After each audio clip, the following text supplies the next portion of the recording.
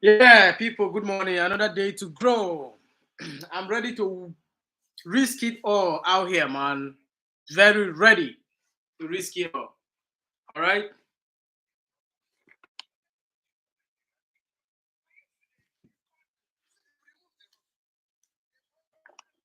Ready to grow, man. If you're ready to grow, please join me.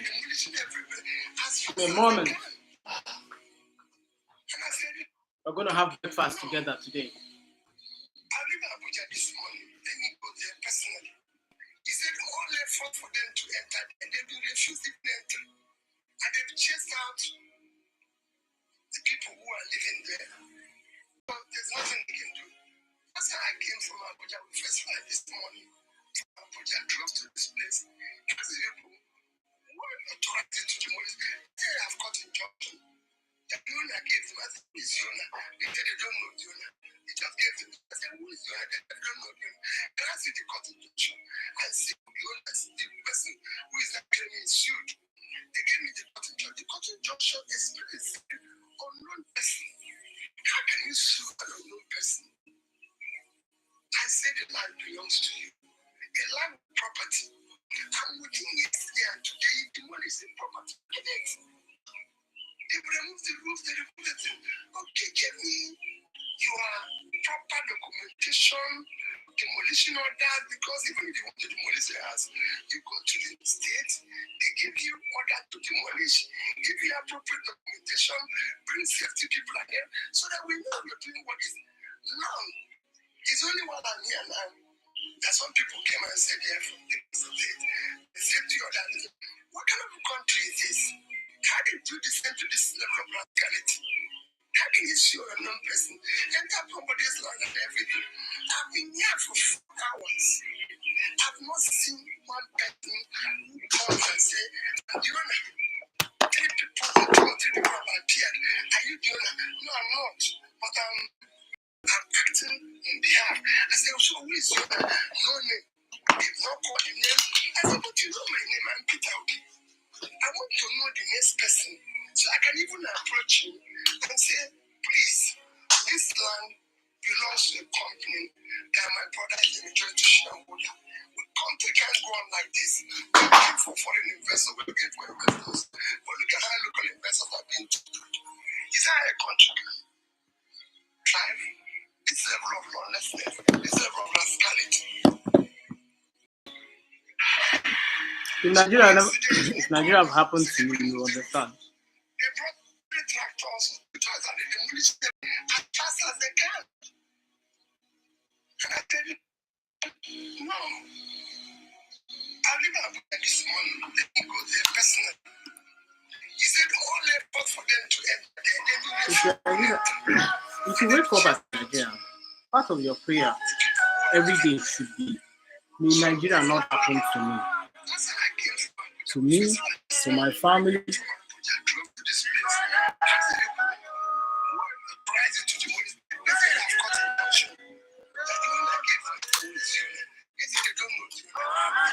Good morning, guys. Join me for the live stream. Let's keep growing together. My washing machine.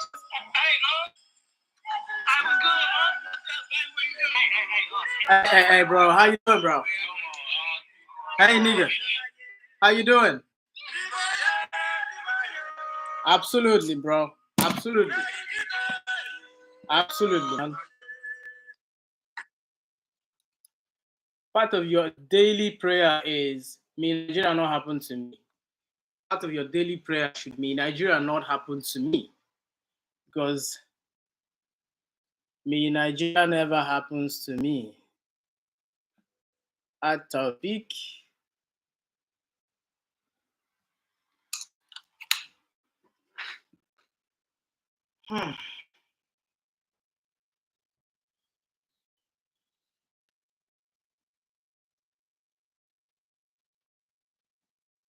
The pressure is real, but then, right? Then again,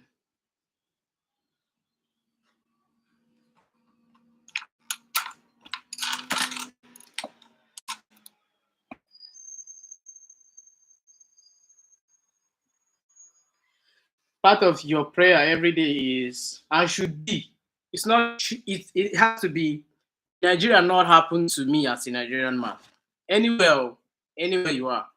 Because as a Nigerian person holding a Nigerian passport, anywhere you travel to, may Nigeria not happen to you.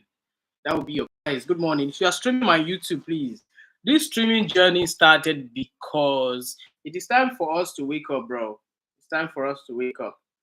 You cannot sit back and let things just fall. All right. Yeah, I'm just scrolling through my social media and I'm seeing so many things. Nigeria, they always happen. I'm happy to be Nigerian, but at the same time, there are two things that will happen, and you just begin to wonder, oh man, why am I in Nigeria? Oh man. So I told you guys we're gonna have breakfast together, right? Yeah, so let me see what I'm gonna have for breakfast. But then something is here. I'm waking up to something that you're not permitted to see. You're not permitted to see. You're not permitted to see what's here, right? Yeah, something is calling me from my microwave. Hmm.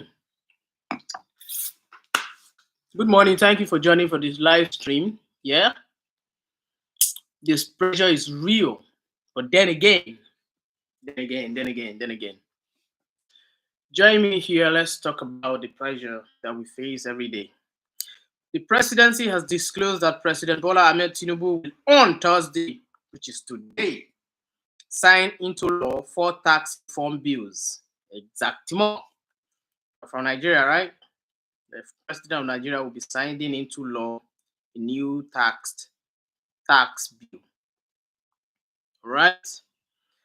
By reducing the multiplicity of taxes and eliminating duplication, the bill in the case of doing business reduce taxpayer compliance, burden, and create a more predictable fiscal environment.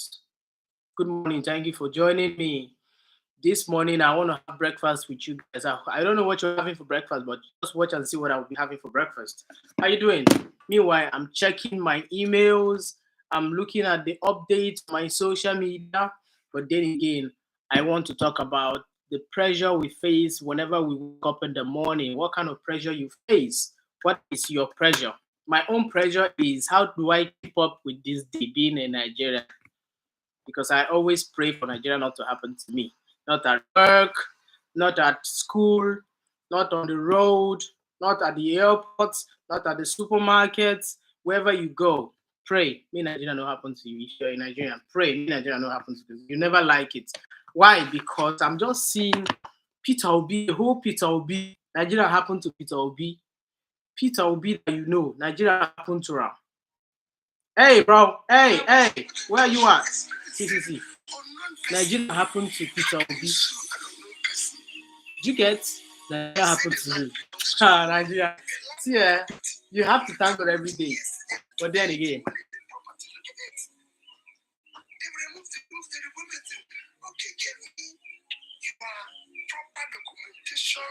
additional that, because even if you want to demolish the house, you go to the state, they give you order to demolish, give you appropriate documentation, bring safety people in there, so that we know you're doing what is now. It's only while I'm here now that some people came and said, because they said the order, what kind of a country is this? How do you do the same to this level of rascality? How can you see a non-person enter properties land and everything? I've been there for 4 hours. If you're joining me for breakfast, let's see what we're having for breakfast. Okay. Good morning, guys.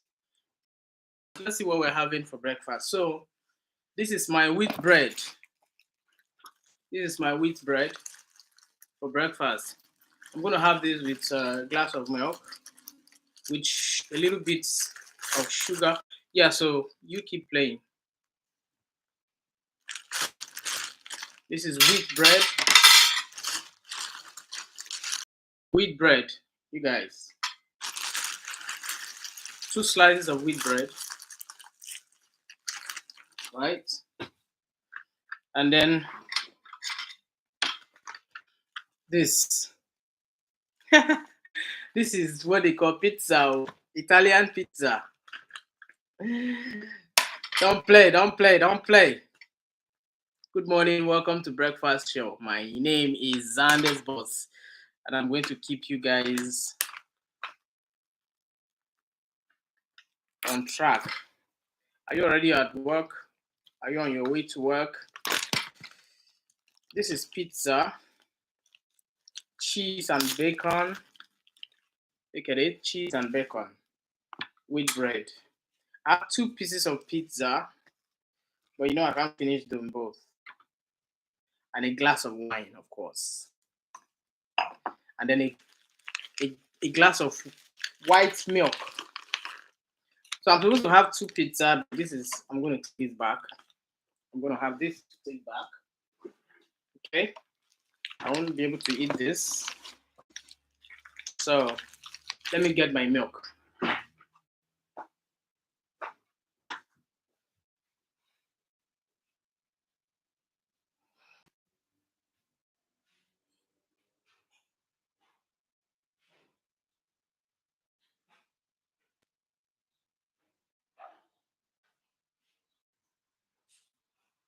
How the whole Nigeria presidential candidate be crying that Nigeria happened to him? Is it fair? Is it fair? It is not. It's not fair.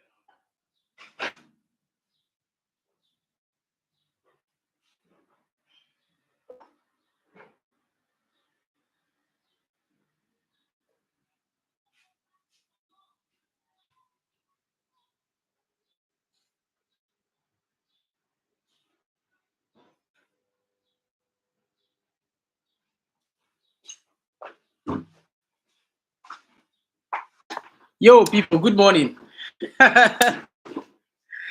They say now sense no they make sense again. So let's get crazy, everybody. Let's get crazy. So I'm about to have breakfast. You're invited to have breakfast with me. I'm having cheese and bacon pizza. Cheese and bacon pizza with wheat bread. 2 slices of wheat bread. So if you want to join me, just add yourself here and join me here. Let's have breakfast together. Meanwhile, I'm actually not happy because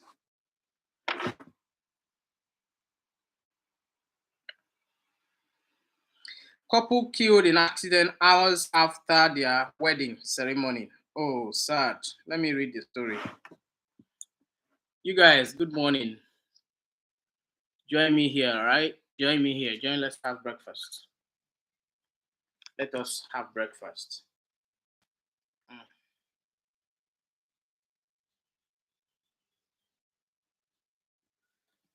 The bone coin. The bone coin.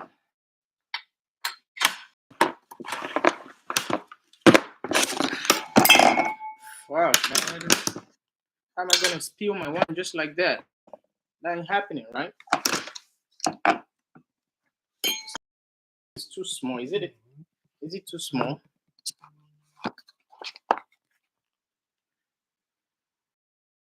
Is it too small? Where's mine?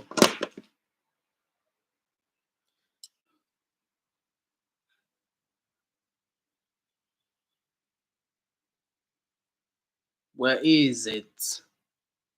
As for this, is me.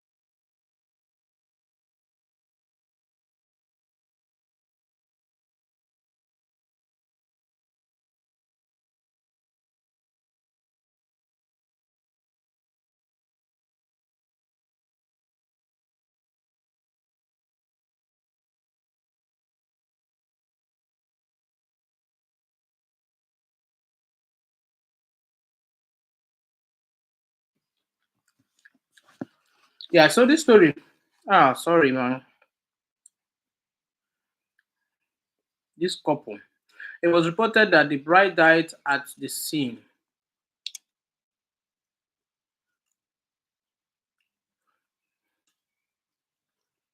At the scene, and the groom was taken to the hospital but passed away soon after due to his injury. Oh, sad, sad. We don't want to wake up to bad news. It's sad, man. Very sad. Who wants to co-host with me here? Hmm?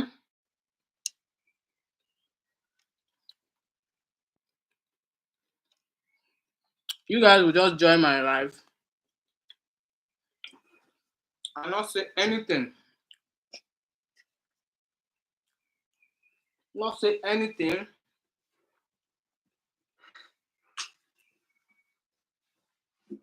This was you joining me for breakfast. So you're welcome to join me.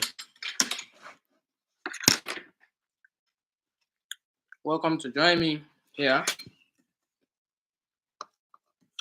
Let's have breakfast together. Who are these people asking me to cook?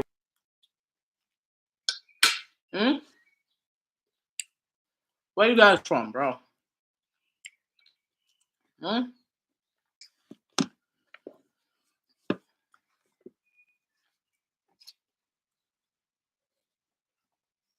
Where you guys from? What do you have for breakfast? What do you guys have for breakfast? I'm having here wheat bread. All right? Wheat bread. You like to have some? Yeah. Cheese and bacon pizza.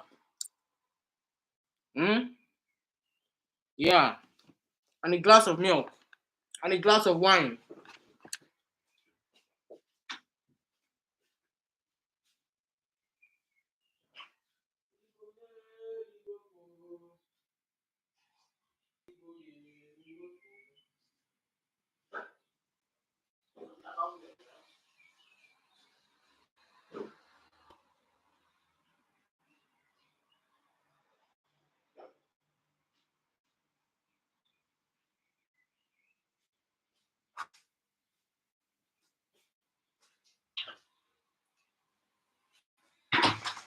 All right. Everything is complete now. A glass of milk.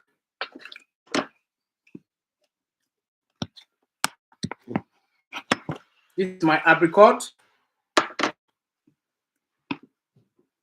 And then this. My breakfast menu.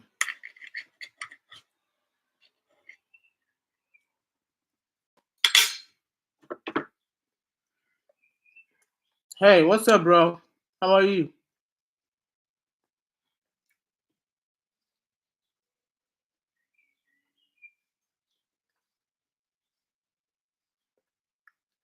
How?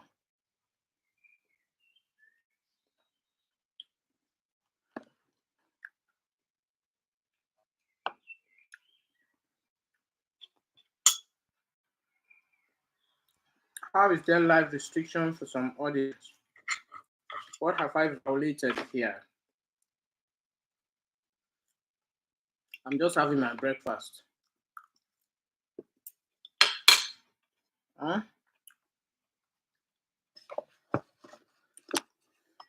All right, let me read news today.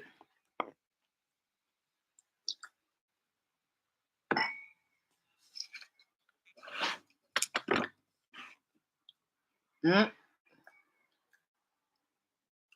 Yo, guys, how are you? Sexy Queen, good morning. I can't get to see the names.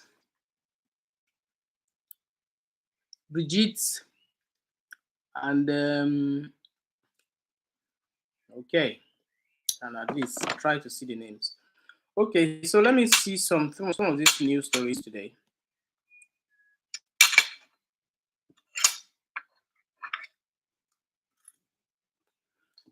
What are you having for breakfast? It's 7 o'clock here. 7:30 actually. And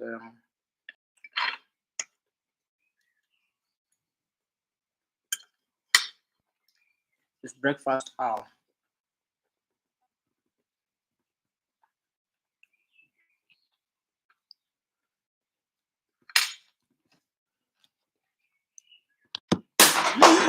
What have I broken? My phone.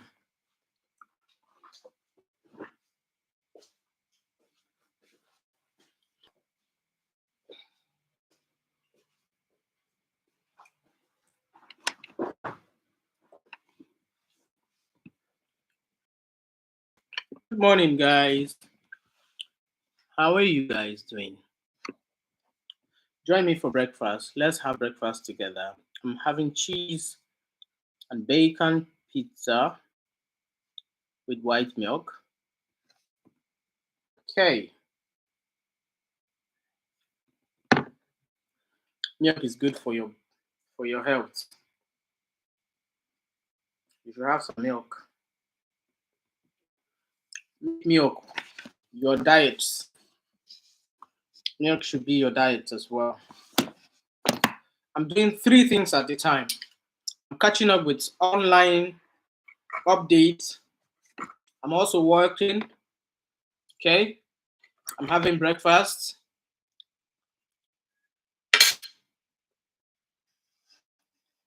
At the same time. Mm, mm, mm, mm, mm, mm. Oh, sexy queen. Best believe it. I follow you right back. Best believe it. Best believe it.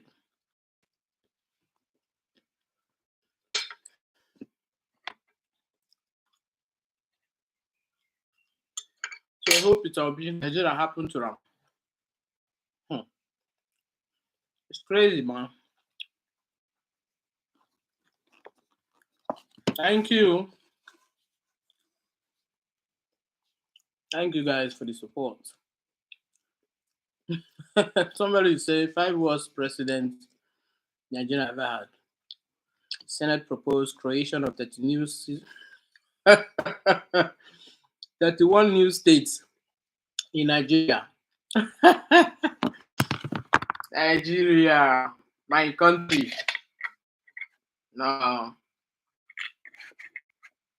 This pizza sweet too. This early morning. Wow. Who they do along? Come join me, I beg. This is too sweet. Early morning breakfast. I didn't plan to do this live breakfast too. You guys are corrupting me.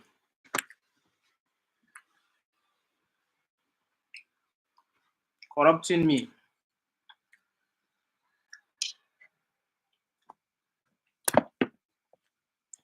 Corruption, corruption, corruption.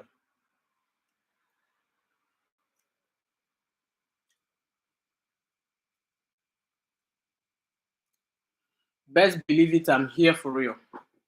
Best believe it. After breakfast, then we get into round the clock news, right? What's trending? What's trending? So if you want to join me for breakfast, what are you having for breakfast? Tell me what you're having for breakfast on the comment section there. Let me know what you're having, and I'll tell you what I'm having. I already told you now. Except you're just joining me. Huh? What are you having for breakfast?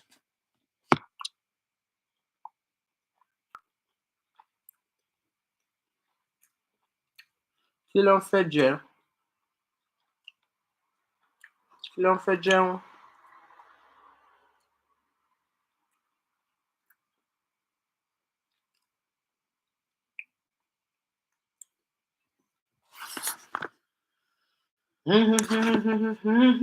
It wasn't me.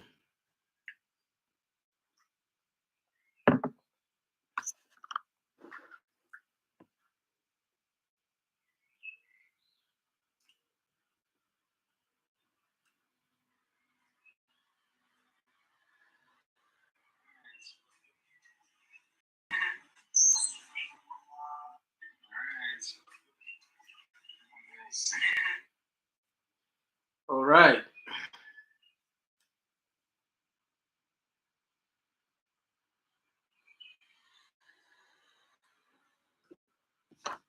Good morning, guys. Don't stop. Just keep coming in.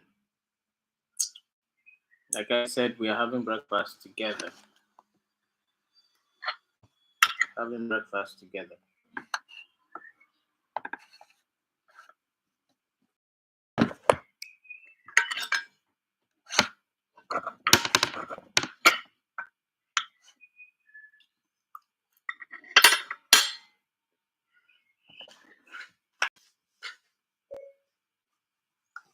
Take me to YouTube.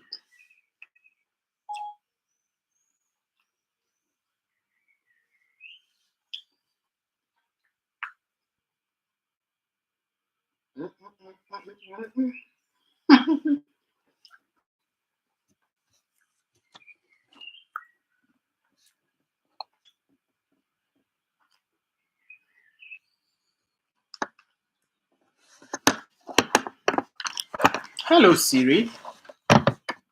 Take me to YouTube.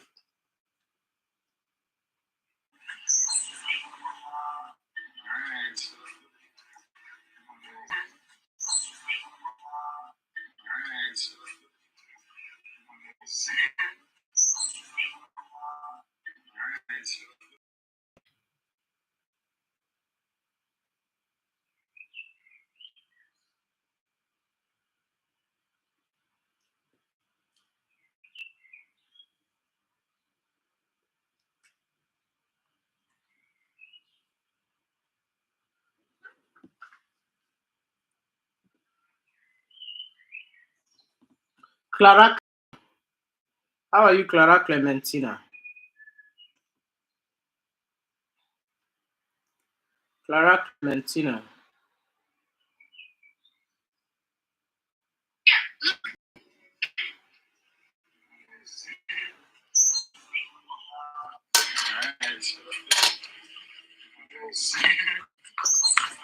Clara Clementina. It's breakfast hour, bro. We ain't doing nothing. We're having breakfast. A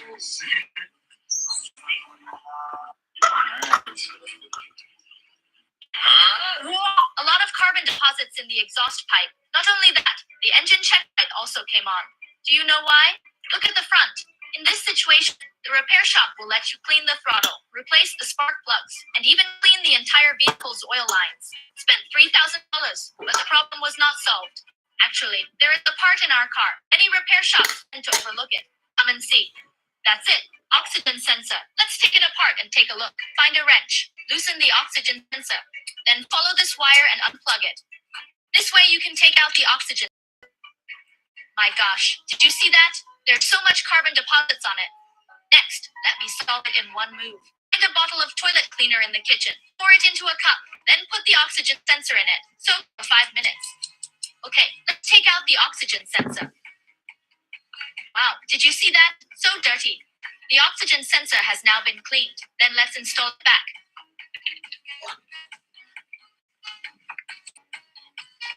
Okay, I'll get in the car next. Check to see if the light goes out.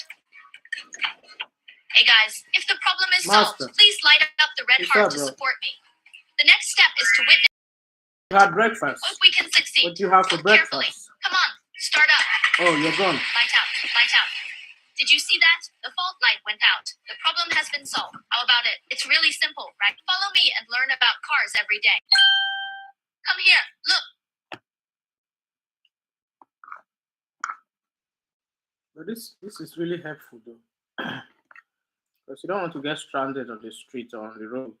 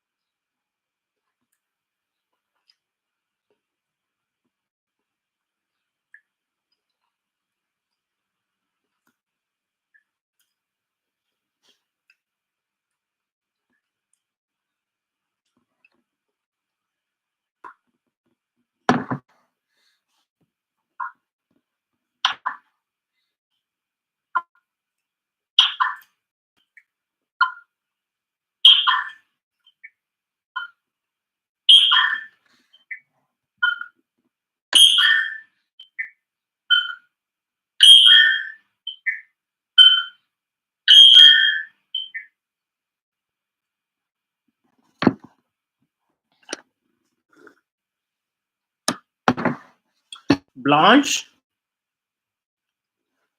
I once know somebody called Blanche. She wasn't good to me. No, she wasn't good, bro. She wasn't good to me.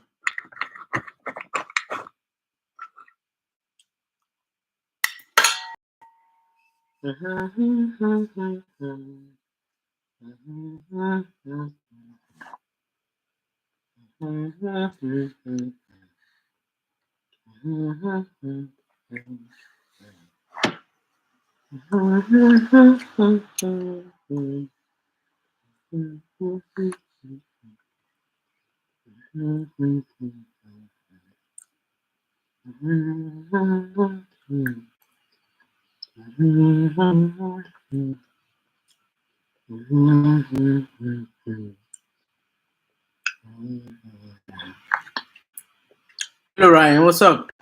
Raymond. It's breakfast hour, bro.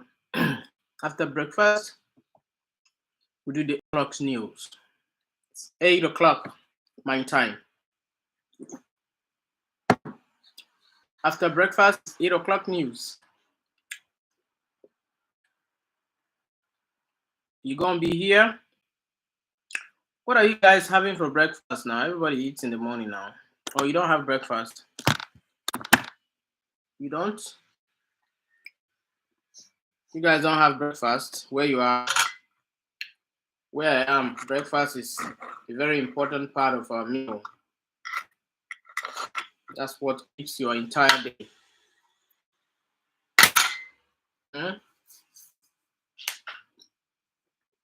DJ Songs, what's up, bro? Hit me a follow, I follow you back, alright?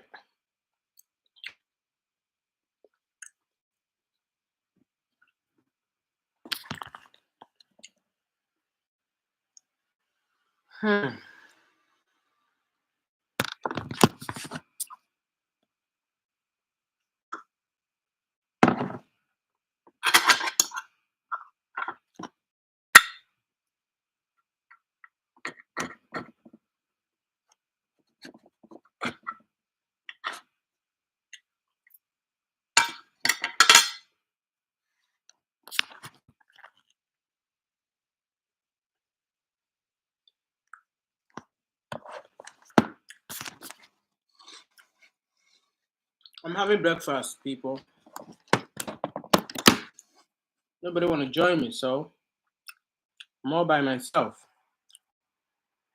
You got a problem with that? I thought not.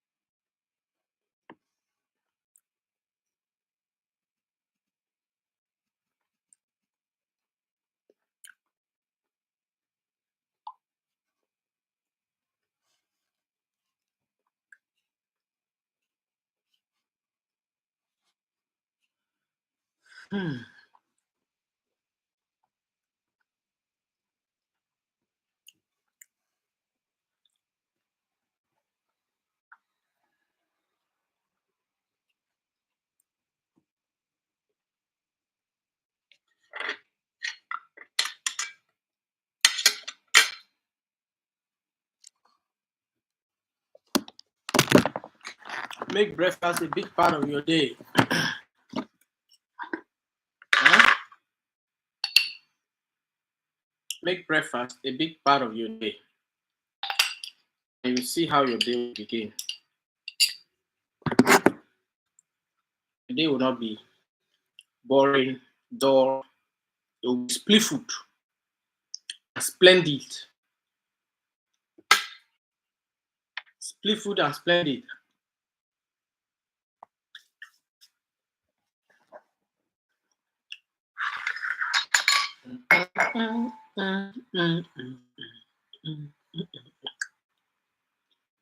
Share this to my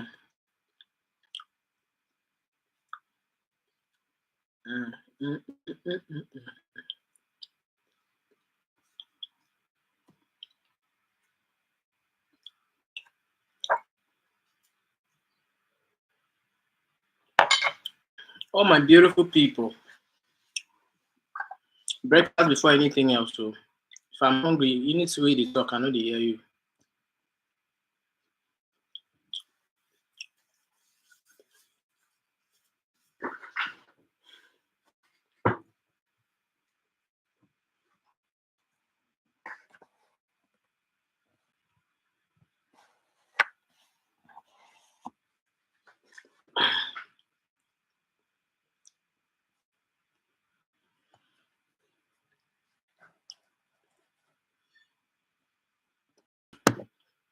If I'm hungry, I know they hear you. Speak louder.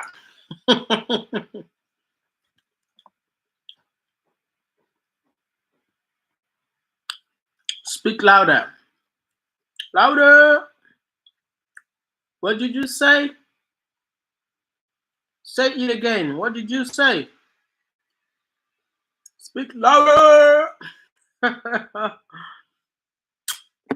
Everything's fluffy. Man, I gotta hurry up. I got 6 minutes.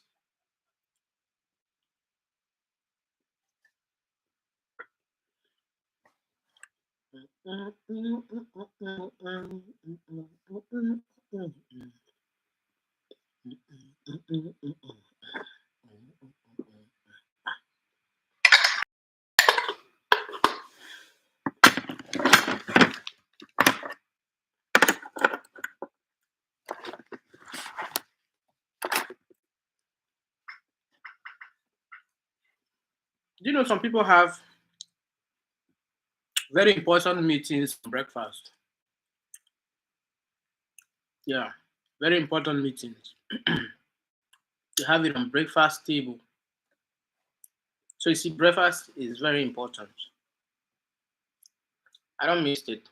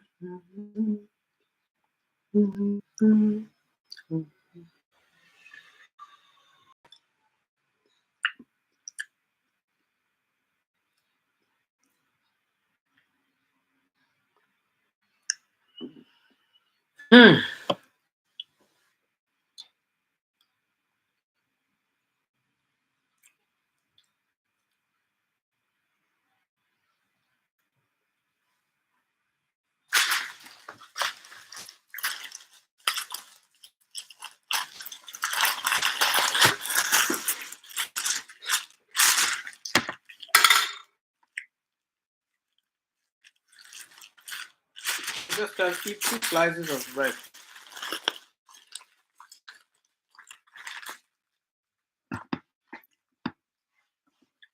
Right?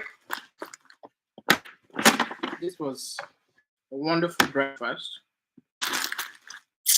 for me to start a wonderful day.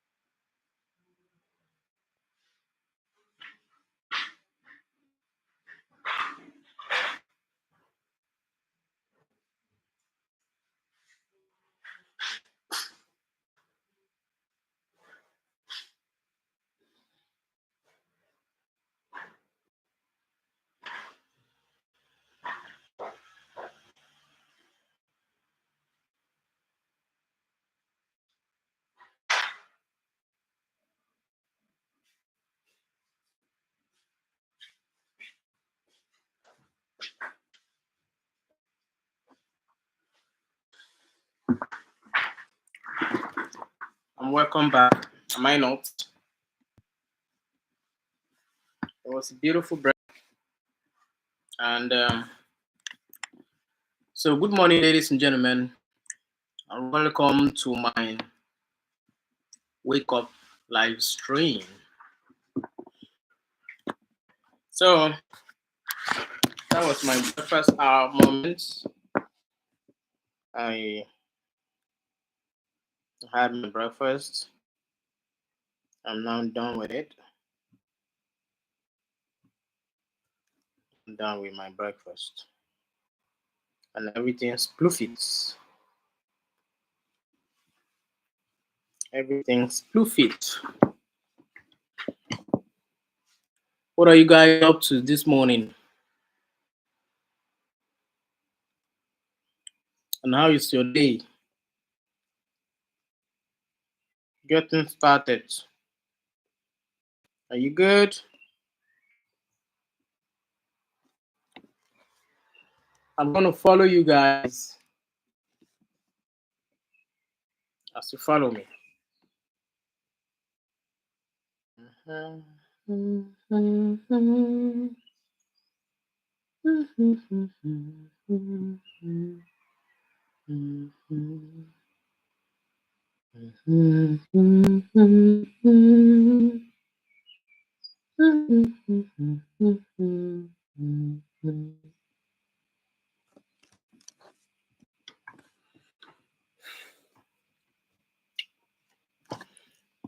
So someone will not think of tomorrow because of today.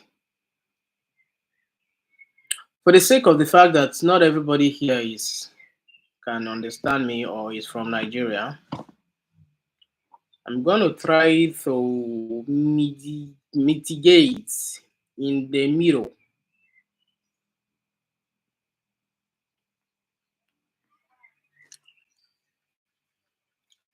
This is going to be a sound violation, so let me put on my headphones.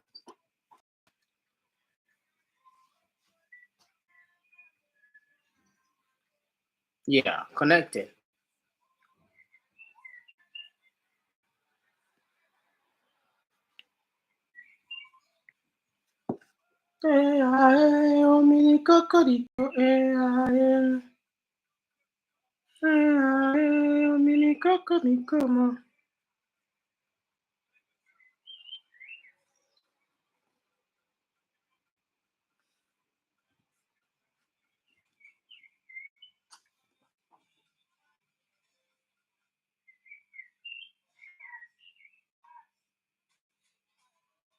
It's getting colder, cold inside. Double sweater, I'm yours. Ordinary. I can't live in this life without you, my girl. Oh, baby. Ooh, ooh, mm. I know if you forget you. Ebezina, ebezina, nzobu, zobu. Cho, cho, cho, no workings. I want to punish you, Arabanko. If you see my baby, you go shut up. Oh. My baby no fine, no be makeup. Oh. It's getting cold. Double sweater, I'm yours. Ordinary, paranoid. Oh, I can't live in this life without you, my girl. Oh, baby. Ooh, sweet Fanta, hello. Ebezina, ebezina, nzobu, zobu. If I speak English, you are what? Cho, cho, cho, no working. I want to punish you, Arabanko. If you see my baby, you go shut up. Oh. My baby too fine, no, no be walk up. Oh. I like that song, man.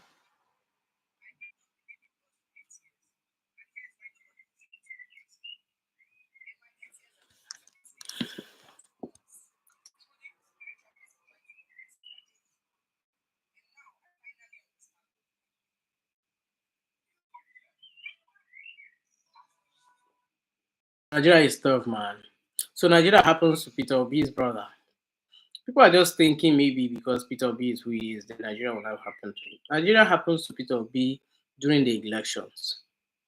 And Nigeria will always happen to anybody so long as you're in Nigeria. Just always pray. You wake up prayers in the morning. Pray, may Nigeria not happen to you. Because if it does, you're going to see crazy. Like crazy. You're going to see crazy. Nigeria happens to you, see double.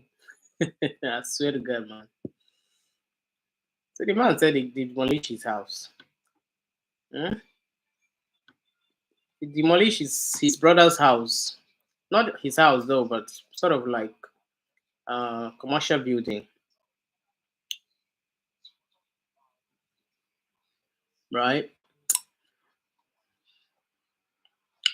This was my breakfast hour, and I'm done with my breakfast.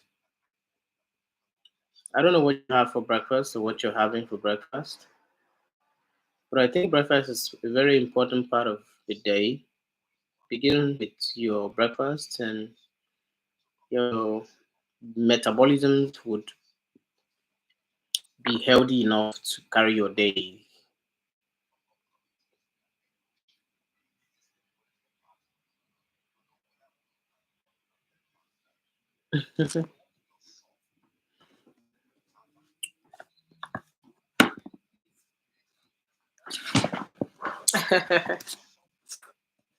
The coalition, Ada.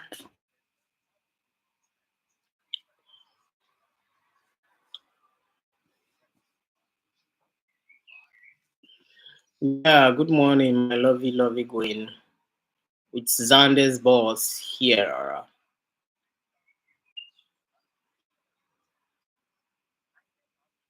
Good morning, good morning.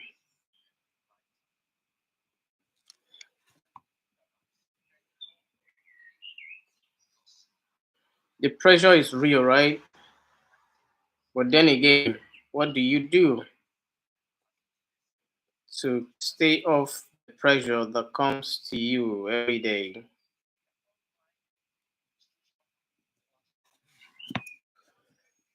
What do you do? All right, it's hour for our news hour, right? So we're going to scroll through my social media. I don't know your own. I'm going to go through my social media, see all the updates for today. Bro, but humbled real quick. I'm going to scroll through my my daily news, and I'm going to give you what I'm having. What I see is what I tell. What I see is what I tell. Right? Oh, how is your day beginning? How is the day beginning? Is your day beginning well? I've had breakfast. What did you have for breakfast? Okay. 52 Israel. Why this thing's flipping mad, man. This is flipping mad. Fact check. This is flipping mad, bro. Flipping mad. I've never seen Yahya Bello before. EFCC witness testify in court. EFCC witness testify against Yahya Bello. Let me see what he has there. I've never seen Yahya Bello. Shegun Adeleke, a prosecutor, witness in the trial of former Kogi State Governor Yahya Bello, told the Federal Capital Territory that on Wednesday that he had never met the ex-governor on or had any transaction with him. We hear you. We hear you. We hear you. We hear you. We hear you, sir. And then presidency reveals dates Tinubu will sign tax reform bill. Kano Kwara declares public holiday to mark Islamic New Year. Anyanwu does not require anybody to direct him to resume Wike slam words. Wike slams Damagum. The Minister of the Federal Capital Territory, Siti Nyesom Wike, has stated that the acting national chairman of the People's Democratic Party, PDP, Omar Damagum, has no right to order the National Secretary, Samuel Anyanwu, to resume his duties at the party's National Secretariat. Why? The minister argued that Damagum did not appoint Anyanwu, hence he cannot order him to resume his duties. Wike shared his reservations while commissioning the newly constructed interchange bridge of Arteria Road 20 Wolesho Inkawi over Outer Northern Expressway, Murtala Mohammed Expressway. Oh, come off it. Oh, come off it. Come off it. Come off it. Oh, come off it. Right?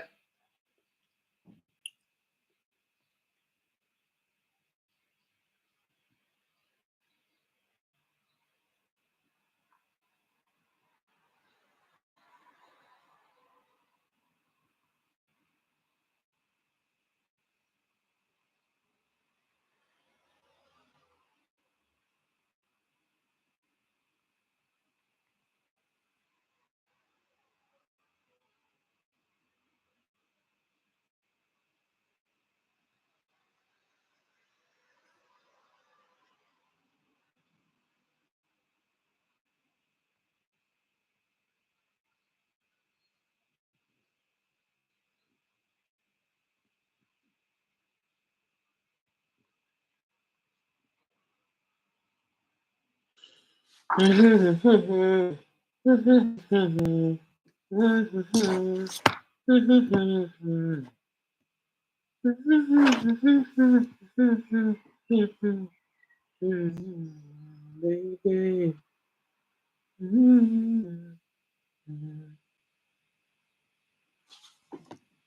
Sweet Fanta Diallo, I no be forget you. Ibezina Nzobu. If I speak English, wow, cha no working banana. I no want punish you, wow. I want to punish you, Aramako. If you see my baby, you go shut up. Oh my God, to fine, no be makeup, boy, yeah, baby, like that, no. Finish your work, oh tomato, put that in back, oh.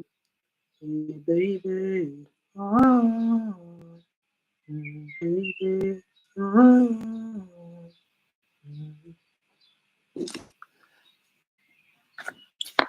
If you see my baby, go shut the door. Say baby too fine, no no dey make up. Oh. Baby like that, nothing back. Good tomato, finish it up. Oh.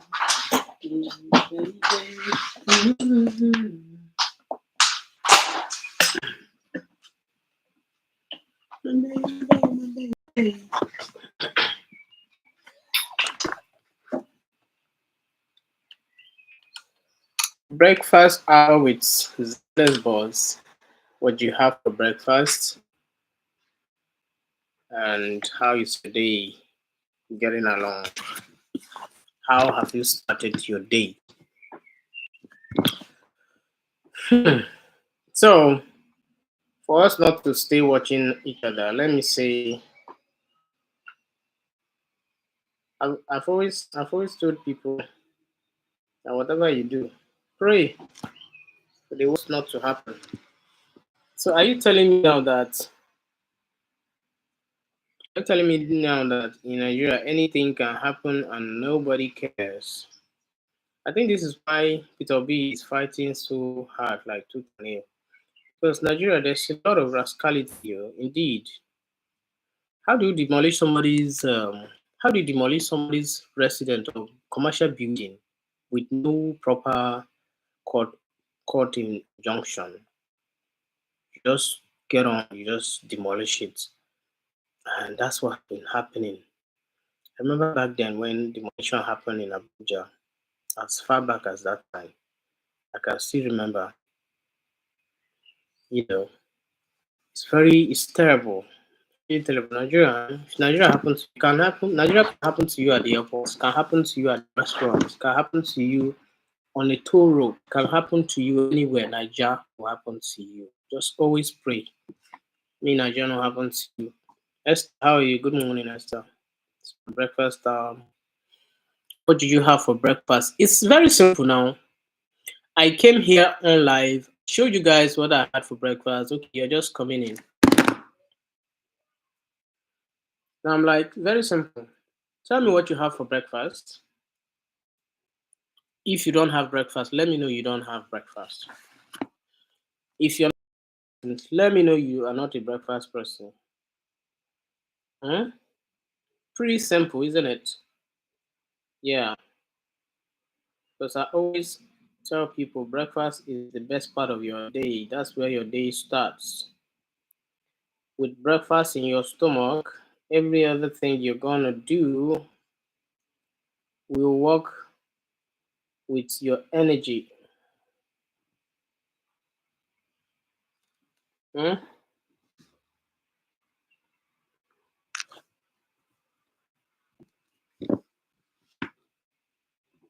One hour down the line.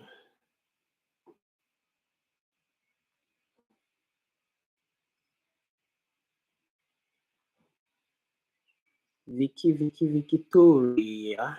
How are you, Victoria? Are you guys kidding me? No, this is not happening.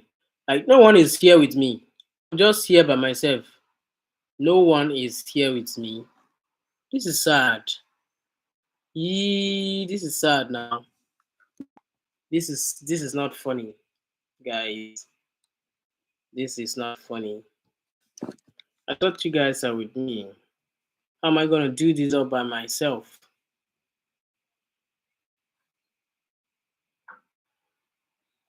I thought we were just gonna be here playing. Are we supposed to be serious?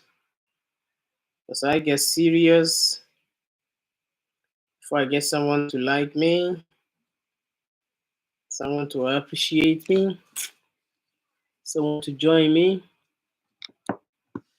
Must that be the case?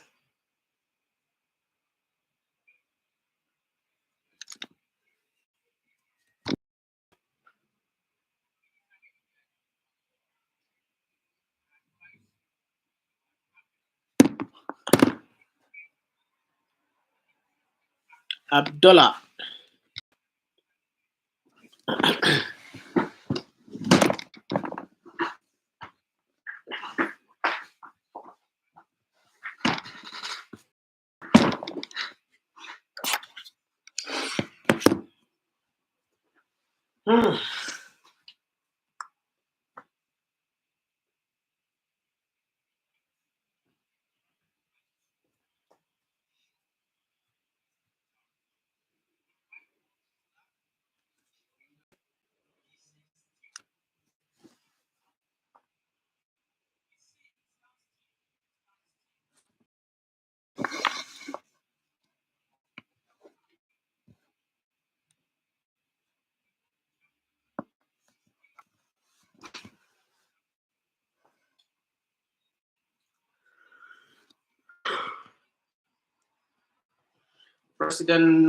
President Bola Tinubu storms Nasarawa State on one-day visit. He's just moving around, though. President is just moving around. INEC 2027. INEC finally begins move to register ADA, 101 other new political parties.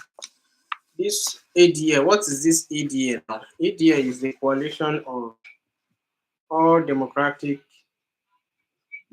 what? ADA. ADA, oh, ADA. This political party is going to be called ADA.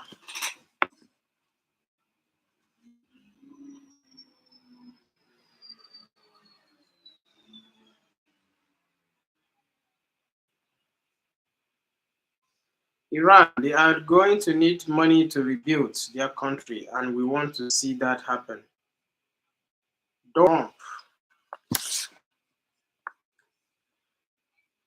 Trump. According to a report by the Times of Israel, President Donald Trump recently addressed the ongoing U.S. policy towards Iran, emphasizing that Washington remains committed to exerting maximum pressure through stringent sanctions, particularly on Iranian oil exports. Speaking at a news conference during the NATO summit, Trump clarified the U.S. stance when questioned about potential leniency in oil sections. He stated, "We have not abandoned our maximum pressure strategy on Iran, including tight restriction on their oil sale." Mm, mm.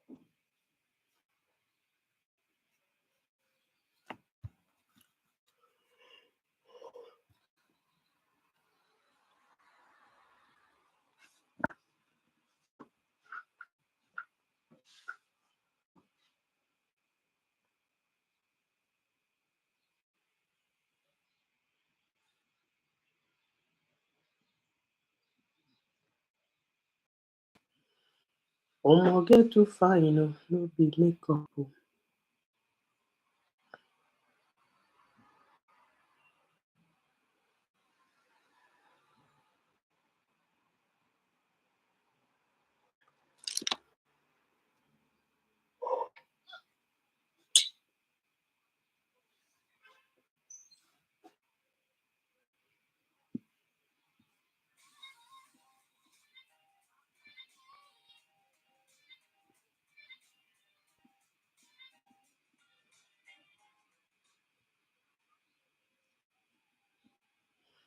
Esther, you're always scrolling through and I'm not saying anything.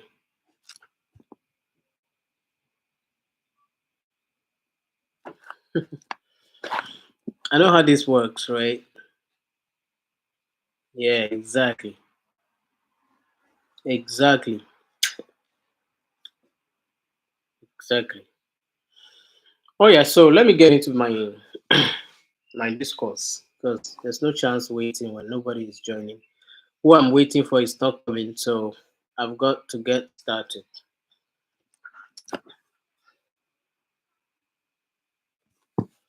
So we talked about the pressure we face waking up in the morning. There's some days I wake up in the morning, I'm just like, I wish I can just sleep, and not have to go anywhere, not have to get a call, not have to be responsible for anything, anybody, or just be on my own, chilling in Ibiza, flexing and enjoying life, right? And then reality will hit, but there are tons of things you've got to do every day. Things. How do you handle your own pressure? Pressure is everywhere. How do you handle it? Huh? Because sometimes it's really hard. I can tell. So what are you doing? How do you handle your pressure every day? Pressure from anything, could be work pressure, it could be financial pressure, it could be relationship pressure, it could be anything. Because pressure is every day. Yeah. Because in this generation, the pressure is double. Because pressure from peer pressure is there, pressure that your own self pressure is there. There are things that that you want to do, you're supposed to do, that you pressure yourself to accomplish, to get them done. But then life will hit, and when life hits, those things don't get to happen as you wish them to. Man, it's hard. How do you deal with it? Yeah, how do you deal with that? Maybe right now, there's different stages in pressure. When you are in school, the pressure you have is to pass properly, to pass well with a good, score, come out with first class and the rest. And you're out, the pressure of getting a job starts. You get a job, the pressure to do well in the job. Doing well in the job, you get a pressure to for promotion. When you get the promotion, like pressure is always mounting. Like we human beings, we dey try, sha. Pressure is always mounting. Do you understand? So I'm like, if you wake up in the morning, how do you take care of yourself? Like, do you deal with that pressure? Do you just, or do you think about it, have a schedule, like this is what I'm going to do this week, and when this is done, this is what I'm going to do next week. And when next week is done, this is what I'm going to do after that, and after that, and after that. Because man, I can't tell you how pressured I feel. Even being here right now is out of pressure. I don't think I ever wanted to be here right now, this place I am now. I don't think there's any day in my life I sat down and I'm like, okay, why don't you just do this for the sake of whatever reason? Why don't you just do this? Oh man, it's just difficult. Trust me, it is.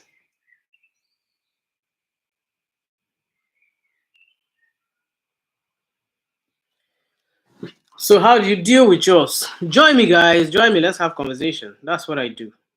I converse. I talk. Talking is part of my interests.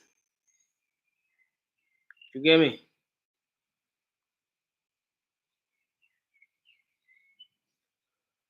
Talking is part of my interest. Oh,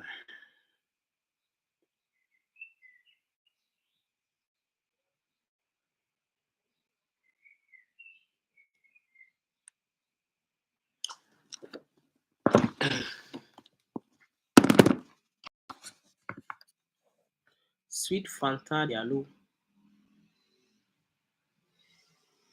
I know if he forget to. Ibezina, Ibezina. Zobu, Zobu.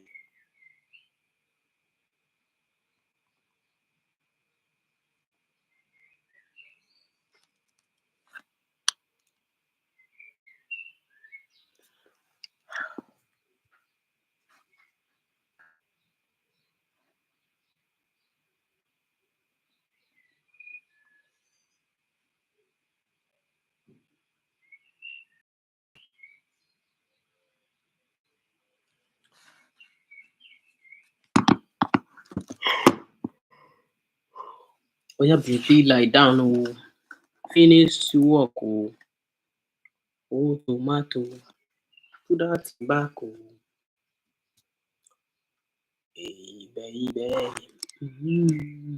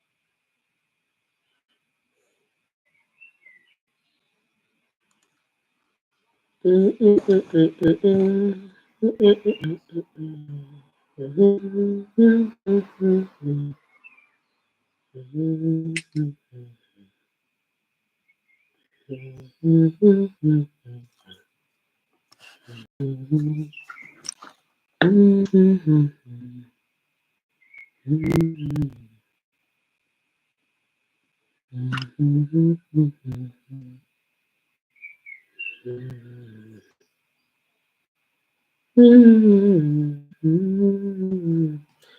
All the updates I want to see, not this. It's not the updates I want to be seeing.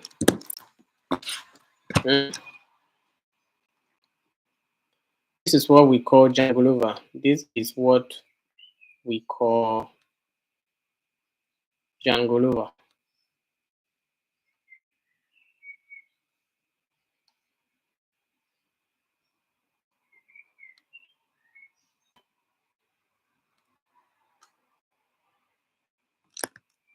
Mm.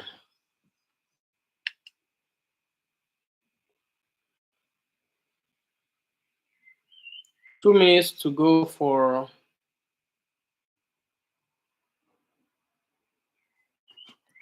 2 minutes to go on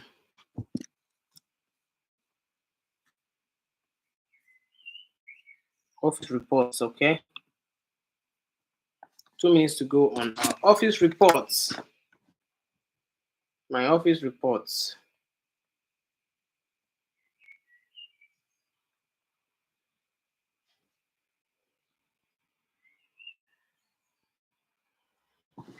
My office report. Report your colleague that is doing funny.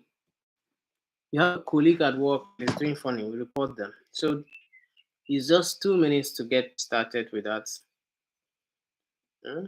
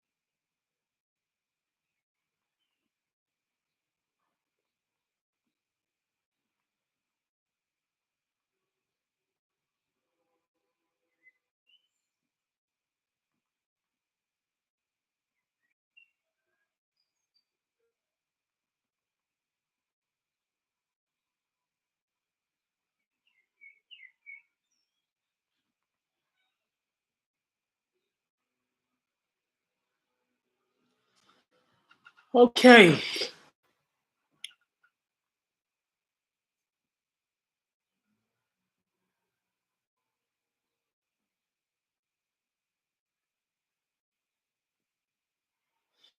So office report begins now. It's 8:30 in the morning.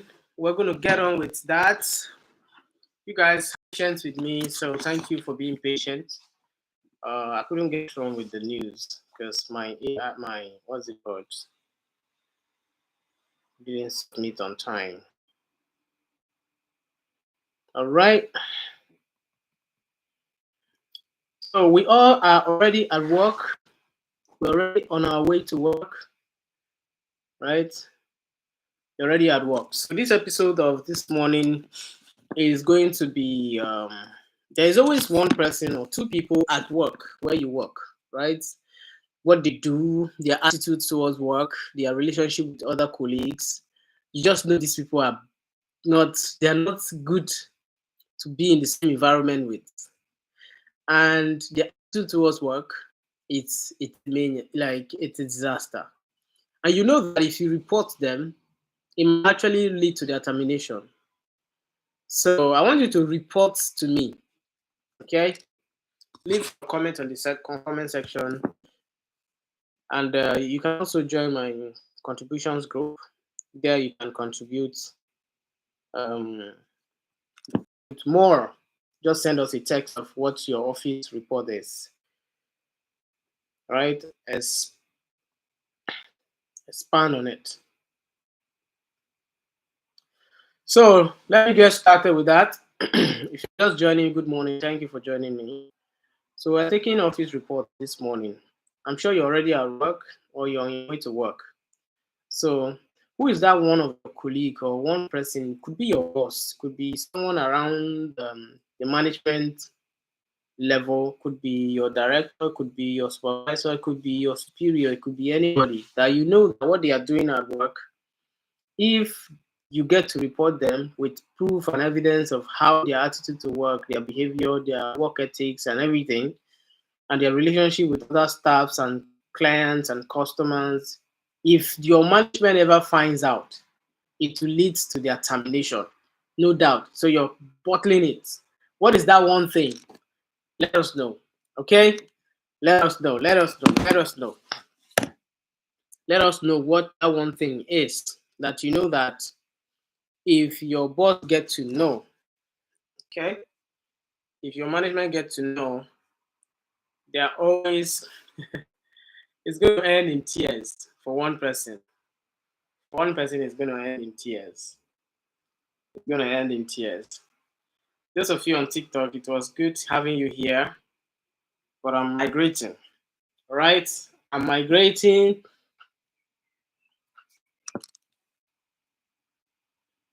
I'm migrating.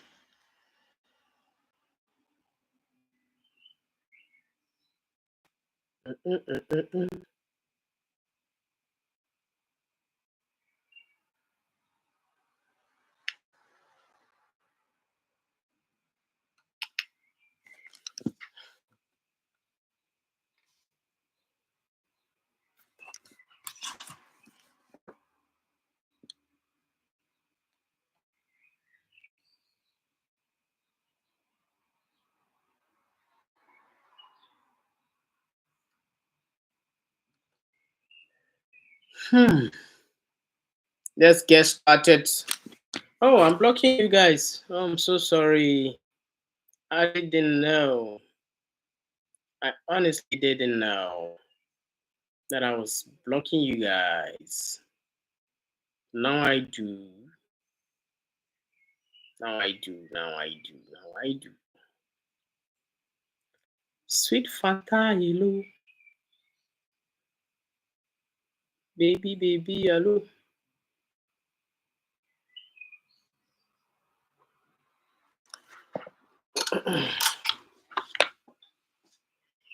Okay, add a description, add a title. What is that one thing in your workplace that makes you want to quit?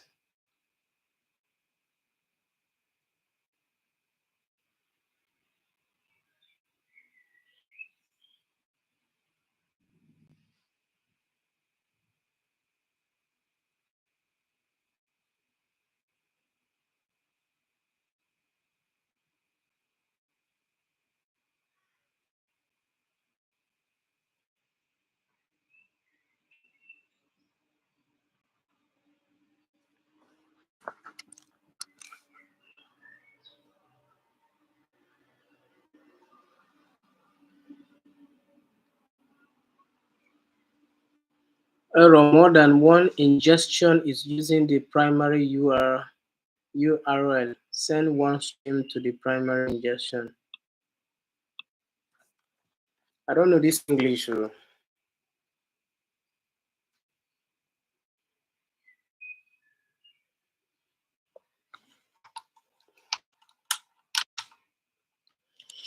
Yeah, good morning, ladies and gentlemen, and welcome to this morning stream. Okay, welcome to this morning stream. So this morning stream, we're going to be talking about the one thing at your workplace that makes you want to quit your job, and secondly, who is that one colleague of yours at your office or your workplace that if you report their attitude towards work to your boss or your management, she's probably going to be terminated, to lead to the person's getting terminated at work. What is that one thing? Who is that one person that you know that if you if you report this person, definitely will sack that person? You know, say they go sack that person, no be go come. That one thing where you know say this person they do, if you report them, they go sack that person. You understand? No going and coming. That one show banker. No going and no coming. So let's go get started. I know say here on my Facebook it's always dry. It's very painful that all of my followers, nobody will come here and join me. But I will do it anyway. I'll do it anyway. Okay. Alright. So let's get started. Here's a concept for this topic, right? Okay. Office report on round o'clock news, where the drama does not stop at just 5 o'clock. The drama does not stop at 5 o'clock. Diane, you are my first guest here. Good morning. Good morning and welcome to Office Report this morning. I'm sure you're at work already or you're on your way, you're in traffic. I don't know the time in your zone, but this is 8:39 this morning, 20 minutes to 9 in the morning. I'm sure it's workout time. So this morning is question. What is that one thing that makes you want to quit your job? Like you just don't want to stop, but you can't stop. Leave it at the comment section, okay? What is that one thing that makes you want to quit your job, but you can't quit? You can't now. No, you can't quit. But there's one thing. It could be more. It could be plenty of things that makes you want to like, man, this work, man, don't tire me. But you've got to keep going, right? You gotta keep going. You gotta keep it going. What is that one thing? Join me here on this live session. Let's have a conversation, okay? Because it is not okay to snitch, right? But sometimes there are silent war in the office, in your workplace. I know it firsthand because I have people I work with that most times I just don't want to see them at work. They don't want. I'm not frustrated too much that I want to quit my job because of them. I just know that there's a big war, rage inside me because of them. Yeah. So let's talk about it. Yeah. Good morning. Thank you for joining me. Thank you for the live stream. Okay. God bless you. So.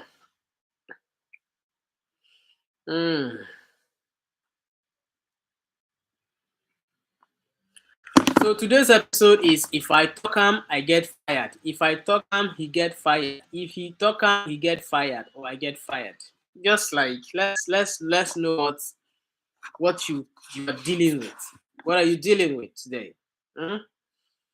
All right.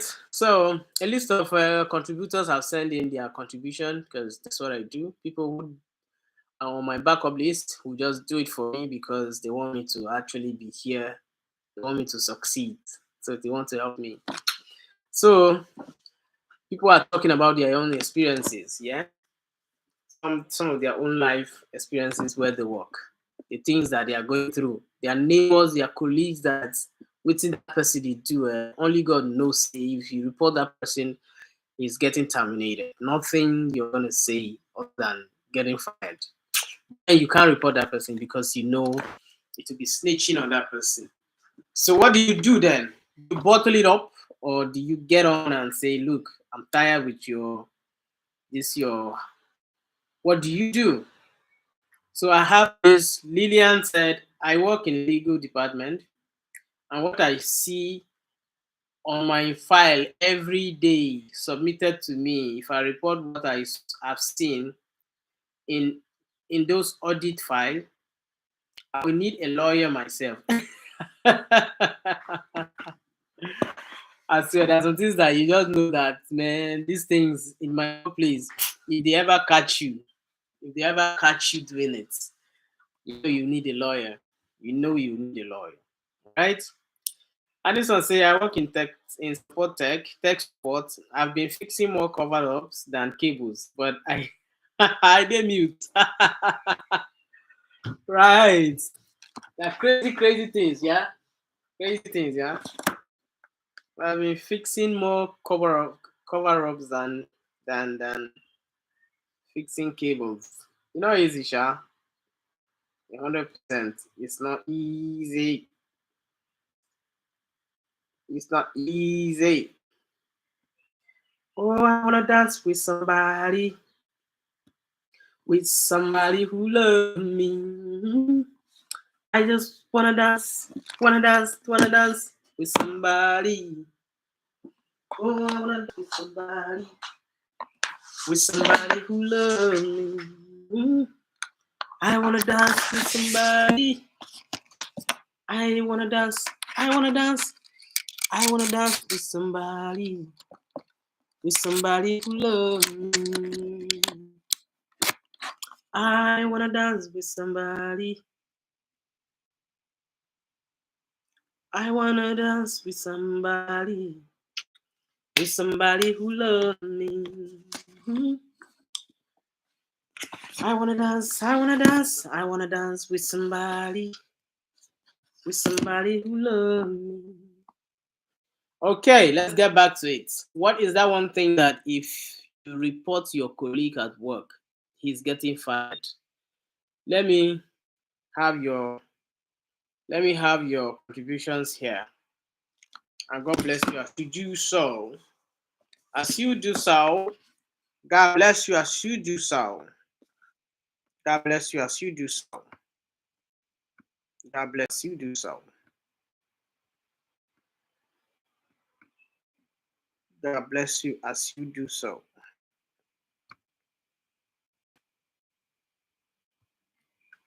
What is that one thing that if you report to your colleague at work, or first, the question are two questions. There are two layers of questions.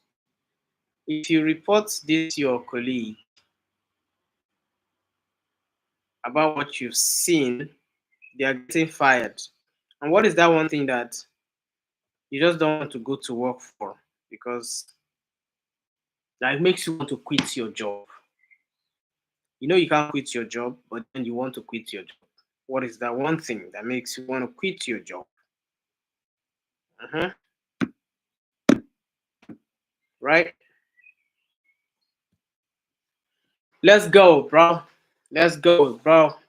Answer it. Let me see it on your comment section here. Leave it here. Meanwhile, I'm having contributors contribute, sending in their contributions of what makes them if waiting their eye they see, if say they report them, no more, not for somebody else. Absolute basic.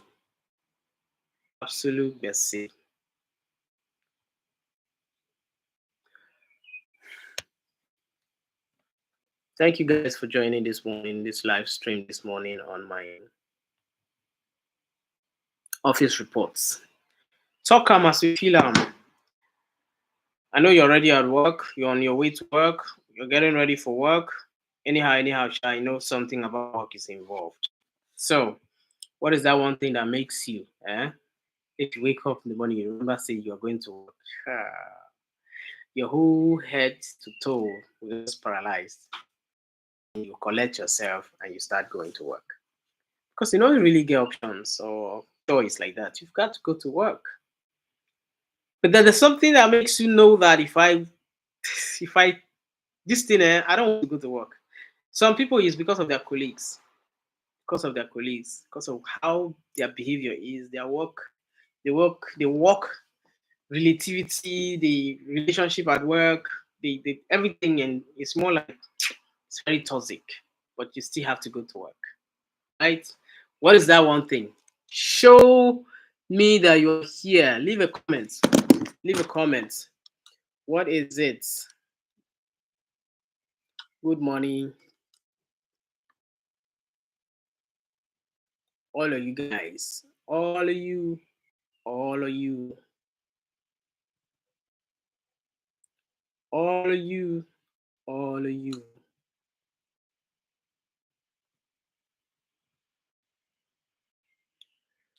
All right. Josie. How are you, Josie? Glad Ucho. Glad. I don't know this name. Somehow, I think. Josie, how are you, Josie? Leave a comment. What is that one thing that makes you don't want to go to work today? But you have to go. That don't want to make that something is actually like you don't want to go to work, but then you have to go. You have to go. You have to go. You have to go to work. Without which, what will happen now? You know. You know. You know.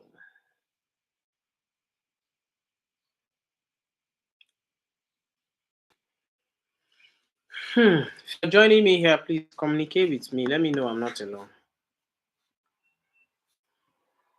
Okay, so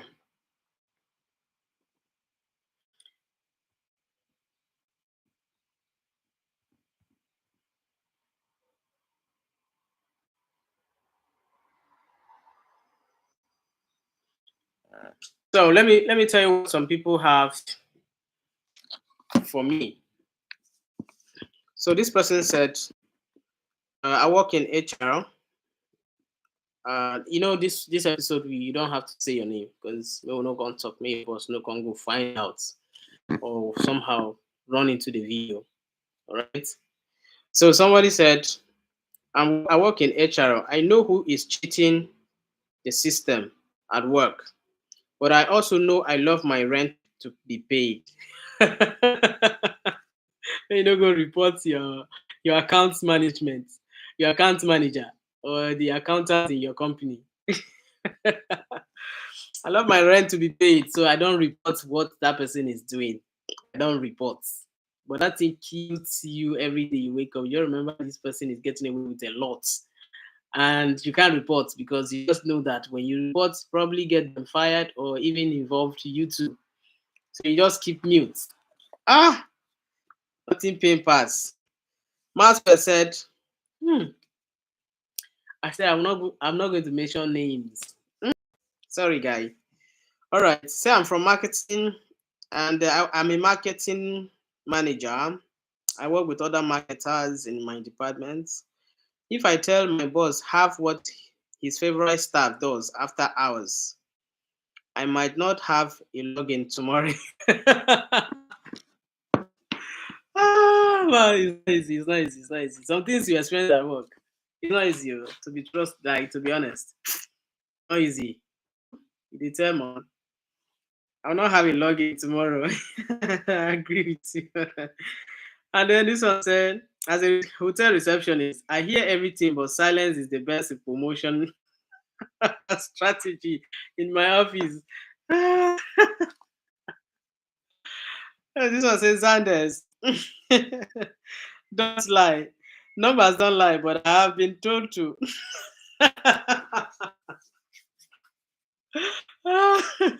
What is that one thing? Or who is that colleague in your office that you know? Could be a carcass of police, could be a group of them, a gang. There's always a gang in the office. This carcass. you know, they seem to be like they know everything happening, they know how to cheat your company or your system wherever you're working. And you just look like if you report this to the management, Casa will bust. You still have to go to work. And then there's another question rather. I'm supposed to finish one, then move into the other one. Okay, move into the other one. I think that's so I won't miss them. Let me take question from the other one first before getting to to this other one. So I won't miss mistakes. Where am I? Where's my group? Mhm.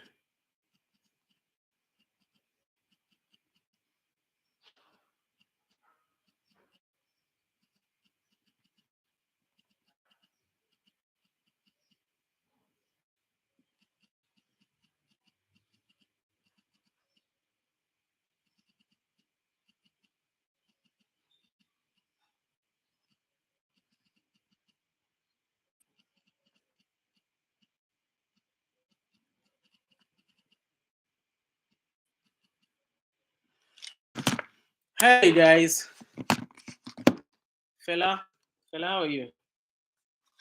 I hope you're good. Thank you for joining. Thank you for joining me.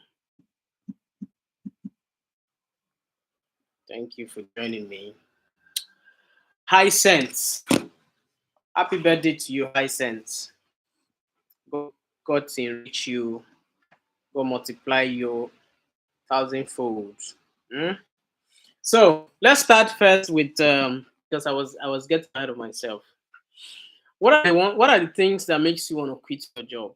You wake up in the morning, you have to go to work, but then you know that work, if you get another job or something easier, simpler, soft, light, you just quit, but you still have to go to work. What's that one thing? Okay, what's that one thing? Let me check my contributions here. A white. Where are you watching from? Leave me a comment. Where are you watching from? If you're just joining, this is Xander's Boss here on Golden Page Magazine live stream on Facebook. This morning we are taking office report. If I talk something goes spoil. If you talk with the experience for office, there's something you're experiencing. Why am I interested in that second part? What is that one thing that makes you want to quit your job? Leave a comment on this comment section, please, guys. All right. So let me take contributions from my online group, my WhatsApp group. Okay. So this person said, I feel like I'm just a number. There is no recognition for work I do, and I'm constantly burned out from unrealistic expectations. And that makes me just want to stop halfway and go home. See, that's fair. I mean, you understand that when you work and work and work, and then the people you're working for don't seem to be. I experienced this not very quite long. You know, experience is not very quite long. You know, when you've done completely, you do it with an energy, and then you get a call, and then the call says, "What happened? This and that, that and that." It's almost like, what? After all I did, I still get this kind of, oh no, this is not encouraging, job. It's not encouraging. So those things want to make you quit your job. For sure, people wake up in the morning, feel like I want to quit my job. I want to just stop today. I wish I can stop today. I wish I just can't go to work. What's that thing that makes you want to quit? All right, Angela, how are you? Oh, Angela D Brown. How are you, Angeline? And this person said, Leo, saying the lack of flexibility and outdated management style made me dread Mondays. Remote work was taken away without warning. Ayuna, what do you do? I'm a software developer. Okay. All right. Oh, this is this person said, I get screamed at by customers all day, and my manager only shows up when something goes wrong. Manager is an intervention It's an intervention manager now. Whenever you hear call your manager for me, call something has already gone wrong. Whenever you hear call your manager, who's your manager? I want to see your manager. Call your manager for me. Are you the manager? You know those customers when especially you are in support, you are in like customer support or you are at the front desk or probably you are in cashier. Mostly when you go to a sales point where you get to pay or yeah, anyway, you are the person that is in front fronting the company or the services and you start hearing, I want to speak to your manager. You know something is wrong. Some people experience that too often, too much, you know. So I get screamed at by customers all day, and my manager only shows up when something goes wrong. Yeah, exactly. Because only managers are there to manage crisis.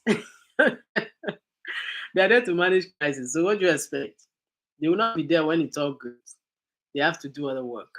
But whenever someone comes screaming, call the manager for me. I want to speak with the manager. Who is the manager? Are you the manager? Okay, you know something has gone wrong. And the manager is going to have to take responsibility for that. This was emotional exhaustion, no support, no mental health resource, just constant pressure and no appreciation. Mm, like in this nowadays, that's why people are running online now. Everybody wants to make it any way that you don't have to be working for somebody because work 5 to what do they call it? 9 to 5 is hectic. It's hectic.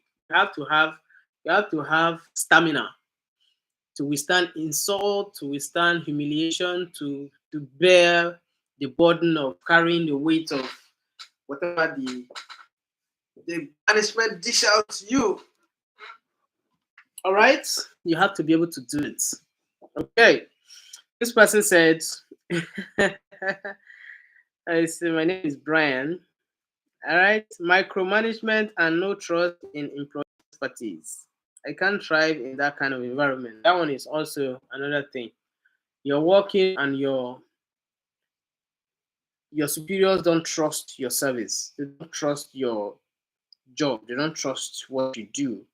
They always want to be, you know, monitoring what you do because they don't trust you. That also can frustrate you. That kind of environment can be toxic. You want to quit. 100% I agree.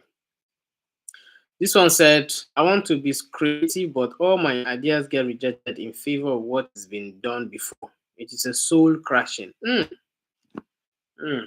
I agree. It's in creative, most times in creative industries.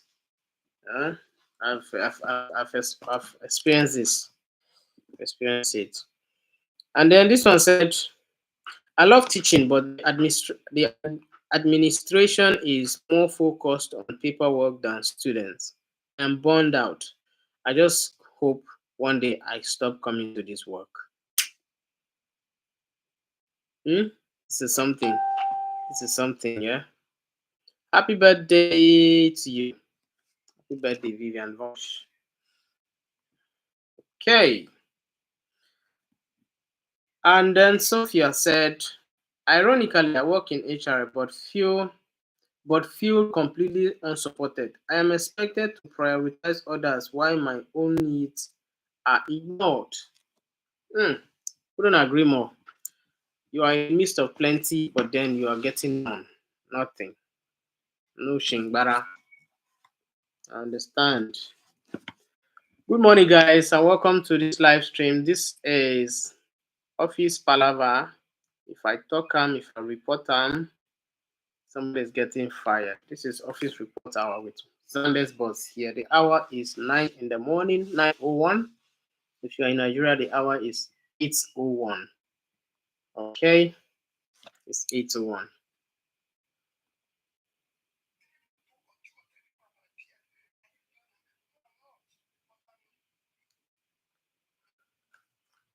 Oh,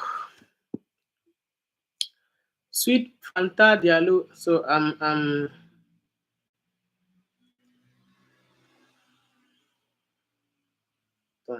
dun, dun, dun, dun, dun, dun. Mm.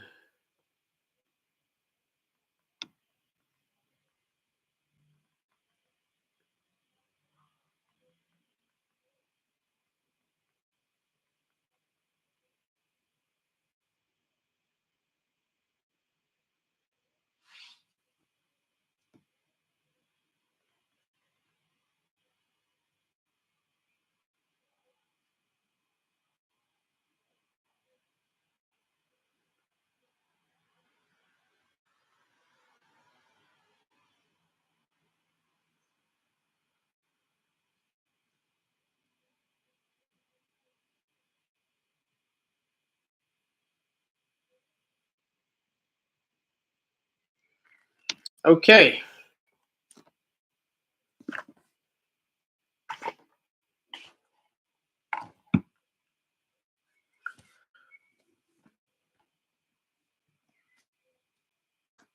No, no, no, no, no, no, no, no, no, no, no, no.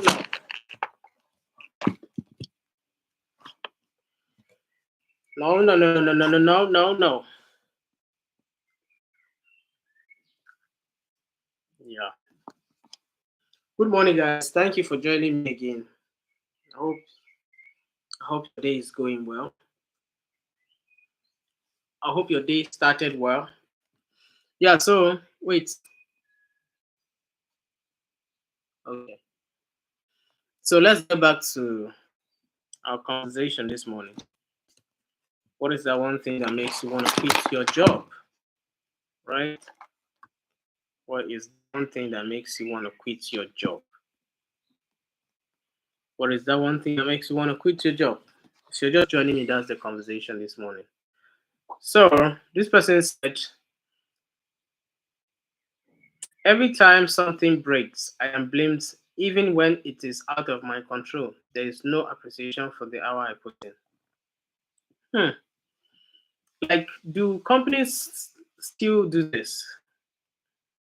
People put in their good time, good hours, effort, resources, intelligence, capacity, youth, time. You still don't appreciate just because you pay them salary. This is unfair. This is unfair. This is unfair. And then Deja say it is non-stop chaos, so no work life balance, late nights and clients who thinks you are available 247, and then your management who thinks you should be there 247. I understand this, so understand. There are people who thinks you're supposed to be working 247. So when they are your clients, they think you're supposed to be there every time. This person said, leadership is disorganized and constantly changing direction. It feels like I am steering a ship in a storm with no compass. I understand you. It makes you want to quit your job. Derek said, we are tracked every second. If you are 5 minutes late due to traffic, they dock your bonus. It is unhuman. It is inhuman. Why do you want to quit your job? Isabel said, mind number task, day after day with no room for creativity or growth. I feel like a robot. What is that one thing that makes you want to quit your job? Why do you want to quit your job? Why do you want to quit your job? And then Olivia said, the legal is high pressured, but my firm adds toxicity on top of that. My mental health is suffering. I can't breathe in the office without having been questioned if I'm on a case or not. This is pure suffering. This is pure suffering. I understand you. This is like, you don't understand. You work with a certain company. You just know that you are in a very chaotic zone. So, bulubalat. What makes you want to quit your job? What makes you want to quit your job? Aliyah said, leadership is disorganized and constantly changing directions. It feels like I'm steering a ship in a storm with no compass. That's legit. That's legit. Aliyah, thank you for that one. Why do you want to quit your job? Victor said, it is dangerous work and they cut corners on safety just to save money. I am not willing to risk my life for that. Sure, you should not risk your life for a company, yeah? Trust me, it's ain't worth it. Thank you guys for joining. Office Report Hour, okay? On this live stream, we're talking about why do you want to quit your job? Something every morning you wake up, you know you want to go to job. Even if your job is not in the morning, you go in the evening or whatever hour you work. There are things about your work that makes you one day you just feel like I wish you just can. You don't have to go to work. You just feel like if you have quit today, it will be the best day of your life. You just feel like stopping work. What are those things? Leave a comment. Join the conversation. Let's have you. I know you're already at work or at home, but while you are peeping through these social media platforms and you get to hear this question, leave a comment because something must be frustrating you right now. Maybe you're on the transit going to bus and the time it take you to get to work, it's a long time. That alone might make you want to quit. Otherwise, if you don't want to quit, no problem. Keep on with the job. We're not talking about people quitting the job, but then there's always something disoriented or something about your work that this thing because of this thing I feel like I can just stop working. I feel like I should just quit my job. Hmm? What is that one thing? What is that one thing? What is that one thing? What is it? What is it? Okay. If you're just joining, thank you for joining me. God bless you. How is your day going? Thank you for joining me. This is an office report live stream. Stopping is not an option. I recited. Stopping is not an option. Quitting is not an option. Quitting your job is not an option. Why do you want to quit your job? Lena say, I'm expected to be always on. My personal phone is my work's phone, and I can't even really unplug it. Lena, I feel you, social media coordinator. Why do you want to quit your job? Isabel said, no, I've already taken Isabel. Marcos, Mackay said, we are treated like we are disposable. Metrics are more important than people. Like, I know someone is on his way to work. As I'm going to work right now, I'm already thinking of these things. Yeah. Why do you want to quit your job? James said, stuck between upper management and frontline staff with no authority to make real changes. It is thankless.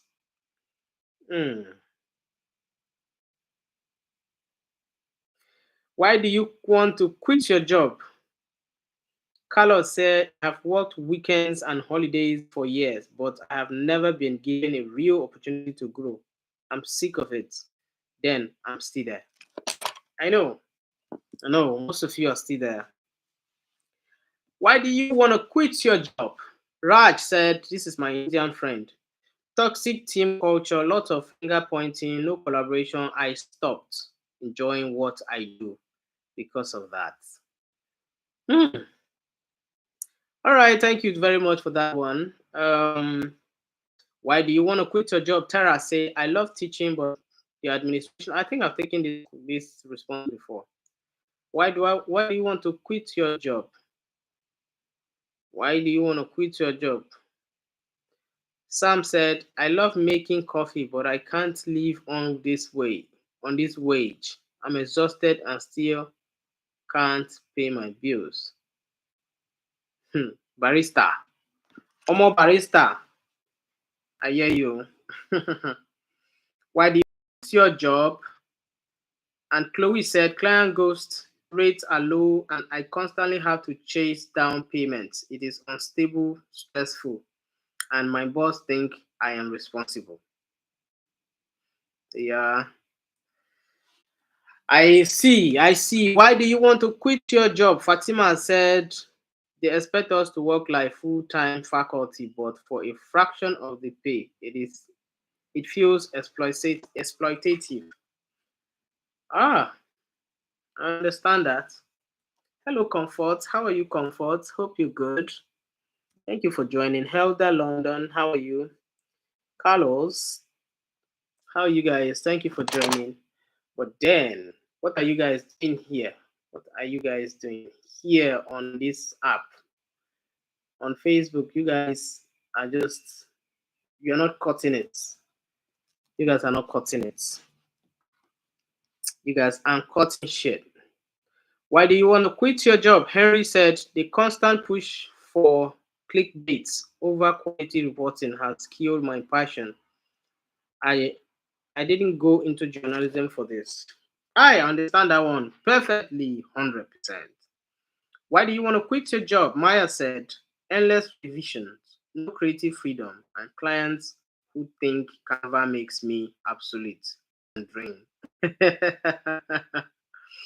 There's some clients that think Canva can fix everything. They think Canva can fix everything. So everything you tell you, just do it on Canva. When they know you are dealing with like professional graphic designs, you know, some quality expositions of graphic designs. Don't you can't do them on Canva. But clients will tell you, "Oh, don't worry, I'll do it on Canva," as if hmm, I work with I'm a magazine editor. Every day we work with graphic creative designers, and we know what we go through. Do you get?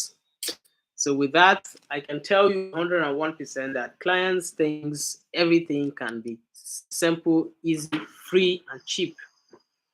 That is the thing. Why do you want to quit your job? And then this guy said, um, Zach, he, we overbook, we are overbooked every day, and management pressure us to cut corners. It's stressful and unsafe. Stressful and unsafe. Thank you for joining. Thank you. God bless for joining. Thank you and God bless you for joining. What's going on? Facebook, what's up with you? Do I have to do something? What's going on with you, bro? Like, um, let me add people. Send request. Just do it. Why? Only one? Why now? Kilo Shelle. Hey, bro, what's up? Good morning. Slack. Okay. Okay. Why do you want to quit your job? Eleno said, I am expected to manage everything behind the scene, but treated like I'm invisible. No one respects support role here. Why do you want to quit your job? Adil said, I have prescriptions, insurance, headaches, and angry customers. Customers are always, well, that one not true. Customers are always angry. Hey guys, good morning. Thank you for joining. Um, why do you want to quit your job? Why do you want to quit your job? Omar said, no benefits, no safety net, and I'm out in all kinds of weather. One bad week and I can't make rent. People have to do a lot to earn money for rent, especially because one of the things that is important for reason why people have to, stick through this kind of work environment that is not healthy. It could be anything, but you know that work environment is not healthy. But you just have to keep going to work. Is the fact that you have to pay your rent. But that's the primary thing. Primary need rent, food, and shelter. Rent is shelter now, so shelter, food, and whatever other thing you have to spend money on. Because of that, you can't quit your job. But you know this job is frustrating you. But you can't quit, rather. Go out there as you go to work. Genuine workers, as you put your energy to work for others, one day when you own your own company, people will put their energy to work for you. It's a cycle of life. Don't give up, because with that, you're going to have to eat from where you sow. All right, let's keep on taking responses. Leave us a comment, join our contributions team so you can contribute here. All right, this is for all of us. If you're working, how is work going? If you're working, how is work going? If you're at home, how is home? If you're on your way, how is traffic? God bless you. God bless you as you do so. And Why do you want to quit your job? Hannah said, I love animals, but the emotional toll and lack of support are overwhelming. I cry my car between shifts. I cry in my car between shifts. Oh yeah. Oh yeah. Why do you want to quit your job? Jonah said, I bought into the family culture, but it was just code for overwork and no boundaries. Why do you want to quit your job? Priya is India. She said, I trained for years, but now I feel like a cog in a profit machine. It's not about patient care anymore. This is valid. Why do you want to quit your job? Tobias said, working 14 hours a day for projects that get cancelled or reworked endlessly, I feel disposable in this industry. Oh boy. Well, there are people suffering though. People going through a lot. Koma easy. It's not so. Betty, how are you? I'm just going to remember I follow you once you hit my follow. That's what I do. I follow you right back. Except I don't know you before. I mean, I don't have you. I follow you right back. So, mm, how do I share my life? How do I share it with others? I want to share. Okay. No, this is not. This is not.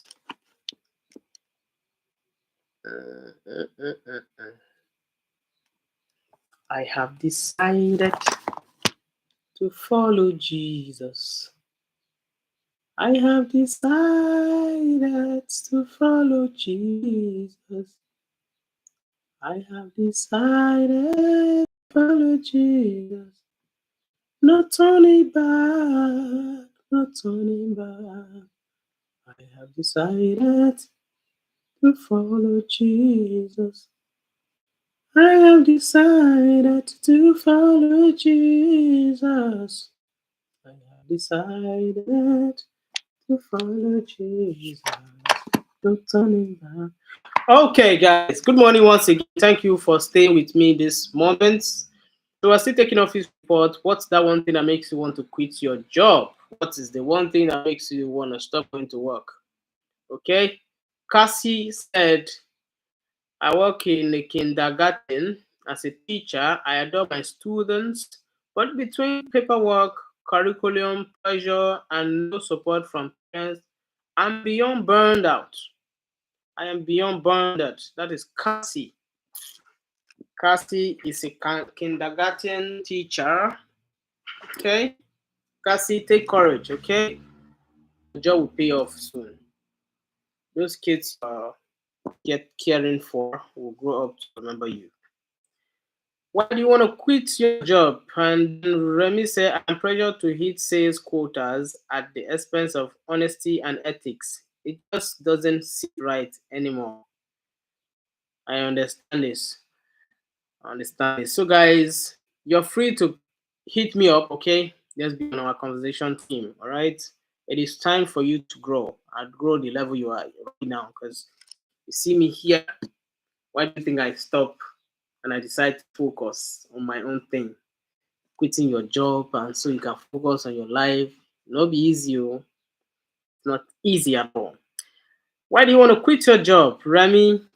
Okay, Daniela said frontline staff get praised, rightfully, but we are buried under billings issues and red tapes with no recognition. Why do you want to quit your job? Lucas said they push for innovation but punish failure. Just can't build anything with what a while in a fear driven environment or culture. This is valid. This is valid. Hmm.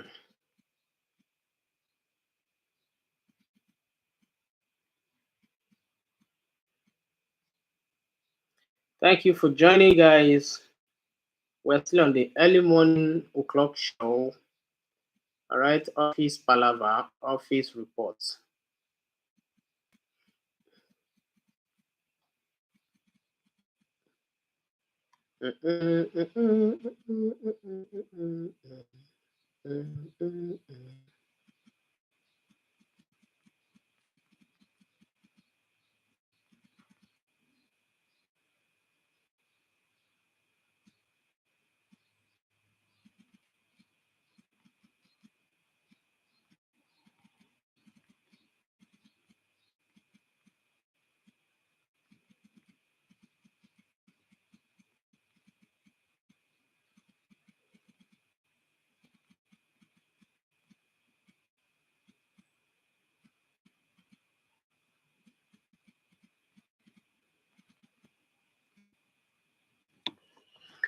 Okay.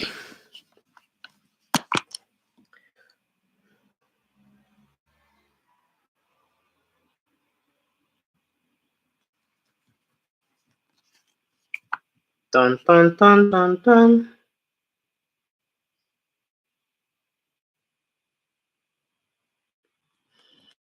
What is that one thing that makes you want to quit your job? People, ladies and gentlemen, what is one thing that makes you want to quit your job? Hmm? What is that one thing that makes you want to quit your job? What is that?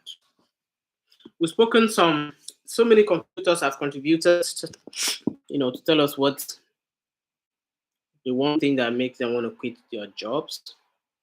And we're still having second question. Second question is, in your workplace, there's somebody there, there's a colleague of yours, could be in the management position, could be a manager, director, could be your superior, or you're just an ordinary fellow colleague, that you know that what these people are doing in this workspace, if you eventually report to the management, these people will get fired. There's no two ways about it, they will be fired. You know what they are doing. I know that if you report them, they will be fired. What do you do? Okay? What do you do? This guy is just a maniac at work. You know, but there's nothing you can do because you don't want him to be fired. You don't want to be a snitch. You don't want to appear like you don't know where you're going or what you're doing. So, in the most brilliant way,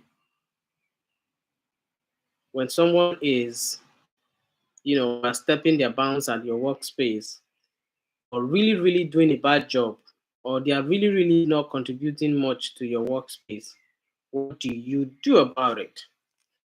And Jordan said, if I report Mark, the top seller who lies to clients just to close deals, I have been fired for not being a team player.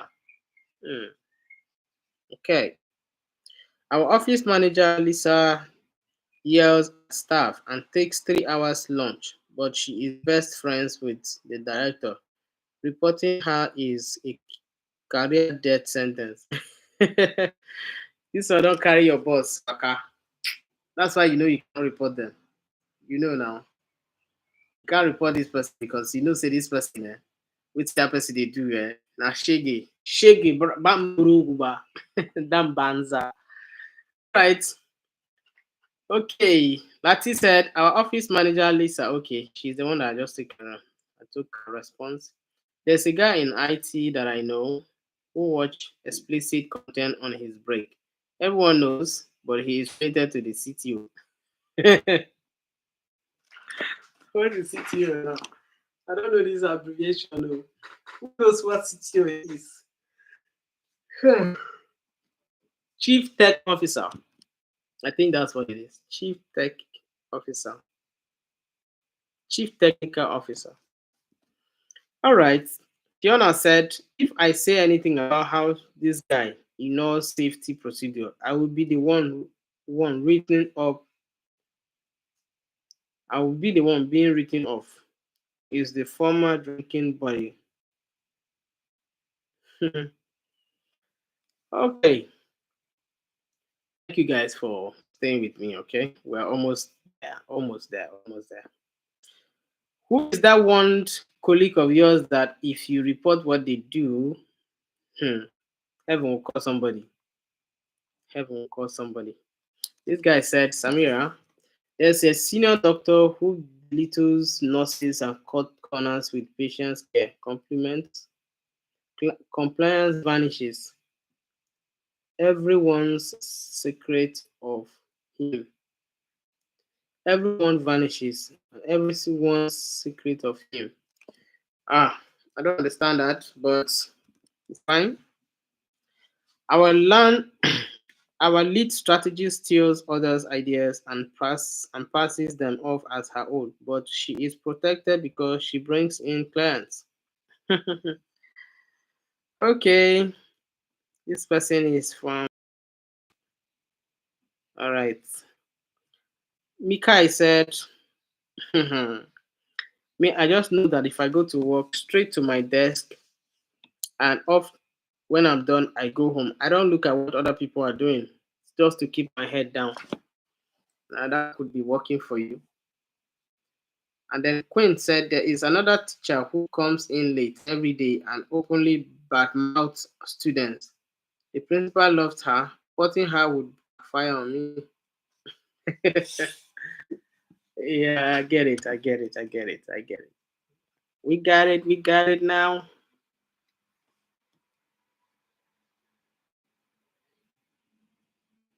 I don't know how to use this all this platform. Me, I'm just streaming.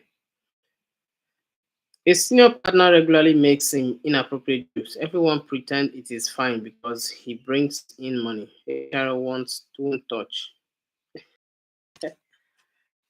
All right, guys, this is almost my time. I hope your day at the office goes well. I hope you enjoy your day. It's almost 9:20. It's almost 9:30. I started at 7:30. It's 2 hours straight streaming here. I hope you guys are good and good for good for good reasons and reasons only. Okay. As for me, I'm gonna go ahead to have my own day, the rest of the day.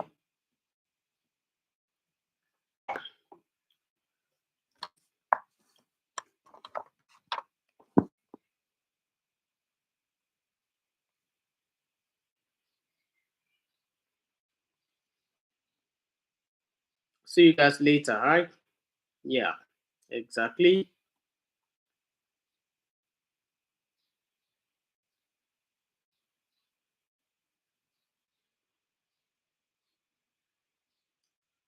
Uh-uh.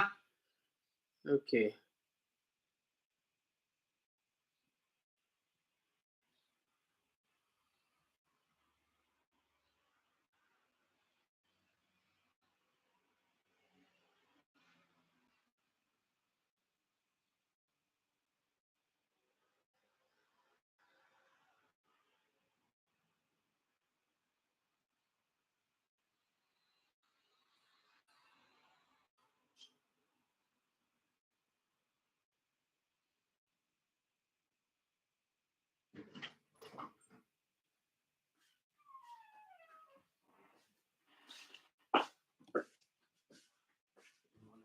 Oh, morning, Russ.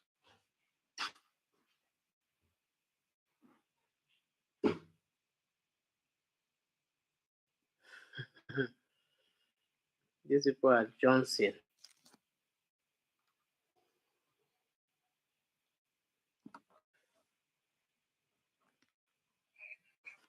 This is just Pepsi. Pepsi. Me Nigeria not happen to you.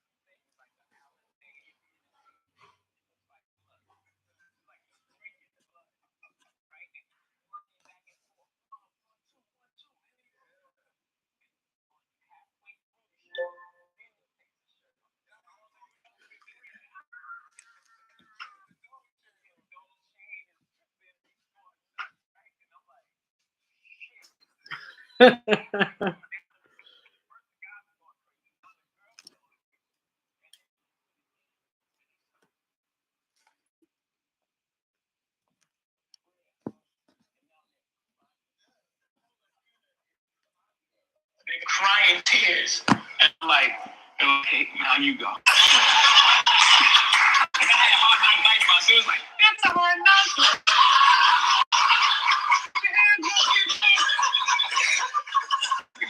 Everybody finished the show tonight. Everybody's happy, by the way. And I was like, we got 56 dates of this shit. I mean, I've never met a human being more competitive with me, like ever. Not even my big brother. Like, no one. We met battling. That's how we met. We was in the Bronx in the pool hall. I'm listening to Jay-Z talk about how he's Jay-Z, where he you at? and DMS, had a talk. I know DMS did. All passion. My fondest memory of DMX is he improved my stage show. Yeah. Remember, rap tours was going out at that time. There's no rap tour. Maybe the Fresh Fest in the 80s sometime, but there's no rap show. Me, DMX, Method Man, Redman, Jive, The Locks. This tour is packed. First night, 360 sold out. Everyone has a great show. Meth and Red are flying in the audience. Right. They're incredible performers. Everyone's destroying it. So X is about to go on, and I'm like, X is on before. Yep. The lights are up. He's in the hallway. It goes, doom, doom. And now the arena's shaking. And I'm like, this is cool. DMS was the craziest motherfucker, yeah? DMS was mad, man. His shows, his stage presence, his action, his every move, his lyrics, DMS was the bomb. DMS. Whenever he's gone, he was a giant with so much muscle and so much strength. I just no, man. Let me keep watching this. And he goes, and the fucking arena goes crazy. First of all, it's deafening, and I'm like, oh shit.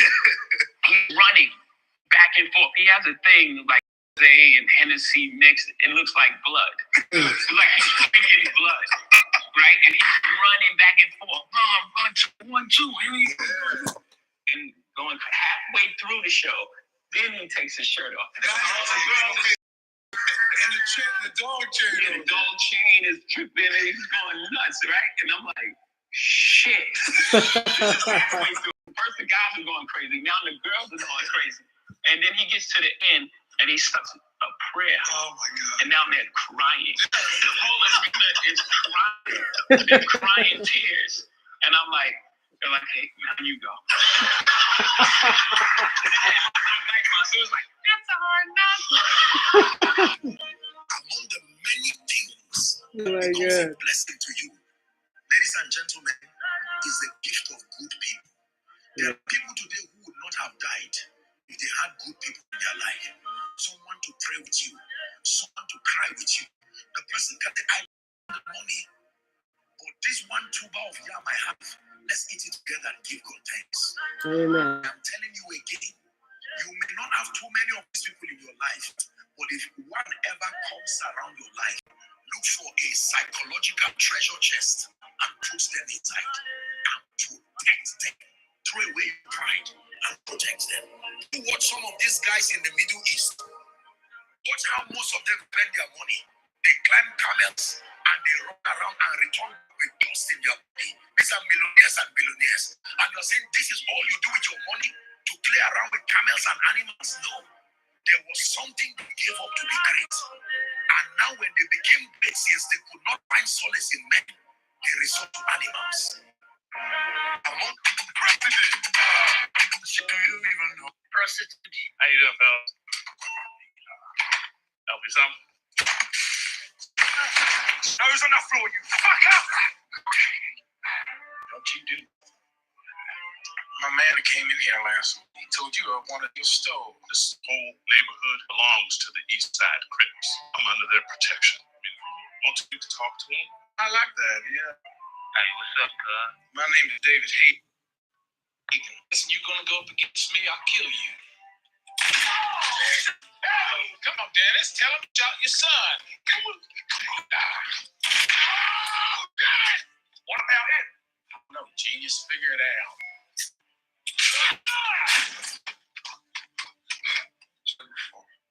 Thomas Cole. Security number 34605. Okay, what you just said does not constitute. Your client just Sorry, read. I believe my client has not been formally identified. That's you. How you doing, fellas?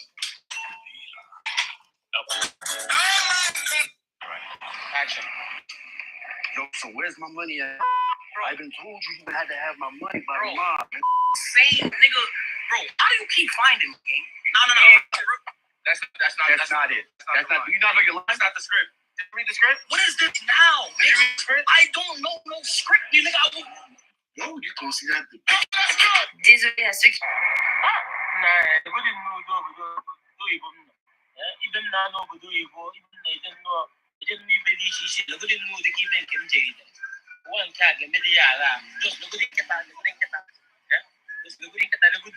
This guy. Why you guys all...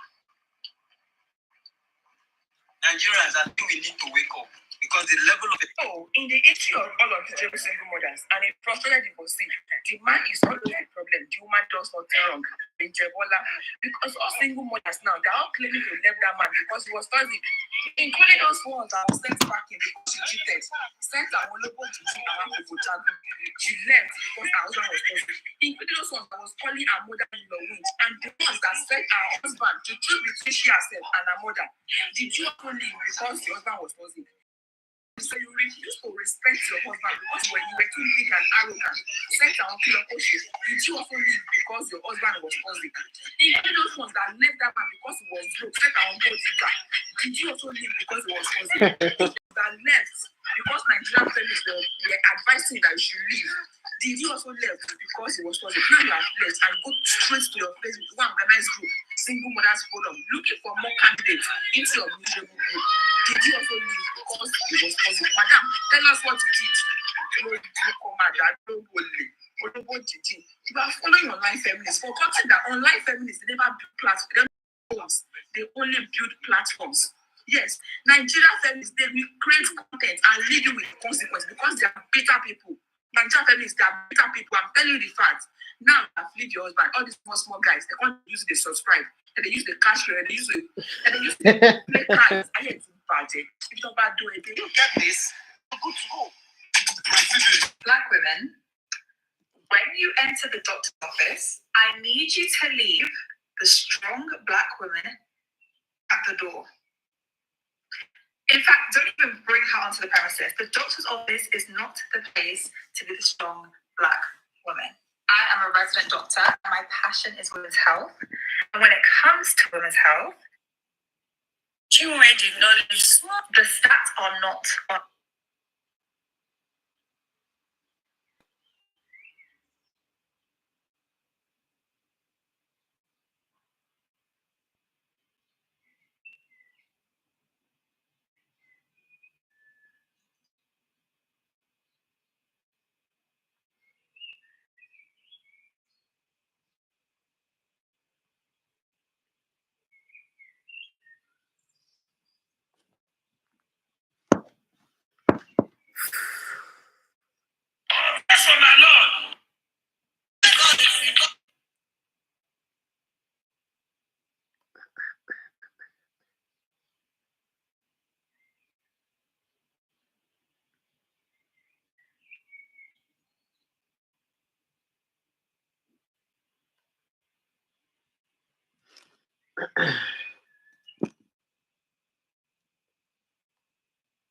Outside.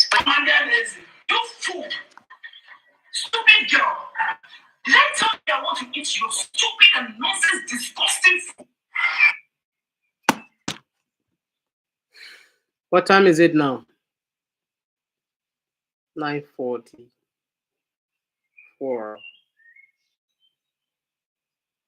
9:44.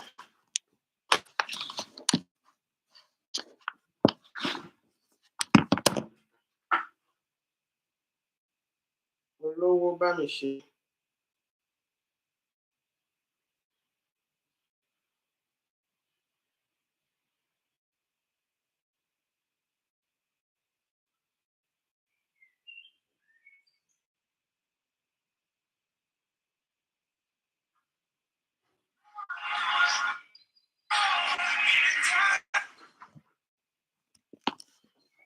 Olówó bá mi ṣe. Ṣe.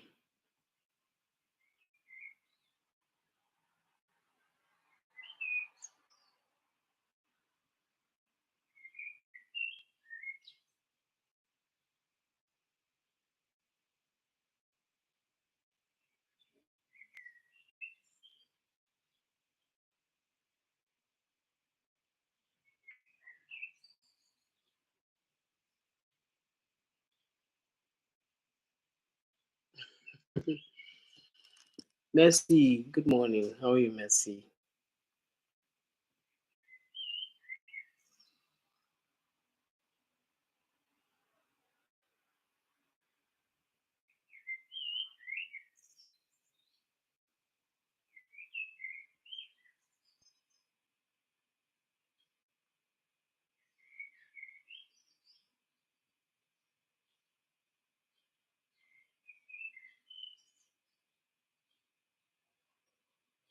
What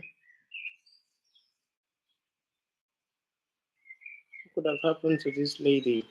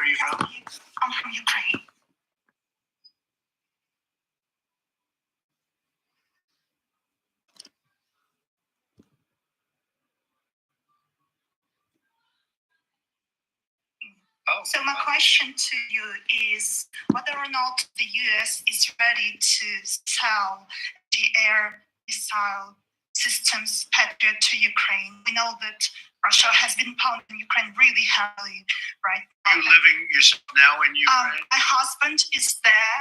Wow. And I can see you very, it's amazing. And me with the kids, I'm in Warsaw actually, because he wanted me to be. Is your husband a soldier? No? He's there now? Yeah. Wow, that's rough stuff, right? That's tough. You're living here? In Warsaw. And you're a reporter? I am. Good. So let me just tell you, they do want to have the missiles, okay, as they call them, the Patriots. And we're going to see if we can make some available. They're very hard to get.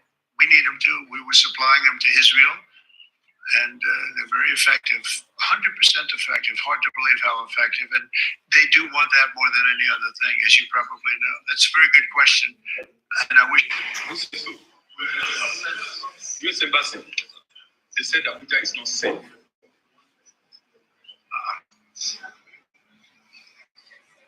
I'm just hearing that. I'm not sure that was coming from US Embassy. I hope you are not. I hope it's not a social media thing. Be careful. Huh?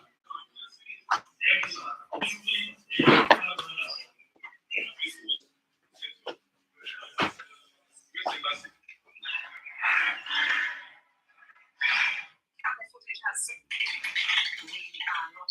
Footage has surfaced of an attempted robbery in Vineyard Town just after 3 p.m. when a doorstep J delivery rider arrived at a customer's gate.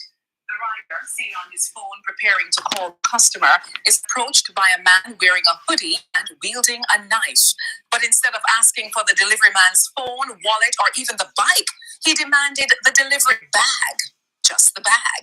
The rider handed over the bag without resistance. But just seconds later, when the suspect lowered his guard, the delivery man flipped the script. He launched into a full-on sprint to recover the bag with the customer's curry goat and white rice from Lorna's Catering. A short but wild chase followed. The rider showed Olympic-level pace, tackling the thief and reclaiming the doorstep JA delivery bag. Let me say, after my day on the phone, ready for call the customer, see this man walk up on me with a knife.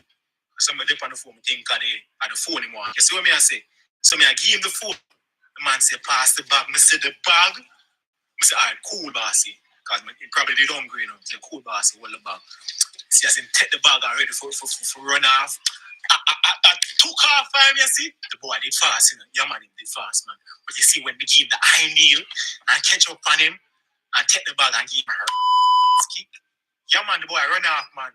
Crazy. After curry goes so expensive and the customer they go longer wait. I'm going to try to defend my team. Listen to me, man. The suspect escaped through nearby bushes but was later captured and identified as 28-year-old Delroy Pantyboss Williams. Williams, recently charged for stealing women's underwear off a clothesline in Augusttown, now faces robbery and assault charges. As for the food, it was safely redelivered to the customer, still warm. Camera footage has surfaced of an attempted robbery in Vineyard Town just after 3 p.m. when a doorstep J delivery rider arrived at a customer's gate. The rider, seen on his phone preparing to call the customer, is approached by a man wearing a hoodie and wielding a knife. But instead of asking for the delivery man's phone, wallet, or even the bike, he demanded the delivery bag. Just the bag. The rider handed over the bag without resistance. But just seconds later, when the suspect lowered his guard, the delivery man flipped the script. He launched into a full-on sprint to recover the bag with the customer's curry goat and white rice from Lorna's Catering. A short but wild chase followed. The rider showed Olympic-level pace, tackling the thief and reclaiming the doorstep JA delivery bag. Let me say, after my day on the phone, ready for call the customer. You see this man walk up. Somebody. Imagine you're at work. You are at work and you are streaming live.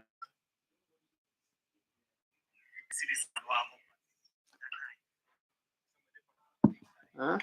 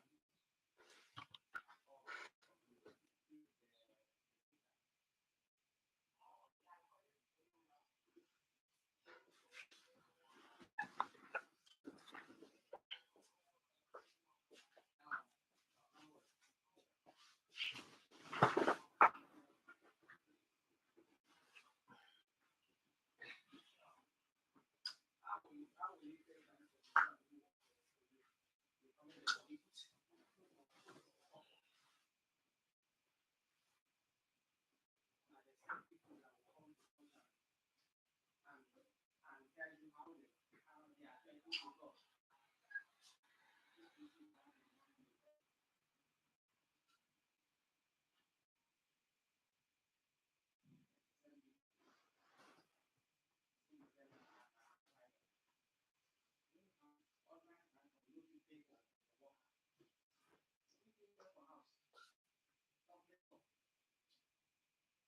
Whether this person is or well close, for them all.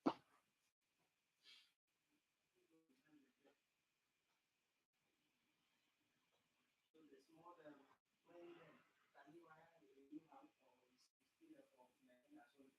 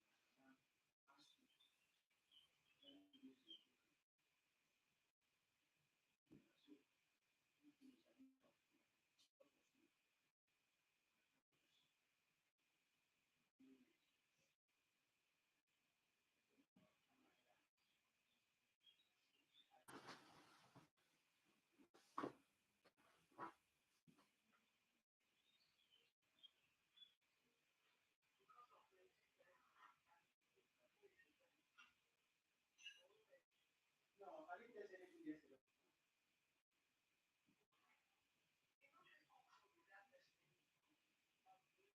I didn't test yesterday.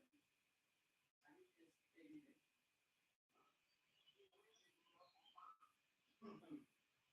I could. I could see because I did it.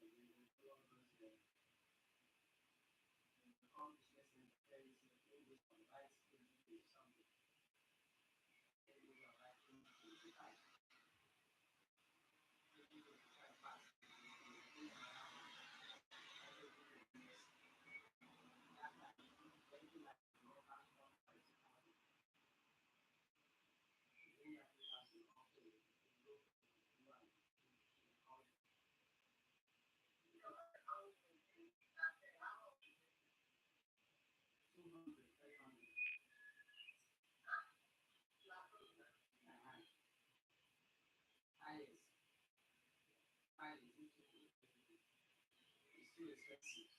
500.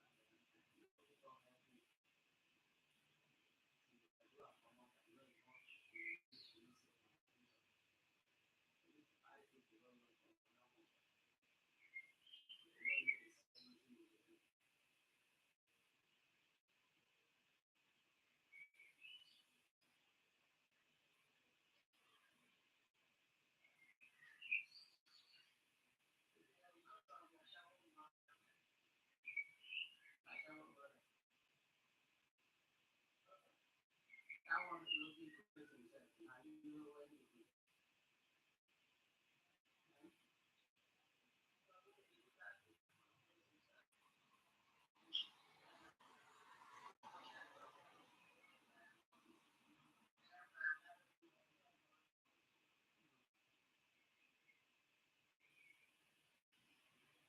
Where you get money from? You get carry this island and nationality.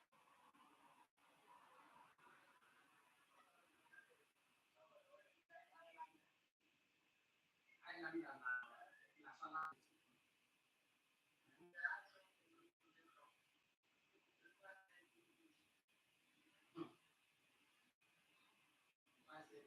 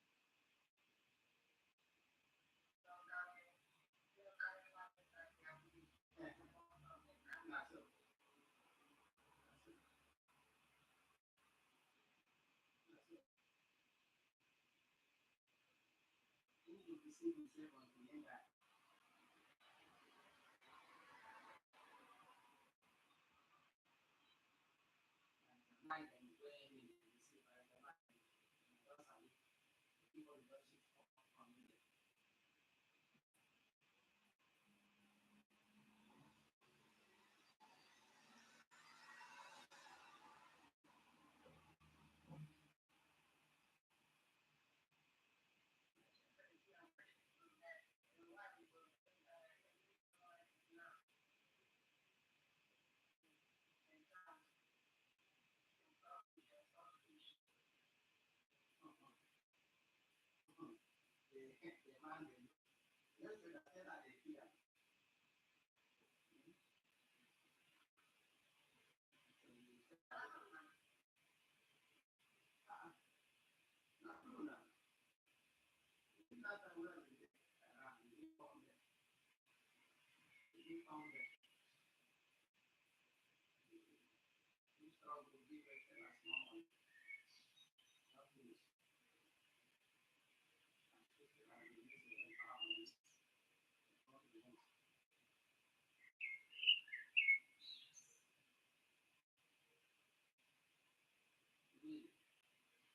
you know. Our wife, they need to appreciate us.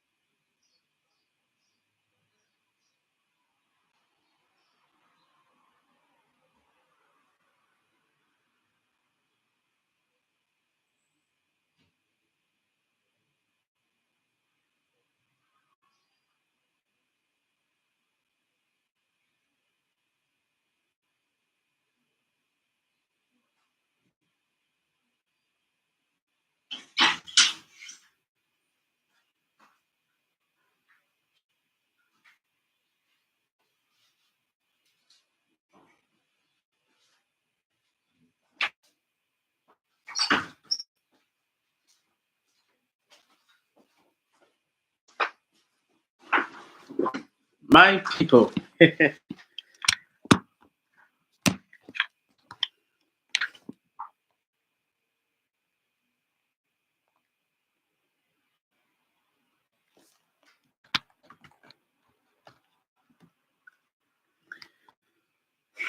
Okay, Governor Sanwo-Olu marks 60th birthday at a star-studded celebration in Lagos. No recording. No. Governor Sanwo-Olu marked 60th birthday at a star-studded celebration in Lagos. 25th of June 2025 marked the 60th birthday of Governor Babajide Sanwo-Olu of Lagos State, who celebrated his 60th birthday being yesterday at the prestigious Eco Hotel and Suites, surrounded by Nigeria's elite from politics, business, and entertainment. The evening was a lavish affair marked by heartfelt tributes and high-profile attentions. The attendees were all high and mighty. A night of tribute and gratitude, as guests were treated to a moving Thanksgiving session interspace with performances. Gospel artist Bidemi Olauba set the tone with a stirring rendition at the start of the event. Fuji maestro K1D, The Ultimate, later took to the stage, captivating the audience and keeping guests in high spirits. Two of Nigeria's biggest celebrities, also Afrobeat stars. Two of Nigeria's biggest Afrobeat stars, Olamide and Davido, recorded emotional video message to celebrate the milestone. Olamide, in a short clip, praised the governor, wishing him long life and prosperity, sound health, and divine grace and eternal joy. Thanksgiving, he thanked him for championing the entertainment sector in Lagos State and, of course, Nigeria. Davido also echoed the sentiment, saluting the governor's dedication to Lagos and telling him, everything you have done for Lagos, we see it. Have fun and enjoy. Lagos State Governor. The public endorsement sparked online discussion, with some netizens jokingly speculating about possible political motivations behind the gesture. Babajide Sanwo-Olu, who celebrated his 60th birthday in style, has brought together in one place billions of dollars by attendees who showed him love and respect for being a distinguished governor of the Federal Republic of Nigeria. Among the distinguished guests was Alhaji Aliko Dangote, Africa's richest man, whose presence underscored the significance of the occasion. Also present were national figures, including President Bola Tinubu and First Lady Olorunmi Tinubu, who issued warm wishes and celebrated the governor's transformative agenda for Lagos, but in absentia, the legacy of leadership. In a reflective social media post, Sanwo-Olu expressed gratitude for reaching his milestone. In a reflective social post, Governor Sanwo-Olu expressed gratitude.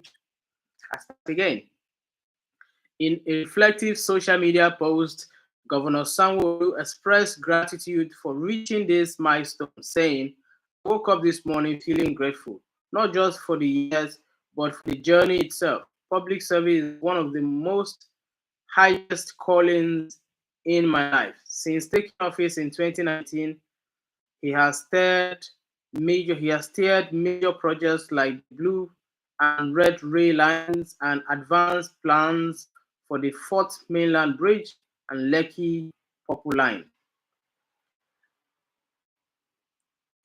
There were warm tribute from Olamide and Davido, demonstrates the growing interaction between entertainment stars and political figures, reflecting mutual support and influences. The turnout by top-tier personalities like Aliko Dangote and Tinubu emphasized the governor's gesture and stature The turnout by top tiers personality like Aliko Dangote emphasized the governor's stature and the significance of Lagos as Nigeria's economic powerhouse. Turning 60, Sanwo-Olu the turning 60, Sanwo-Olu used the occasion to reaffirm his dedication to infra. Turning 60, Sanwo-Olu used the occasion to reaffirm his dedication to infrastructural development and public welfare. As the governor enters his seventh decade, all eyes are on the delivery of his ambitious project, rail expansions, highways, and urban renewal. The birthday celebration not only marked a personal milestone but also served as a platform to reinforce alliance with key stakeholders across the sectors. While the celebration message were mostly positive, critics raised eyebrows. Some believe the celebrity endorsements were politically calculated. This one go do politics last. This one is sent to the video. Nevertheless, many others simply rejoiced with the governor, celebrating both his personal achievements and public service he has rendered to the community of Lagos. Governor Sanwo-Olu's 60th birthday at Eko Hotel was more than a celebration. It was a convergence of culture, power, purpose, significance, and signaling a renewed commitment to Lagos' future. Happy birthday, Governor Sanwo-Olu. We salute you. May God grant good health, long life, and prosperity from here on Golden Page Magazine.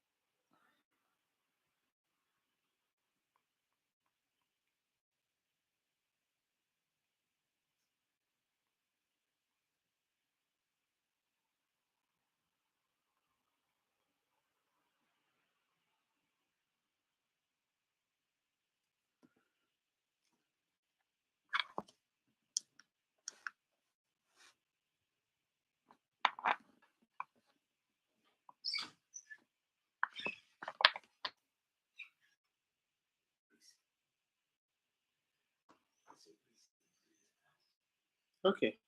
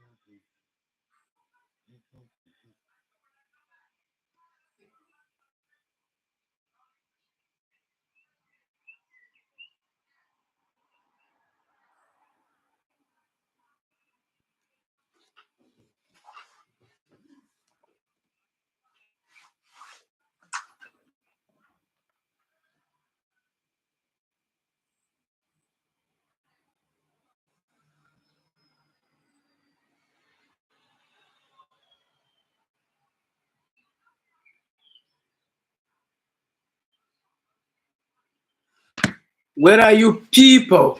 I'm gonna go crazy here, man. I'm all by myself, bro. Yo.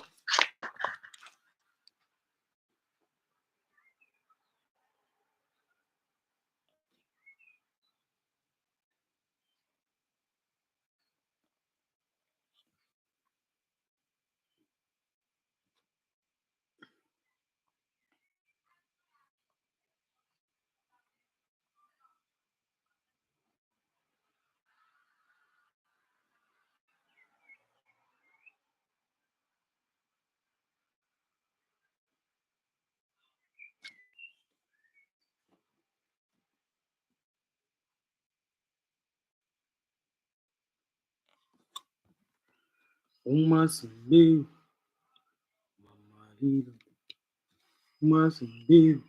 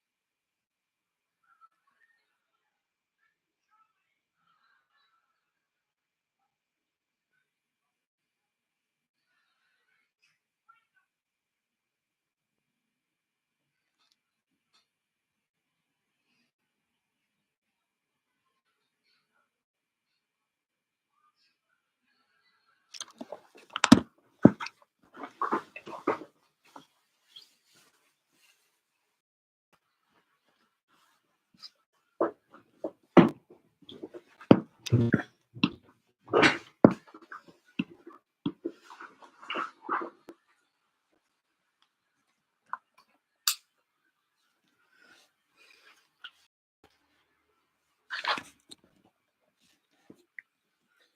I'm starting my live training session now.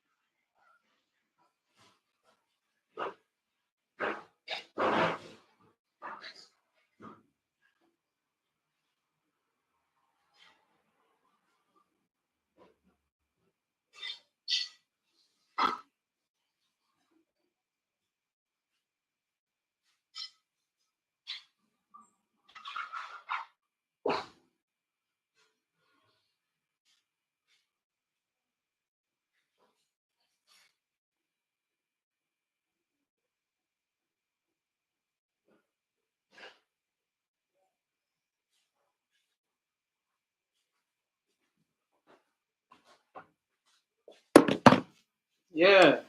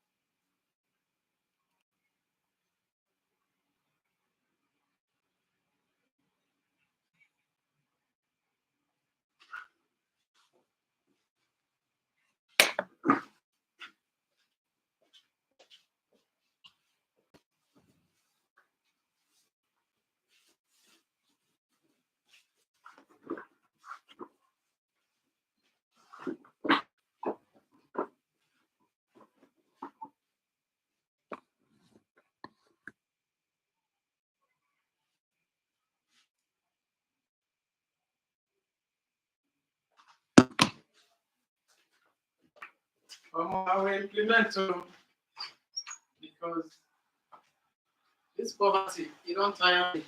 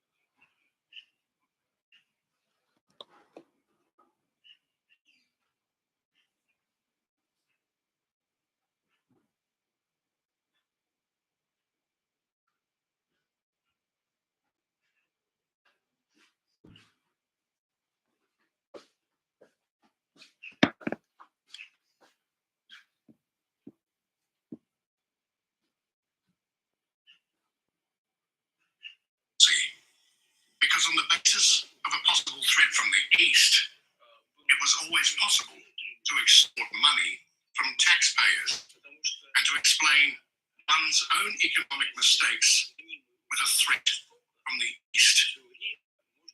If you look at historical books, we will come to the conclusion that from time to time, this issue has always been raised. It is clear that today's crisis in relations between Russia and Western Europe began in 2014. But the problem is not that Russia annexed Crimea, but that Western countries contributed to the coup d'etat in Ukraine. You know, we have always heard that it is necessary to live by the rules. By what rules? But what kind of rule is it when three states, France, Germany and Poland, came to Kiev and, as guarantors, signed a paper on the agreements between the opposition and the authorities headed by President Yanukovych? Three states signed it, including the Minister of Foreign Affairs. A colleague from the Federal Republic of Germany is looking at me. You might just start to. I was there, the Minister of Foreign Affairs. There is his signature. Let's say you want to buy or sell crypto. Just open the easy program, click discover, choose your crypto, and click trade. Then the amount, and hit button. And you're done. So, I thought try buy and sell it the eToro. you know, say yesterday, as we all this like come out, come out, my phone, and it was streaming. Because this thing now, you need 4,000 hours. So like 3 months, you have to have at least 10 hours. Come and see.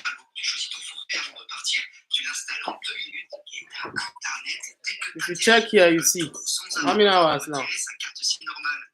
5,000. So no, 5 hours. 5 hours. Yeah. So I will try to get 10 hours. So yesterday, I got 6 hours. Now we see I go at the course where I just come out from now. They are telling me to pay $5,900. 5,000. How much are you make? You close it, open another one. No. I mean to train you how to do this thing. Okay, so train for somebody to train you. Mackenzie. Mackenzie. You know Mackenzie? I know Mackenzie now. $5,800. One of the winners is gone, and the Soviet Union has collapsed. And the Westerners began to rewrite these rules for themselves. What rules? After Crimea, events began in the southeast of Ukraine. But what can they do? People did not recognize this coup in the southeast. Instead of negotiating with them, they began to use the army against them. But we watched it. We tried to reach an agreement. You have to say, Because this is my job now, I stop. For 8 years, Martin said I know they do reached an anything for agreement between the food Kiev days authorities, tonight. the primary source of power, of which is the coup, and the southeast of Ukraine, that is Donbass. But in the end, the current authorities said, we are not satisfied with anything in the Minsk agreements. That is, we will not implement them. But for 8 years, we tolerated it, you say. But it is a pity for people. For 8 years, we mocked them. yes, now. In the end, they still mock the Russian Orthodox Church. And I have been. They mock Mackenzie, the Russian that's over $100,000 in a month. No one And I've pretends been not to online notice for a it. long time. In the end, we decided to put an end to this conflict You can pursue two things at the same time. using our armed forces. What does this mean? Are we going to attack east of Europe? 3 months to decide what Once I a want well-known Hitlerite propagandist said, to decide. the more incredible a Now, lie number is, 2 thing the is sooner this they space now, believe where I it. get this This legend house that now. Russia is going to attack Europe, It's the not NATO in the countries, vision we say I is want the to most head this incredible lie that they are trying to make the population of Western European countries believe. this land group. But we understand that this is nonsense, you see. You don't understand. Those Those who say this do not believe it themselves, and you Because the probably niche I don't want to do, either. I don't want the niche where At least one I'm that traveling believes around that town Russia trying to shoot is videos, preparing to doing attack doing from street from the one place to better. Like this, You just know doing that one major thing, and this countries is are not now the spending I'm able to have a peace. See, shooting is not a This is national more problem. than all the countries of the world combined. It's Including for it to Russia. be- When I was in Ukraine, I was started shooting. And what is the Me and population one guy were in living major together countries? because we were not having any job. $300 million, $340 We million. were doing as a professor. Russia has about 145, So, 150 million now. So I will be asking him And we are questions, spending talking from there. simply We want to shoot a income small comedy. homes. As a beggar, this type And of we are thing. going to attack But once everybody gets work, everybody like my own is like now they watch podcast. As me and you there, for example. I want to change. I'm not going to change this podcast. So there's one microphone here. There's another one. I have the inside. Now, set up now. We'll have a live topic to discuss. Yes, you are very articulate. You understand? Yeah. So because of that, the thing is, when I bought all this, I wanted to start. Now, if I start, it involves me inviting guests. You understand? Yeah. Another thing is, I can do it solely alone, and I don't want to do it solely alone. Doing it alone will not also fly much. So if I have, even the two of us, we are doing it. As time goes on, we need to bring out another person. We'll be bringing someone once in a while, if the person has time. But that's the idea why I went on to buy all these things and kept them inside. I didn't keep them because I just wanted to. I was trying to. I'm time. Time is the primary thing. I have to come back from work now because the rest is sleep. Until something like this start replacing the money income, you can now sit entirely like doing like this one before you start. Before they will start monetizing your page. 6 months, 6 months, yeah. So you need to shoot at least 2-3 videos in a day. 2-3. I want the monetize your page for them. Yeah. I believe that this is absolutely irrational. You know, Facebook the page From Russia, of course. Yeah. It's just nonsense. TikTok pay more than YouTube pay higher. The highest is YouTube funded by TikTok. So you pay And someone probably Instagram will pay much. to deal with saving their automotive industry and increasing their earnings. Like this man, when they do money there, Pastor Jerry. My wife studied in Russia. And You know how much a Pastor Jerry is? Pastor Jerry used to have she views up really to 1 wanted to billion. come. My We ex, listened to a wonderful one of the concert. programs was get joined that one. Pastor. It was great. Pastor Jerry, the first one who hustle. I know we Russia talk has to him always hustle paid together as attention mates. to art and literature As throughout mates. history. But I saw him when he started. What On the the one hand, hotel I was there is working. a continuation of cultural Pastor and Jerry will artistic come. events in They Russia. have a hall. Then they were now building On the other hand, there is a war hotel. between Russia and Russia. building another floor on top of the building. They I will would like move to it up. talk to you about how So this war because began. of the construction, they now ask them to move floor. Before that, So you you know what saw I an would do? The agreement hotel with was already Erdogan, big too. the president of Turkey, You come on to a us. grain He corridor. doesn't have money to pay Last week, 5K. Mr. Erdogan called for a peace Every summit in Sunday. Turkey. So you come. Sometimes we allow him to Mr. finish Zelensky the church, immediately finish agreed. whatever he realized from the church. He will not come Mr. to Trump us. said that if You Putin understand? goes, He I was will come. He was working on that process. He come to We that hotel. received a He called message from him. the Kremlin that the Petros. conditions for this have not yet matured. So I saw him very short. He's not very tall. In this He's a regard, man. I would like to I ask know you this to guy. give the leaders an When he important was role in resolving yeah, this the issue, host, I and did what at the conditions fun, should be met so that the leaders can come together and and I get my discuss. own what do Thank you you call very it? much. What I think is do for something. As for But I want President to build Trump's some statement, some big people when you invite some church for some things. I will carry out Putin is not going do work. because I carry and go, carry them. What is he Carry them. supposed to do when I See, am not there? So because I know the man, That's right. and he can't succeed. Now, don't be saying you know me or you remember. Absolutely. I believe if a story is being narrated, you remember this incident. Yeah. That if I were president, I know this. How this horse will start. This thing. I think For he's you right to here do too. this thing, I will tell I'll you why. be able to break even. In one of my last phone conversations with You Mr. need to Biden, be upset. I You told need to him consume that it in I the would dream, not go in the into physical. details now, of You do course. it We have consistently. recorded You do conversations this on this. consistently for I one told year. him that there is no need For to one bring year, on you become consistent because you also need to keep money somewhere. You need the money to invest. The problem is money. of its The problem citizens living in is- the southeast to put an end to the genocide of the Russian-speaking population, For example, to stop violating human rights. my wife just told me yesterday that he found, because they didn't give my Previous wife human rights administration permit. has always They said, said wait till September and October. So they gave back and it to would me. be better not to do what you are pushing the situation towards. I told him this, Mr. Biden. Before they not give back Indeed, the document if Trump had been president, this conflict might not have arisen. and she said she can't wait. I am allowed to say this.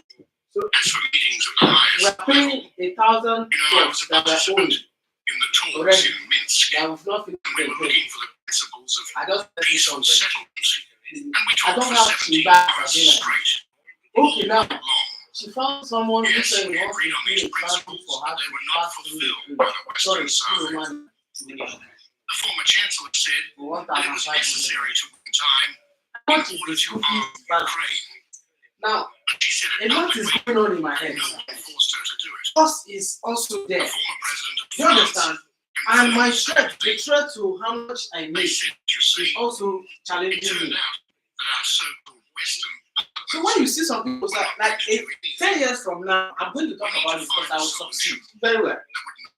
I want to talk about it because all of these things are chasing me now. I came back, since I came back this for morning, such situation, I'm here. I started this life when the 9 they're thinking. when the conflict had just begun, I'm here now. persuaded the Ukrainian side I don't to know reunite what to this do part now of because Ukraine at this point, that had it's left not the them in content that matters. agreements.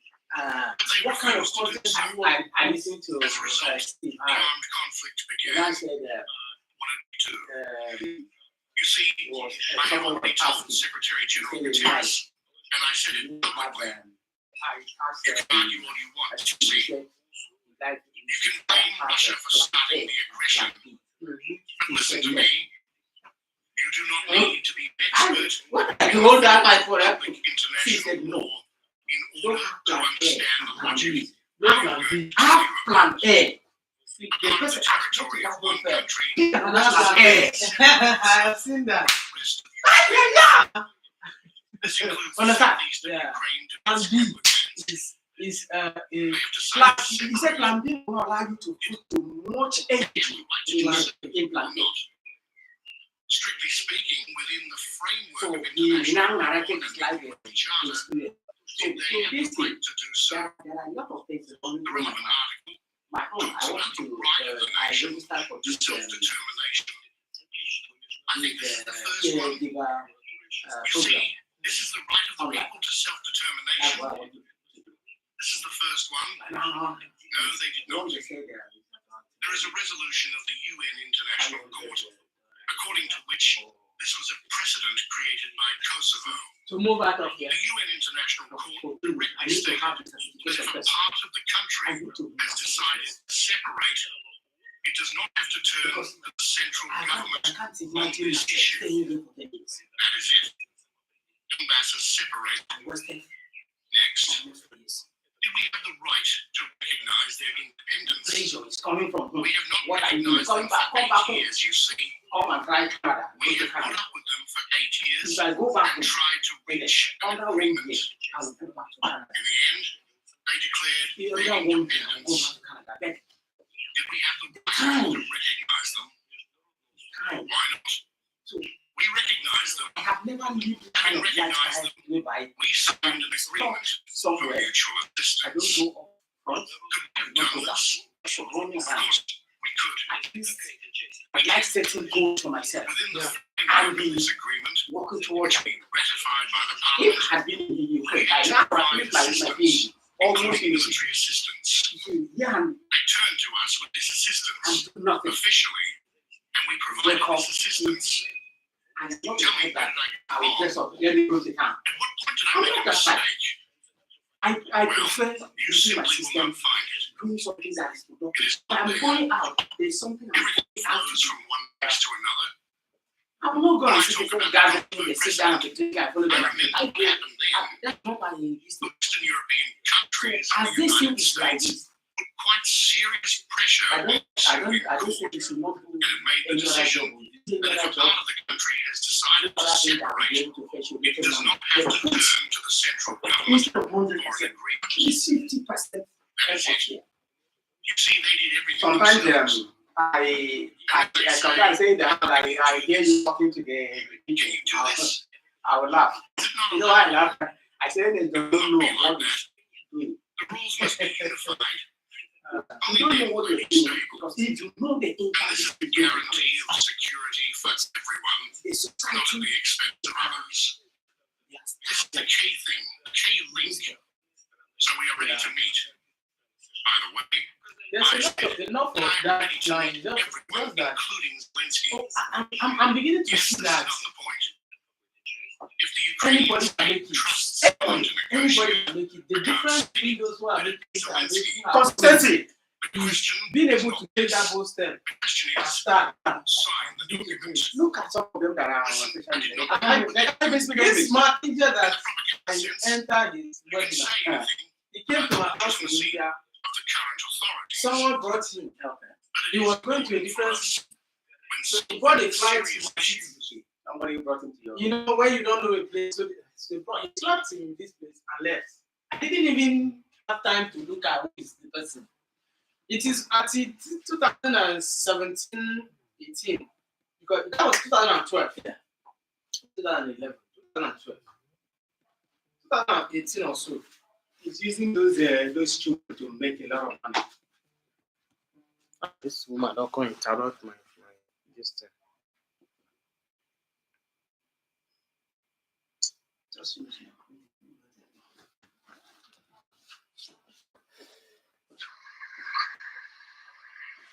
Hello? Okay, how are you?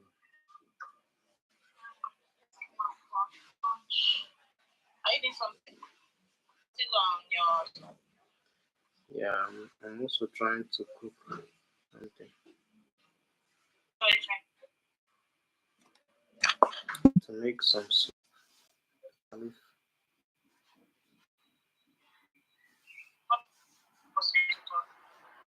What's that?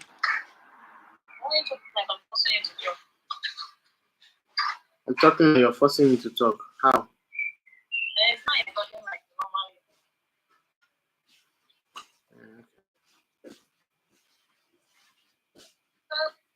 Okay. Let's just do that.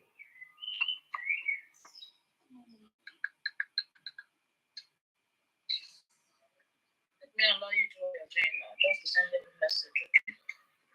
All right, no worries. Ciao. It should be there. Otherwise, the next one will come and say, throw it all away. But this is not possible because we are solving serious issues. Therefore, I do not refuse this, but a lot of work must be done. And finally, the most important thing. Well, maybe not the most important thing, but it is important. Before the conflict began, we asked the Ukrainian authorities to implement all the Minsk agreements. Excuse me. You go this way, go down, Okay. on the right. Pardon, je parle français en anglais, mais vous n'avez pas besoin de cours. En réalité, je parle anglais, c'est juste que j'ai pas l'occasion de pratiquer tous les jours et du coup, là, vous m'avez un peu surpris. Ouais, j'étais un peu. Alors, mais j'ai l'application Ça s'appelle Speak, S-P-E-A-K, et c'est incroyable parce que c'est une application où vous parlez tout le temps, un peu tous les jours. Je vais vous faire tester, regarde. What's your occupation? Ah, c'est bien. Parce que là, en plus, j'ai un entretien dans 2 jours, un entretien pour un job, et je suis quasiment sûr qu'à un moment donné, je vais avoir le TOEFL Speak English. Donc, du coup, en entraînant un peu avec Speak, ça pourrait être un moyen de remettre à niveau pour mon interview dans 2 jours. Logic of the hostilities. And could you imagine that you would leave there? I said, well, we could think about some sovereignty of Ukraine, but with the obligation of servitude, that is, the right of passage on land to Crimea. Why? Because they are constantly threatening to destroy the Crimean Bridge. This is a simple thing. He said, can I say this in Kiev? I said, yes, you can. He went there and was told that he was an agent of the Kremlin. Well, this is one of the first faces of a well-known state. Well, nonsense. They simply refused. I said, well, okay. We held a referendum at the request of the citizens living in this territory, and that's it. Now, this is an integral part of the Russian Federation. And as I said, the situation will worsen. It has worsened for them. Now, we are not talking about Donetsk and Lugansk, but about 2 other regions of the Russian Federation, and Crimea, of course. Yes, let's discuss this. By the way, when we negotiated in Istanbul, thank you very much, President Erdogan, in 2022, but it seems strange, but we agreed on everything with him. Do you understand? Here is the draft agreement that was prepared. There were issues of demilitarization as well as issues of territory. We found such terms that suited both us and Ukraine. Then those who now want to increase defense spending in Europe and overseas came and said, no, we need to defeat Russia on the battlefield. We threw everything we agreed on into the trash, and that's it, and began to achieve this wonderful goal. And now, the situation has changed. And you say, no, let's negotiate. Let's do it. Let's open these packages and negotiate. But we can't sit there day and night for a year. Therefore, we are ready. These negotiations continue. Now, on the humanitarian track in general, the situation is such that these negotiations make sense. Now, on the humanitarian track in general, the situation is such that these negotiations make sense. We have already agreed to exchange prisoners for 200, and we are returning people. This is good. We have already given 500 people and received 400 back. I think everything will be fair here. We will get everyone we have to get. Unfortunately, it is sad, and it is difficult to talk about it. We gave 6,000 bodies, more than 6,000. In return, we received, in my opinion, 57. And we have already given 6,000 bodies of Ukrainian servicemen, 660, I think. We are ready to give another 3,000 now. I repeat, these are sad and tragic figures. Nevertheless, this is a matter of humanitarian nature. Thank you very much for the platform and President Erdogan. Thank you. But we are ready to negotiate substantively on the principles and regulations, but the Ukrainian side should also be ready for this. Its Western sponsors and so-called allies did not push for the fight against the last Ukrainian, but pointed to the realities of today and pushed for agreements, not for the continuation continuation of hostilities. That is all. We are in contact. Our negotiating group is in contact with each other. I just asked Medensky. He said he had just spoken to his counterpart from Kiev today. In principle, they agreed to meet after the 22nd of July. But I must say, right away, that both Mr. Fein and President Erdogan are doing a lot to achieve this settlement. However, as Mr. Trump, the President of the United States, should say he is also, in my opinion, sincerely striving for settlement.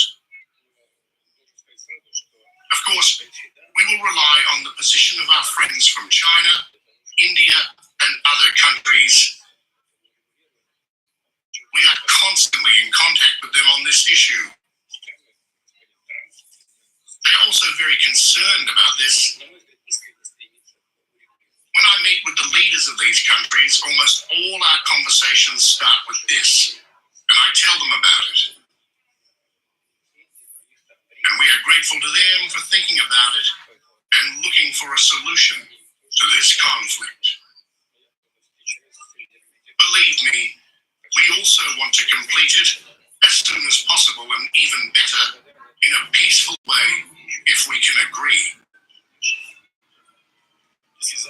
If tomorrow Israel, with the help of the United States or without the help of the United States, simply conquers Khamenei, what will be your reaction and the reaction of Russia and your first actions? This is the first part of the question. Mr. Talby, if you allow me, I hope that this will be the right answer to your question. I do not even want to discuss such an opportunity. I do not want to. Well, they are already discussing it most openly, Mr. Trump, Mr. Netanyahu. I hear all this, but I do not even want to discuss it. The second part of my question is also about Iran. There's an agreement on a strategic partnership between Russia and Iran. It does not provide protection for Iran from Russia, but there is a question of weapons. Given the current situation and the sharpness of the situation, are you ready to provide new types of weapons for Iran so that it can protect itself from Israel's strikes? You know, we once offered our Iranian friends to work in the field of the air defense system. Well, the partners did not show much interest then, and that is all. As for the agreement that you mentioned about a strategic partnership, there are no articles related to the defense sphere. This is the second point. And the third point is that our Iranian friends do not ask us to do so. So there is practically nothing to discuss. If I am not mistaken, you have a modified S-300 and a modified S-200. So Russia played a role in protecting Iran in terms of air defense. You know, this is not quite the case.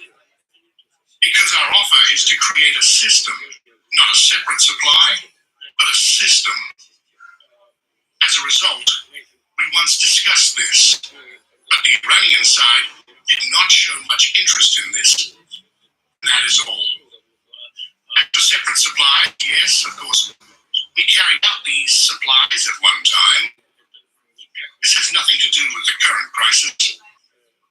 It was a so-called regular cooperation in the military technical sphere. Moreover, in terms of international norms, Iran did not ask us to violate the well-known norms signed by the Russian Federation. We did not do anything. We have always remained within the framework of a normative international normative base. Anything else? Thank you, Mr. Guzman, for the introduction. Thank you, Mr. President, for the opportunity to ask these questions directly to you. I highly appreciate it. As far as the confrontation between Iran and Israel is concerned, since June 13th, the Russian Ministry of Foreign Affairs has condemned the Israeli strikes on Iran. It was said that they were not provoked. These are military strikes against a sovereign member of the UN, against its citizens, peaceful cities, and critical infrastructure. This is absolutely unacceptable.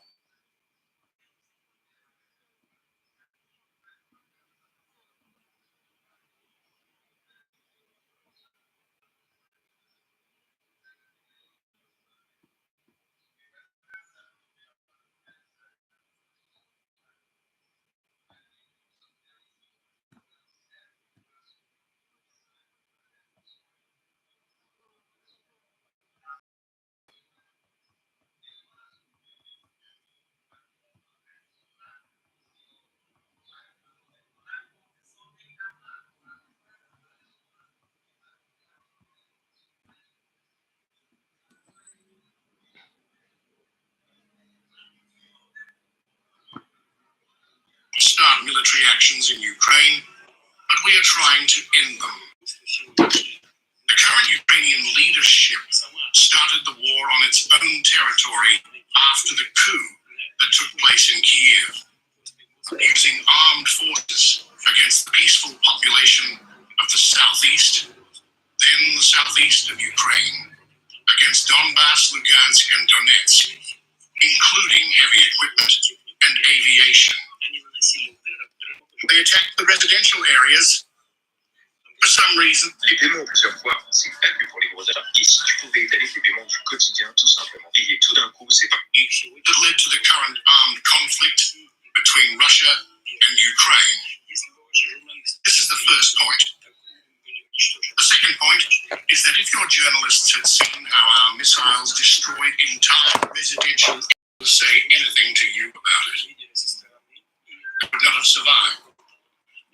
If they had seen something, they would have seen it from the outside. The attack was not on residential areas, but on the facilities of the defense and industrial complex, on the factories that produce military equipment.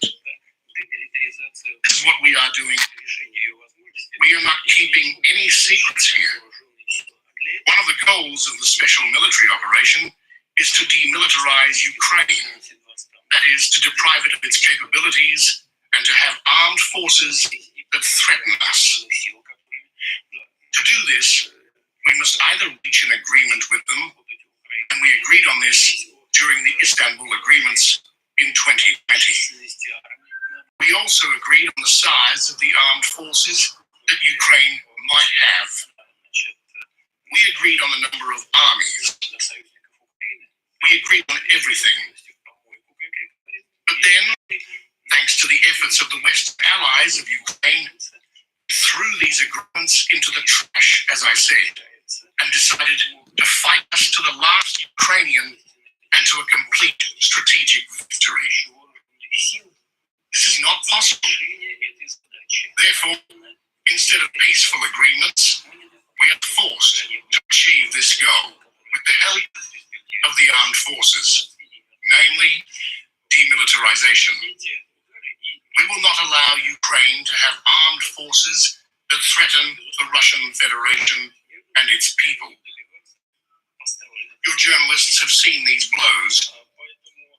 And of course, if we do not reach an agreement peacefully, we will achieve our military goals.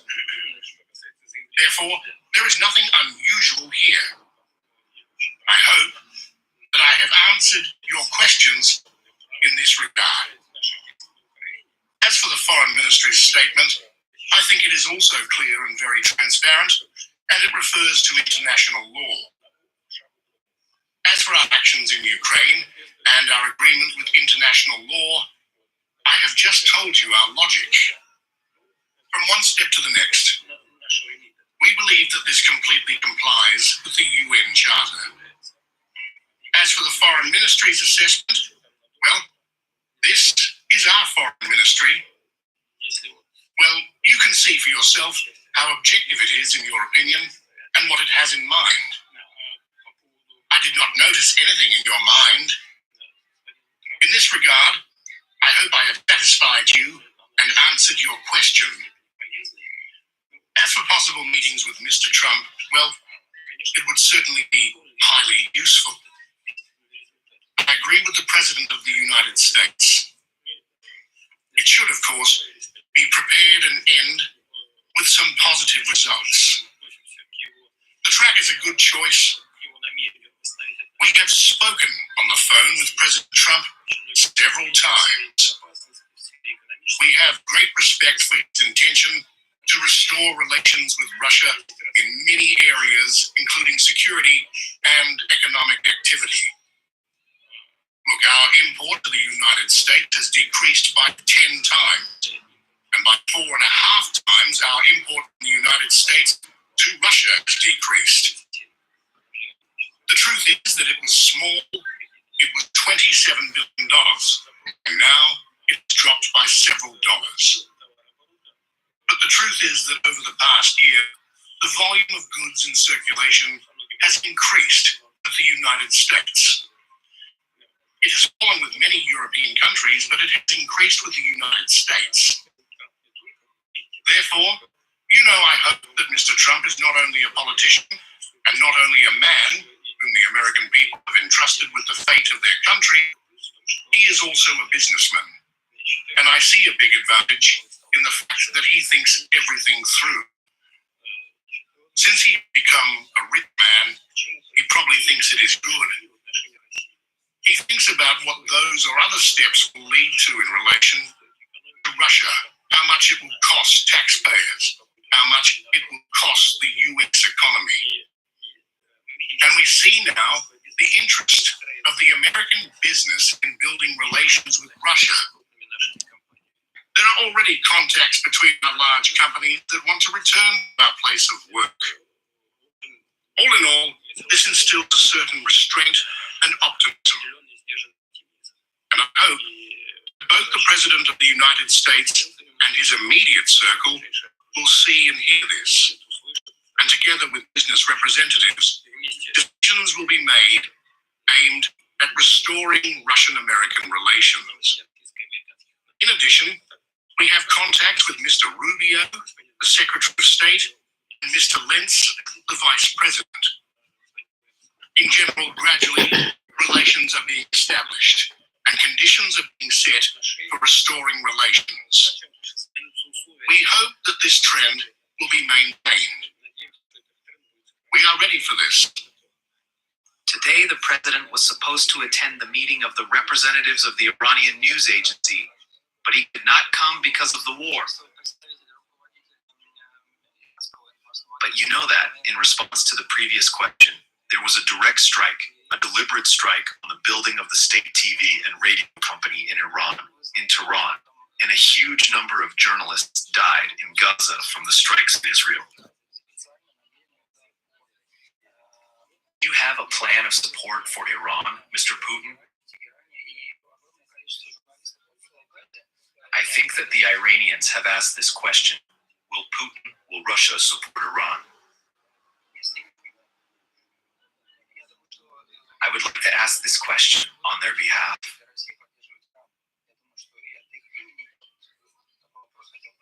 Your colleague has just spoken about the statement of the Russian Foreign Ministry on the events between Israel and Iran. Everything is laid out in our position. I have nothing to add. That is all. We are in contact with our Iranian partners on a permanent basis. We had this contact today, and I think we will have it tomorrow and the day after. We continue our relations. This is the first thing. And the second thing, I have already said this, is that our specialists work in Bushehr. There are 250 people, and the total number can reach 600. And we are not leaving. Is this not support? Well, Iran has not contacted us for other support. But I repeat, we have been given the estimates. Mr. President, I would like to return to my first question. Because we are talking about what is being discussed in German society very actively. Olaf Scholz held a debate on the delivery of the Taurus rocket. When he was chancellor, and now Chancellor Merz has not yet publicly said what happened. If Germany were to deliver the Taurus, how would the Russian Federation react to this? I have already spoken about this. I just didn't articulate it clearly enough. I apologize for what I said unclearly. In general, we know the background of our relations. We know what happened in the 1940s. We know what happened during the Second World War. And we know how much effort was made by the Soviet Union, the Russian Federation, and Germany to heal the wounds of the past. And we managed to do this in many ways. This applies to East Germany, the German Democratic Republic, but it also applies to Western Germany, the Federal Republic. It is enough to remember what Willy Brandt and his party comrades did. Kohl also did a lot. The Soviet Union opposed the division of Germany.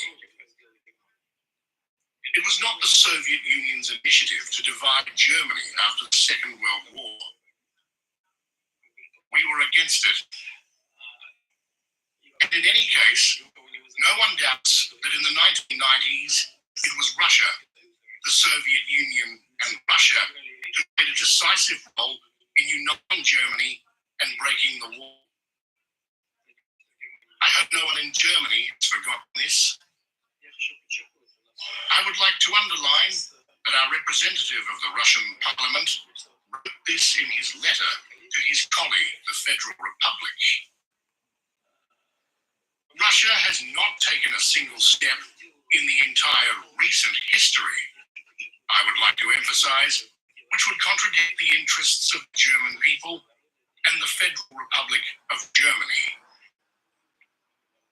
Well, the situation has changed now.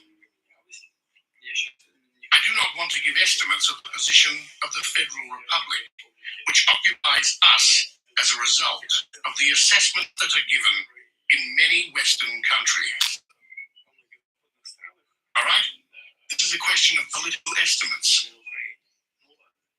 When we see German tanks in Ukraine, not even in Ukraine, but in Kursk, for example, there is no doubt that it is Russian. This is, of course, a different story. And what are Tauruses? These are high precision weapons that Ukrainian servicemen cannot control. They are not able to do this. This is an obvious thing. Everyone knows this. It is impossible to use Tauruses without space reconnaissance. Only Western countries can do this. Teenagers are building businesses with AI, while the only AI you know is ChatGPT. Let's be real. Only German officers can control Tauruses. Does this mean that Bundeswehr servicemen will strike Russian territory with German weapons? What does it mean if the Federal Republic is not drawn into a direct armed conflict with the Russian Federation? This cannot be called otherwise. This is not our choice. We do not want this to happen. But if the leadership of the Federal Republic makes such a choice, all right, we will make use of it. I will not go into details now, but this will certainly cause serious damage to our relations. I say this very gently. But this will not have any impact on the course of hostilities, because the Russian armed forces have a strategic advantage in all areas, in all of them. No matter what anyone says, Our troops advance along the entire line of combat contact every day, more or less, but they advance every day. And further advance, even if Tauruses are used, is inevitable. This means that we will destroy our relations with Russia, and there will be no result on the battlefield. In the end, this is the decision of the German leadership, if it has the mandate of the German people to do so. And you know what is going on there, so I mean on the line of combat contact.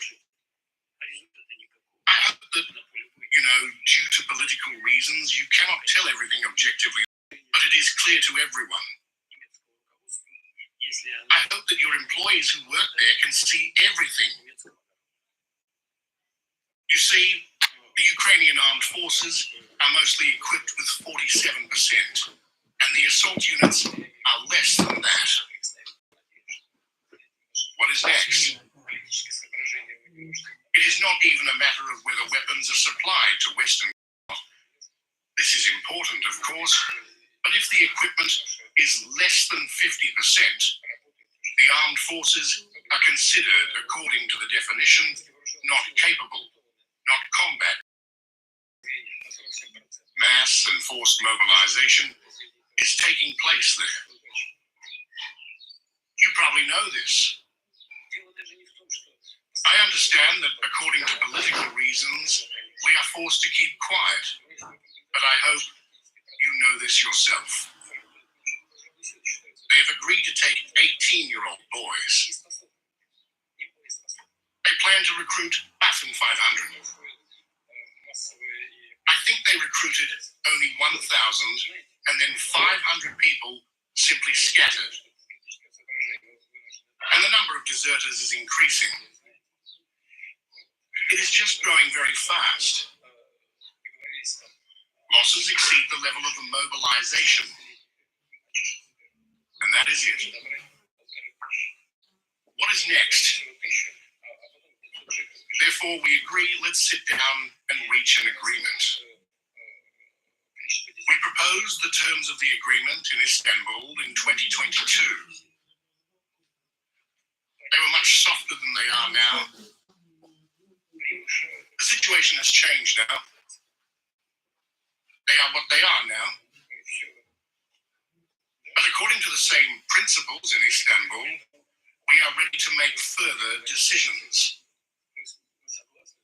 They will not reach an agreement.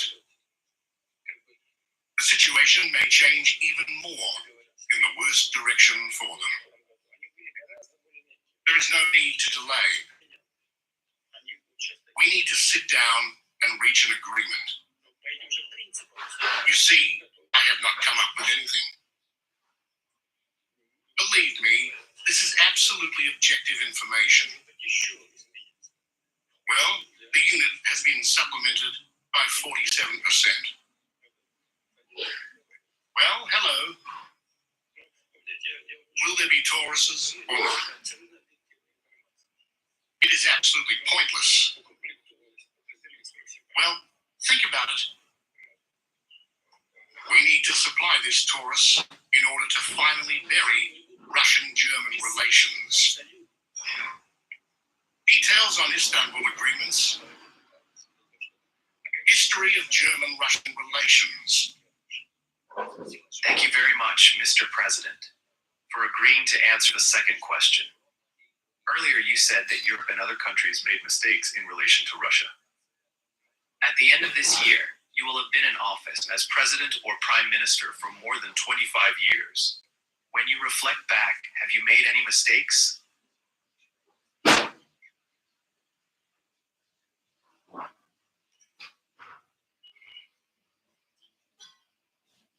Who among you, without sin, will be the first to throw a stone at me?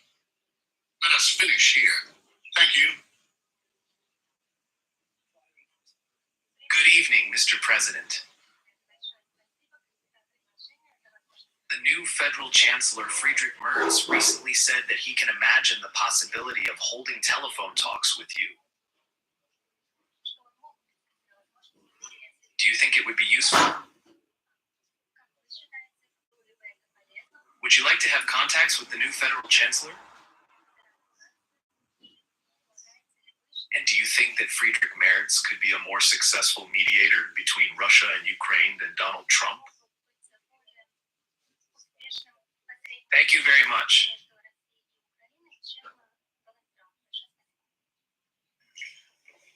If the federal chancellor wants to make a phone call and talk, I have said this many times, we do not refuse any contacts, and we are always open to it.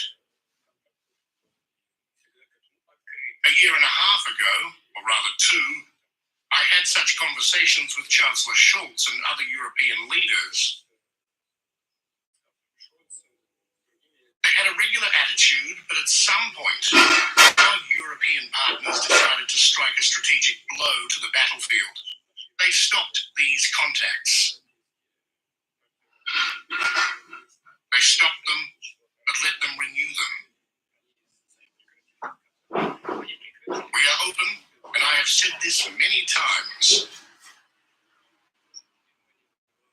Can Germany make a greater contribution than the United States as a mediator in our talks with Ukraine?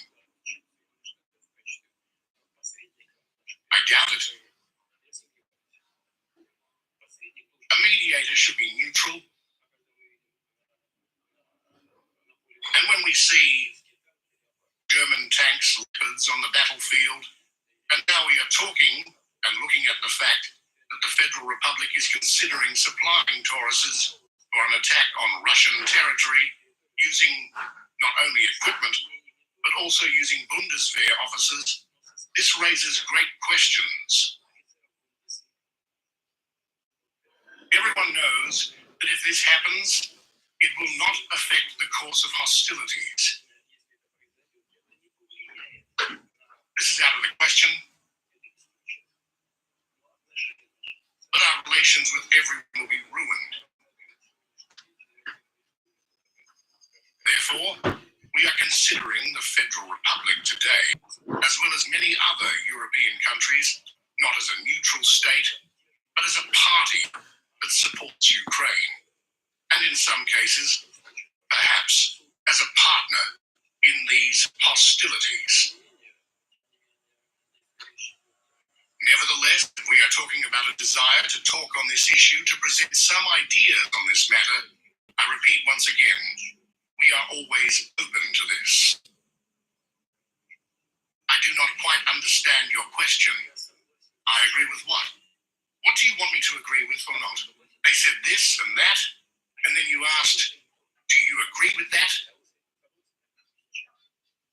Do you agree with either of their statements that it could lead to regime их change? оценками, что это And может привести к Iran should смене prepare режима, for и что unconditional Иран surrender. должен готовиться к безусловной капитуляции. As you know, Russia and I are in contact with the Prime Minister of Israel and President Trump on this issue. We always need to look at whether the goal is achieved or not at the beginning of something. We see that today in Iran, despite all the complexity of the internal political processes, we know about this, and I think there is no point in going deeper, but there is still a consolidation of society around the country's political leadership. This is almost always the case, and Iran is no exception. This is the first point. The second point, which is very important, and everyone is talking about this, I will only repeat what we know and hear from all sides. These underground plants exist. Nothing has happened to them. In this regard, I think it would be right for all of us to look for ways to end hostilities and find ways to reach an agreement with all participants in this conflict in order to ensure the interests of Iran, on the one hand, on its nuclear activities, including peaceful nuclear activities, of course,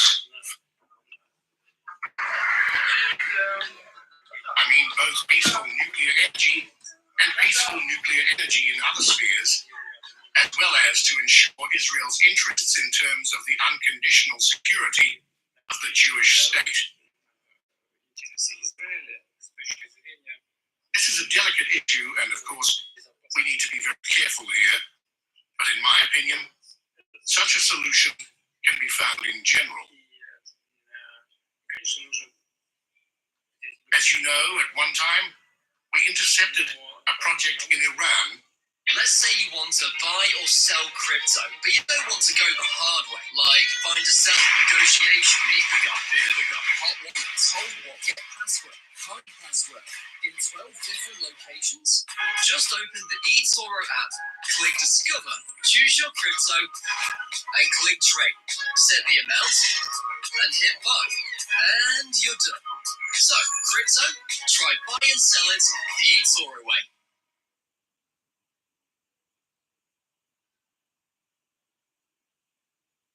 And this unit is working, and it is working successfully. We have signed a contract for the construction of 2 more units. The work is underway, and our specialists are on site.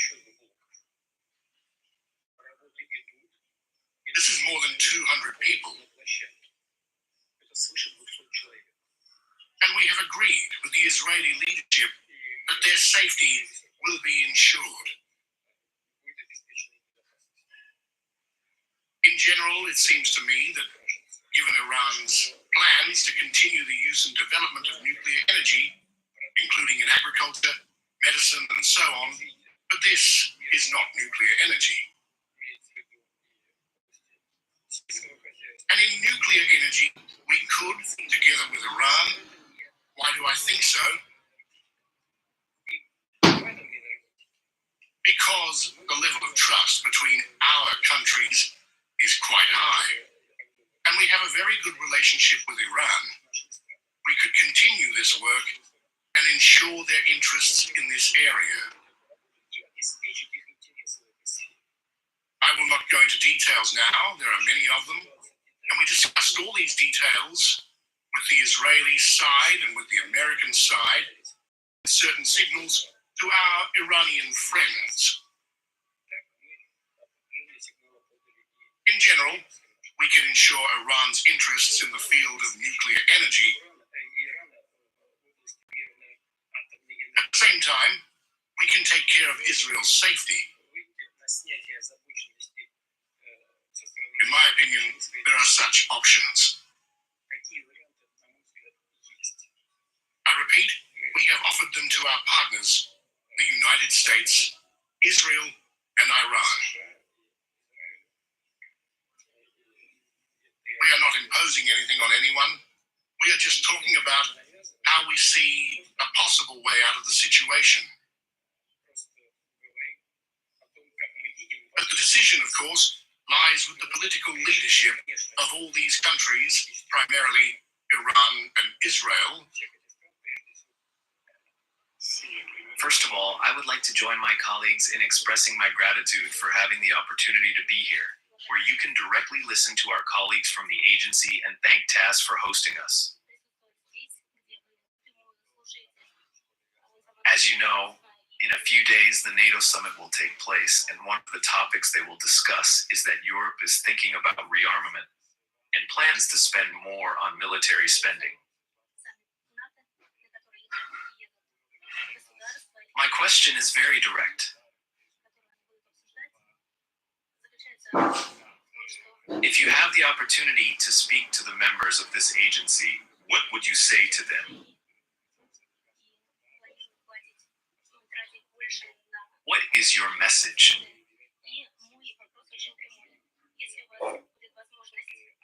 What is the task? Do you consider such a NATO rearmament a threat to Russia?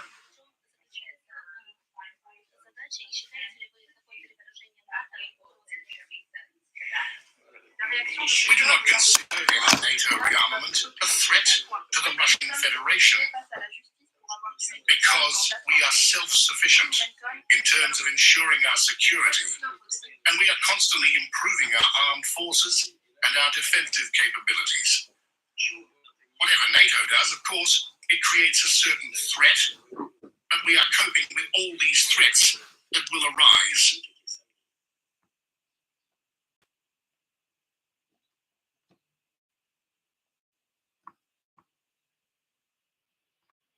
Do not make any sense. This is the first point. The second point. You know, for centuries, unfortunately, this is how I can fully affirm this. For centuries in the West, all the time, not all the time, but from time to time, there has always been a question of a threat from Russia. It was so convenient for the Western elites to build their own internal policy, because on the basis of a possible threat from the East, it was always possible to extort money from taxpayers and to explain one's own economic mistakes with a threat from the East. If you look at historical books, we will come to the conclusion that from time to time, this issue has always been raised. It is clear that today's crisis in relations between Russia and Western Europe began in 2014. But the problem is not that Russia annexed Crimea, but that Western countries contributed to the coup d'etat in Ukraine. You know, we have always heard that it is necessary to live by the rules. By what rules? But what kind of rule is it when three states, France, Germany and Poland, came to Kiev and, as guarantors, signed a paper on the agreements between the opposition and the authorities headed Yanukovych? Three states signed it, including the Minister of Foreign Affairs. A colleague, Federal Republic of Germany, is looking at me. Mr. Steinmeier was then the Minister of Foreign Affairs. It was his signature. In a few days, the opposition carried out a coup d'etat, and no one even sneezed.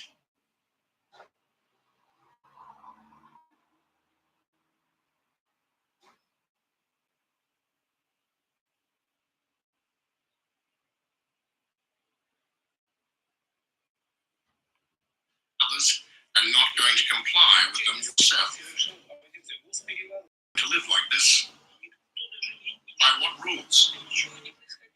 This is where the crisis began, not because Russia acted from a position of power. No, it was those people whom we call partners, until recently, who started acting from a position of power. And the former Deputy Secretary of State, Ms. Zvonopoulos, said frankly, we spent $5 billion. Why are we leaving now? We are not going to leave. We spent $5 billion on the coup.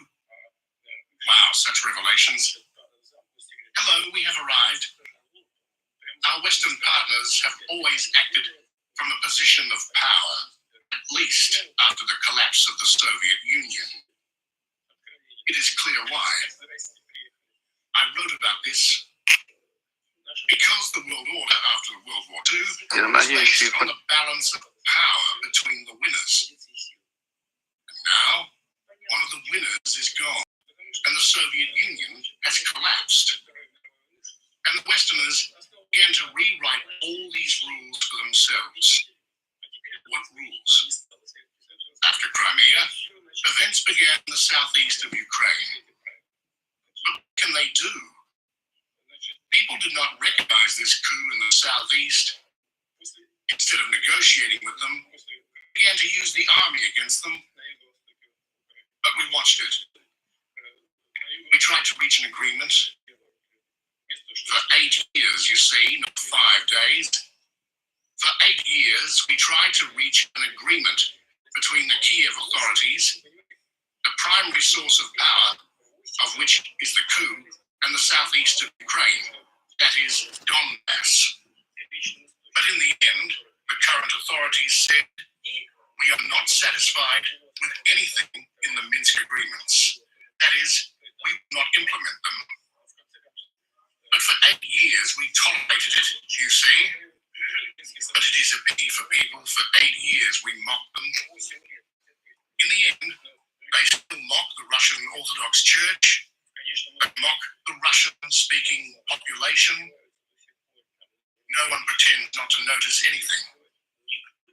In the end, we decided to put an end to this conflict. Yes, using our armed forces. What does this mean? Are we going to attack Eastern Europe?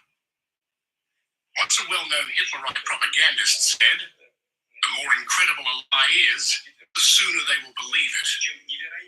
This legend that Russia is going to attack Europe, the NATO countries, is the most incredible lie that they are trying to make the population of Western European countries believe.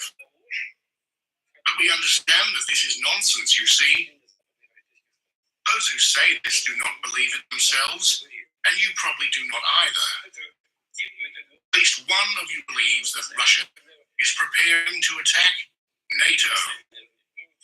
What is this? You know that NATO countries are now spending 1.4 trillion on arms.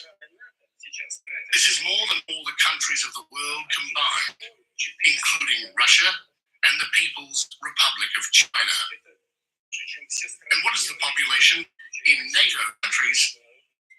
$300 million, $340 million. Russia has about 145, 150 million now.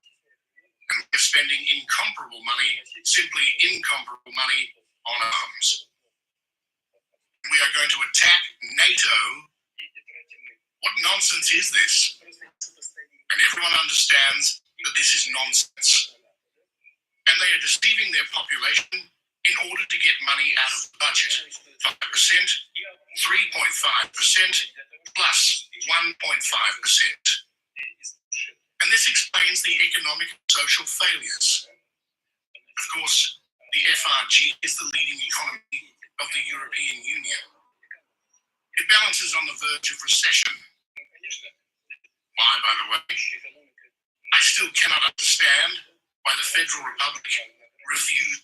Comment je peux trouver des nouveaux clients avec le tout petit budget que j'ai? Money from us up to $400 million a year.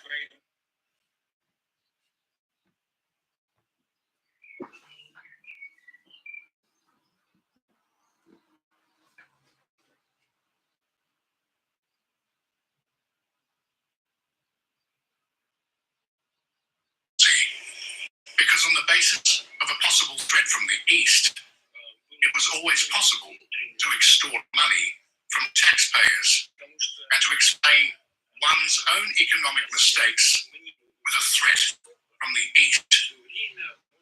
If you look at historical books, we will come to the conclusion that from time to time, this issue has always been raised.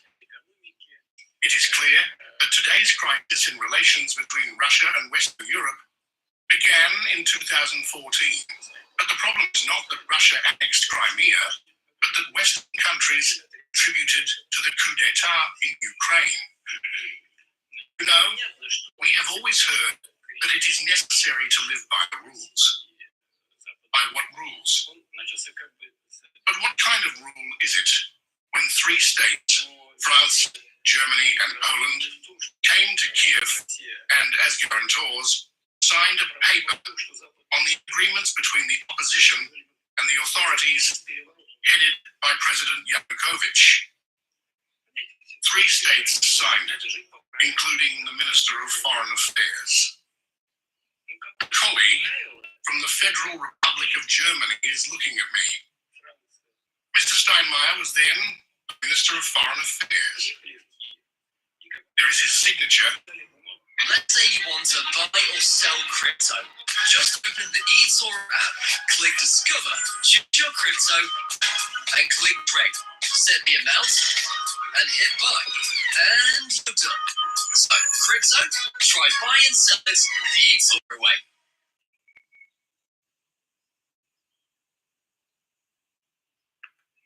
Franchement, pourquoi personne n'en parle. C'est des trucs les plus pratiques que j'ai découverts pour voyager, surtout quand je sors de l'Europe. Ça s'appelle une eSIM. C'est comme une carte SIM classique, sauf que celle-ci est digitale. Moi, j'utilise Deralo. Tu choisis ton forfait avant de partir, tu l'installes en 2 minutes et t'as Internet dès que t'atterris. Le tout sans avoir besoin de retirer sa carte SIM normale. Il couvre plus de 200 destinations dans le monde. Tu peux prendre quelques géos ou un forfait illimité selon tes besoins. C'est aussi simple que ça.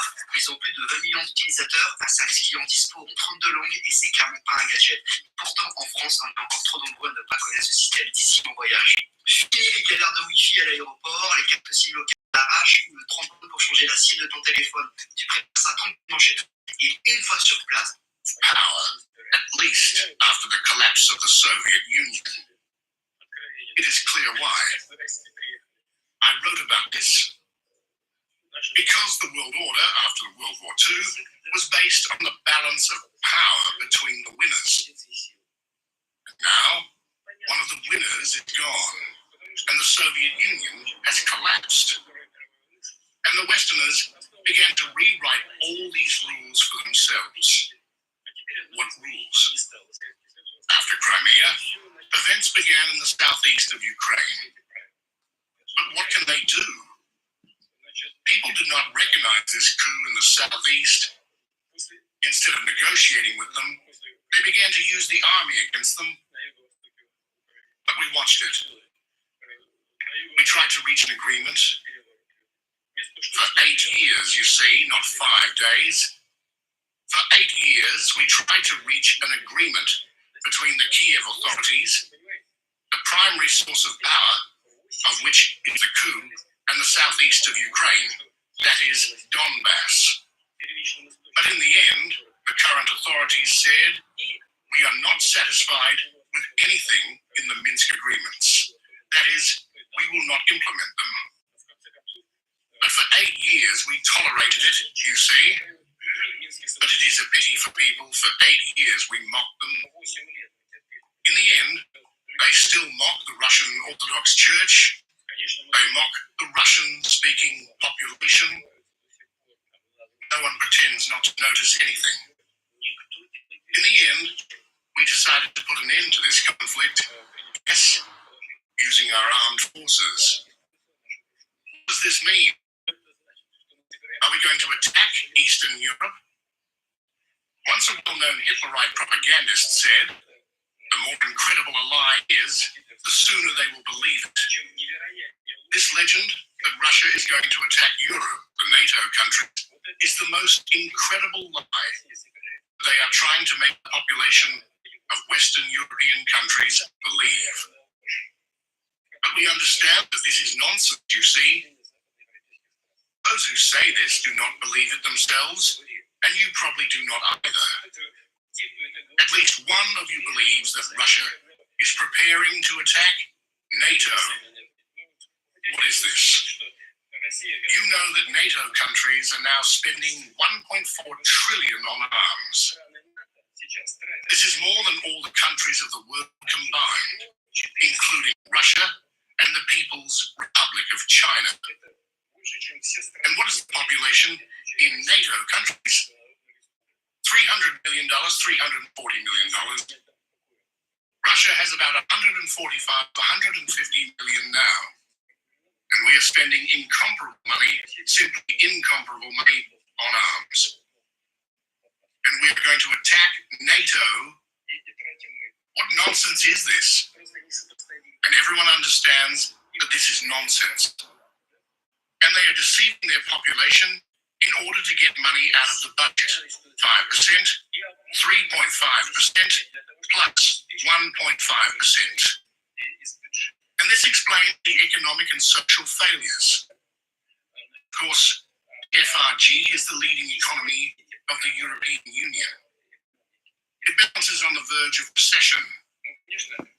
Why, by the way? I still cannot understand why the Federal Republic refused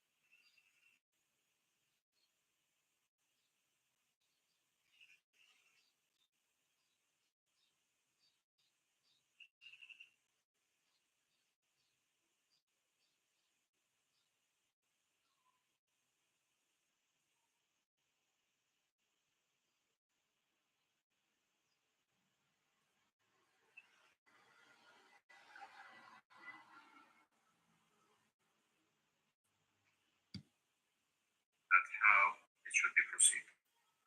Final question from IRIB, if we can hand over the microphone.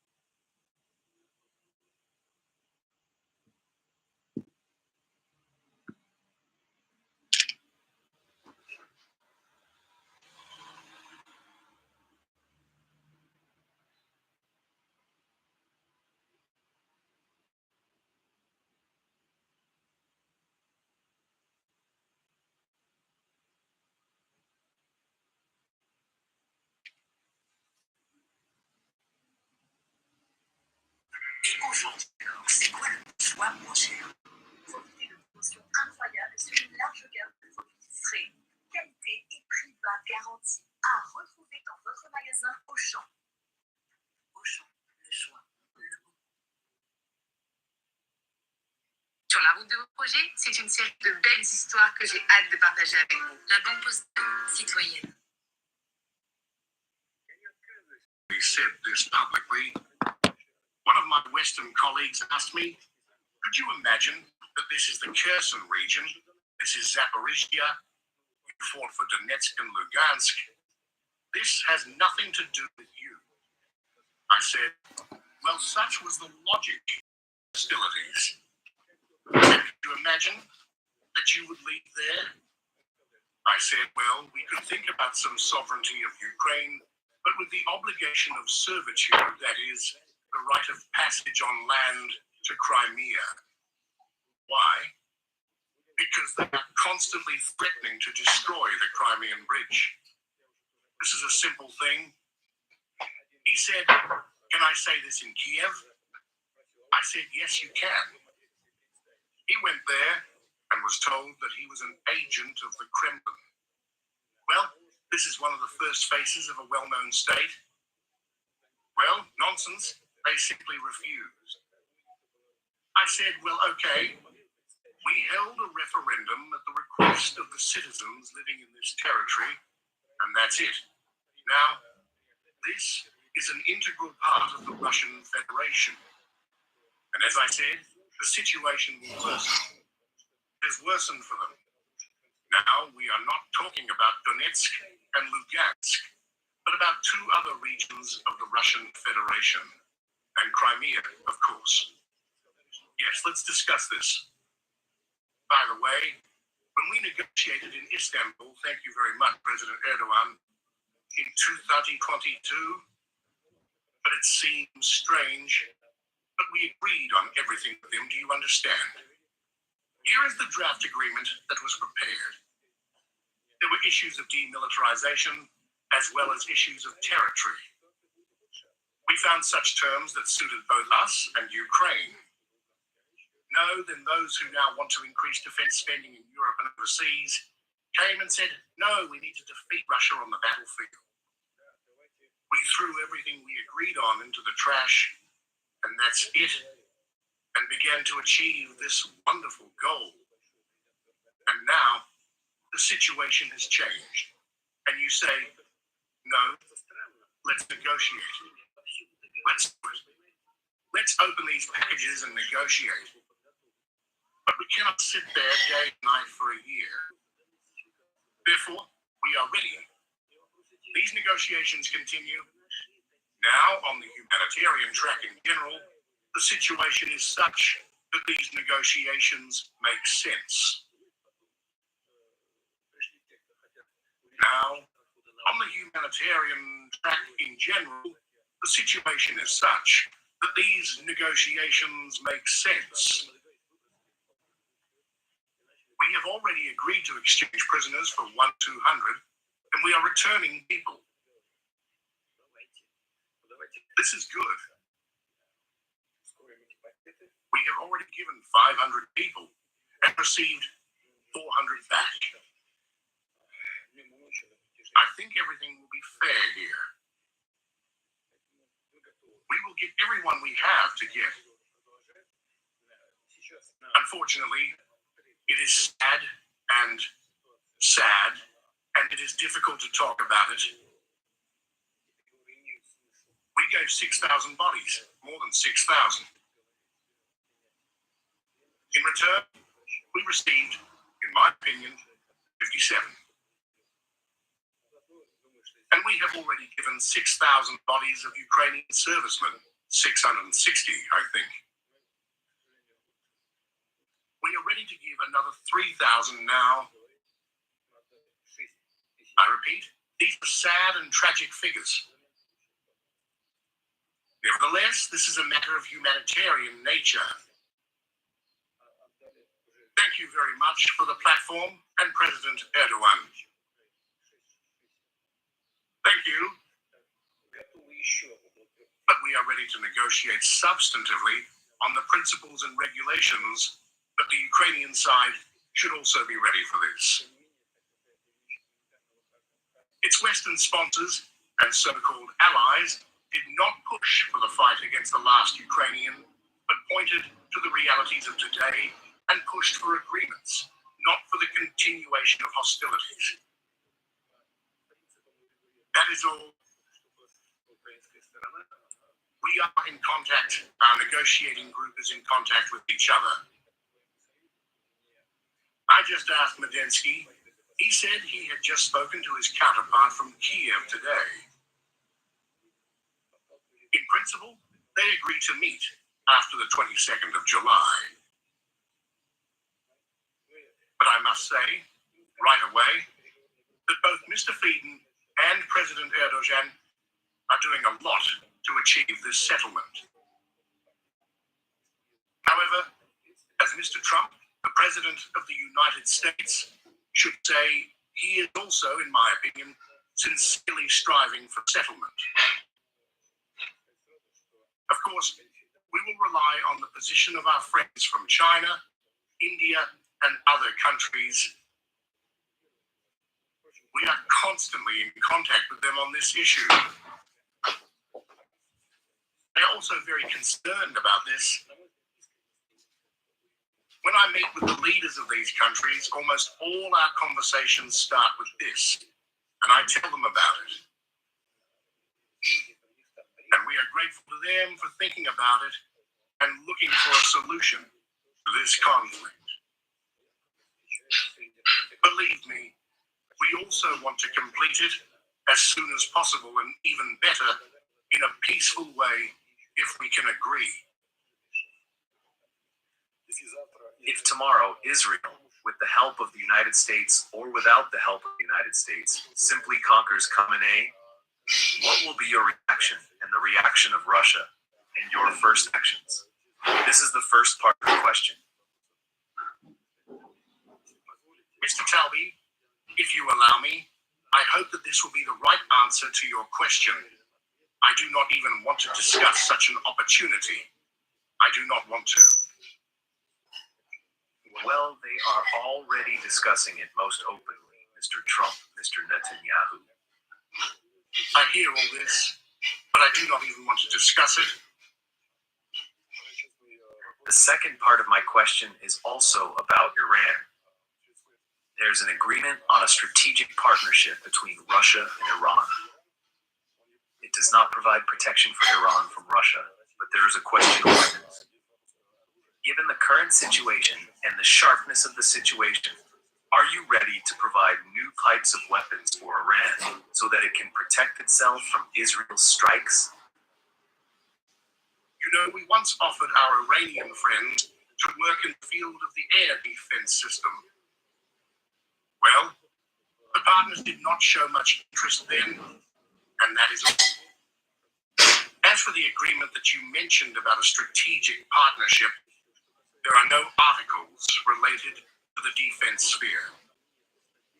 This is the second point. And the third point is that our Iranian friends do not ask us to do so. So there is practically nothing to discuss. If I'm not mistaken, you have a modified S-300 and a modified S-200. So Russia played a role in protecting Iran in terms of air defense. This is not quite the case.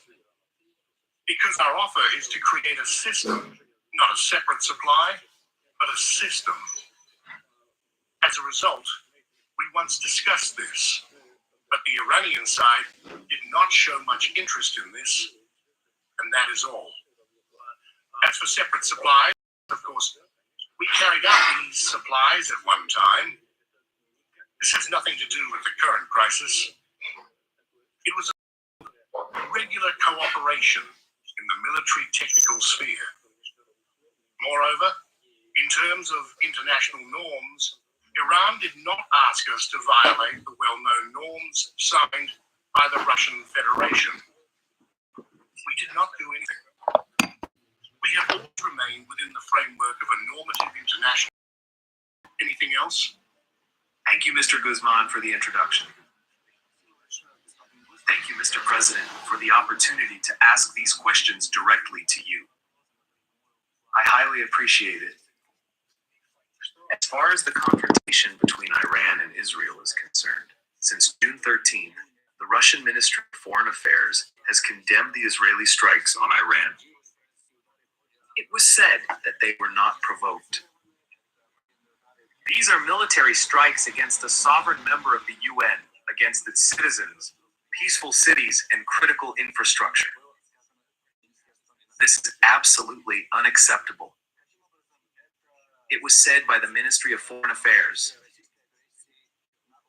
in relation to Russia's continued aggression in Ukraine yesterday.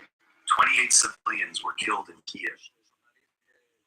Our journalists saw how a Russian missile destroyed an entire city block. How do those positions reconcile themselves? Do you have any plans to meet President Trump, or maybe to have a telephone conversation with him? As for our actions in Ukraine, I have just told your colleague from Turkey in sufficient detail, answering his question. Therefore, I think it would be pointless to repeat it. We believe that we did not start military actions in Ukraine, but we are trying to end them.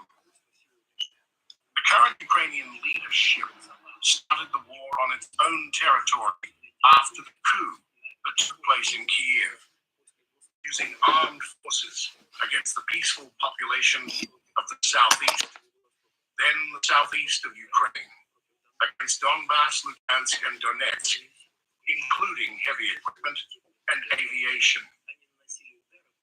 They attacked the residential areas. For some reason, no one wants to remember this today, but it was this incident that led to the current armed conflict between Russia and Ukraine. This is the first point. The second point is that if your journalists had seen how our missiles destroyed entire residential areas, they would hardly have been able to say anything to you about it. They would not have survived. If they had seen something, they would have seen it from the outside. The attack was not on residential areas, but on the facilities of the defense and industrial complex, on the factories that produce military equipment. This is what we are doing. We are not keeping any secrets here. One of the goals of the special military operation is to demilitarize Ukraine. That is, to deprive it of its capabilities and to have armed forces that threaten us. To do this, we must either reach an agreement with them, and we agreed on this during the Istanbul agreements in 2020. We also agreed on the size of the armed forces that Ukraine might have. But then, thanks to the efforts of the Western allies of Ukraine, they threw these agreements into the trash, as I said, and decided to fight us to the last Ukrainian and to a complete strategic victory. This is not possible. Therefore, instead of peaceful agreements, we are forced to achieve this goal with the help of the armed forces, namely demilitarization. We will not allow Ukraine to have armed forces that threaten the Russian Federation and its people. Your journalists have seen these blows. And of course, if we do not reach an agreement peacefully, we will achieve our military goals. Therefore, there is nothing unusual here. I hope that I have answered your questions in this regard.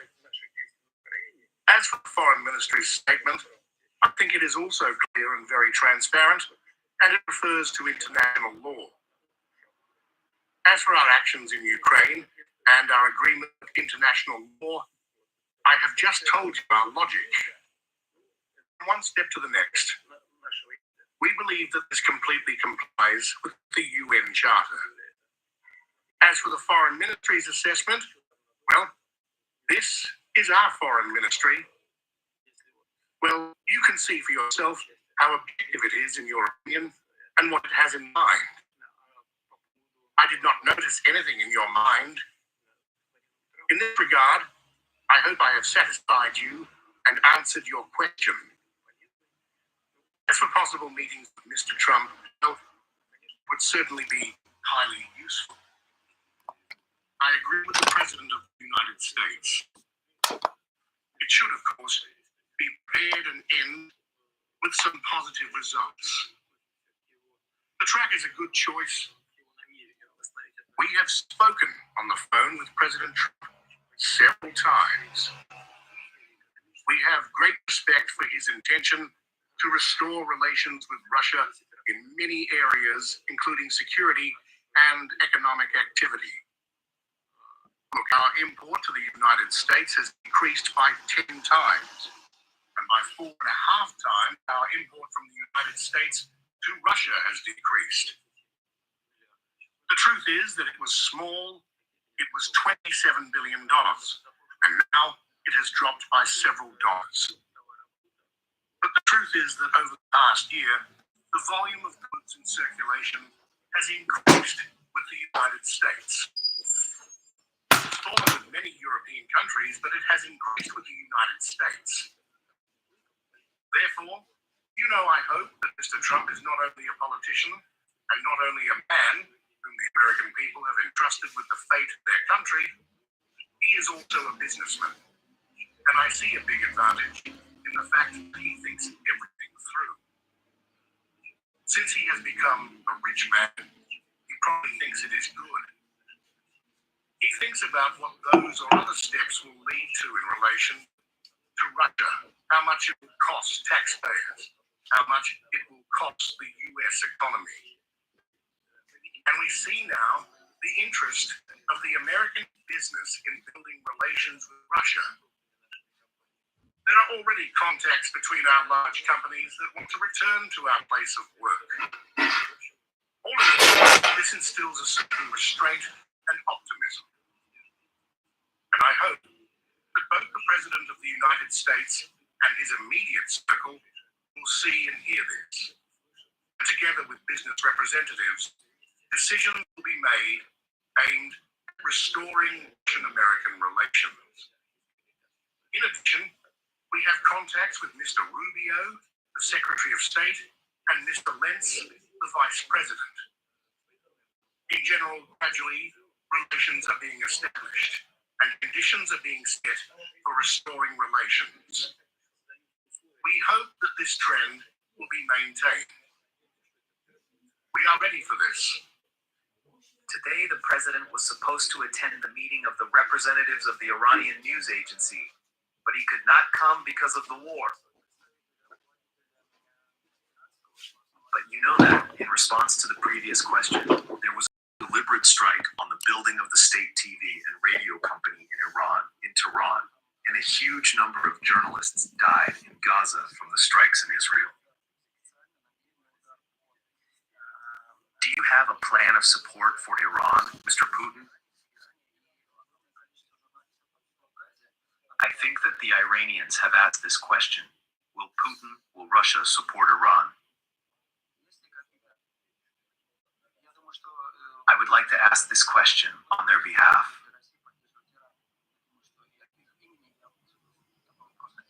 Look, your colleague has just spoken about the statement of the Russian Foreign Ministry on the events between Israel and Iran.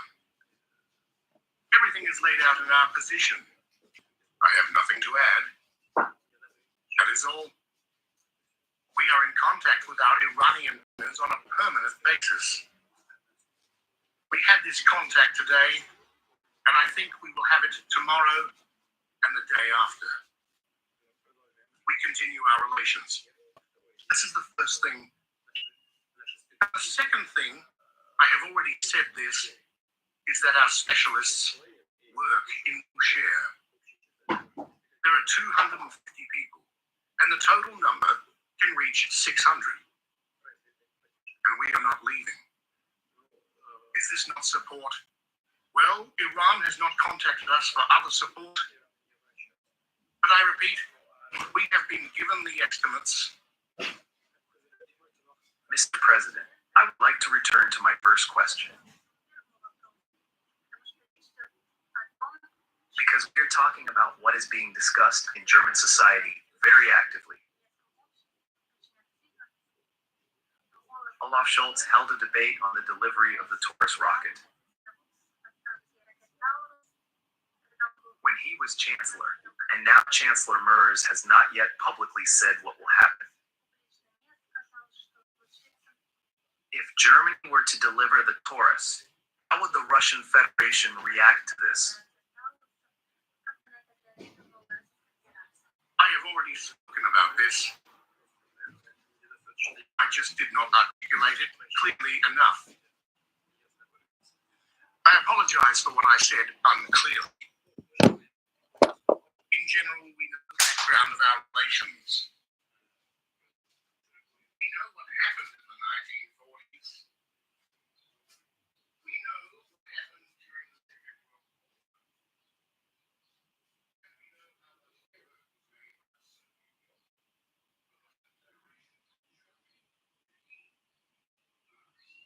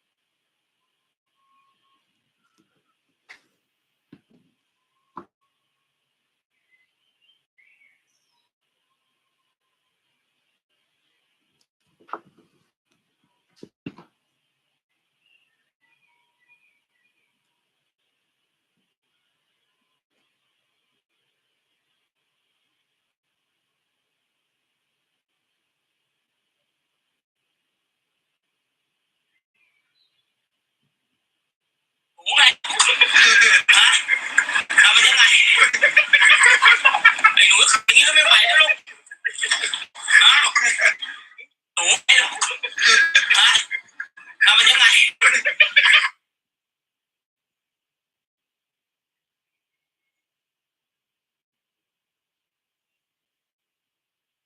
Self-declare myself as the new man of Africa. I have no business as to what happened to the rest of the world, but you see, I have every interest in what happened in the rest of the world, as though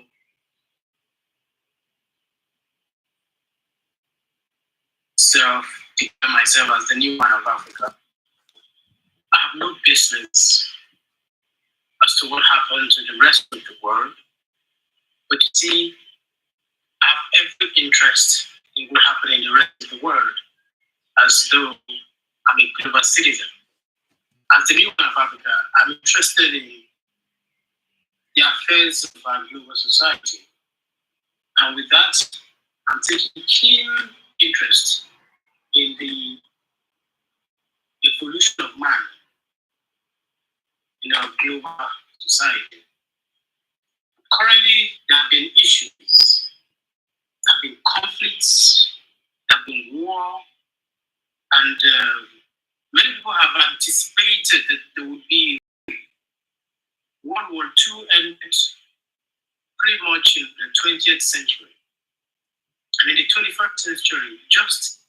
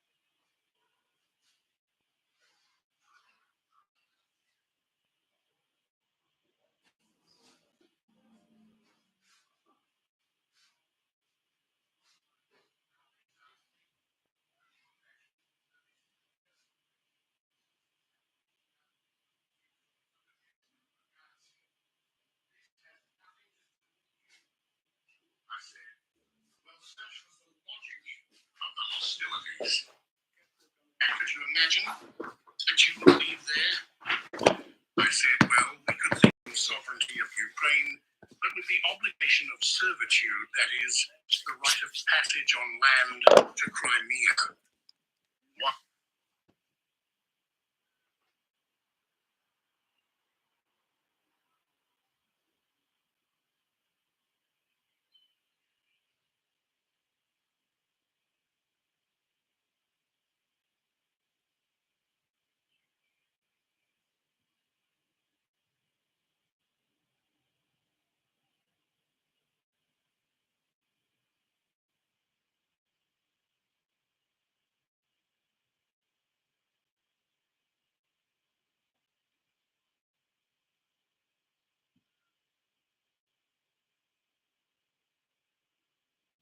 The hostilities.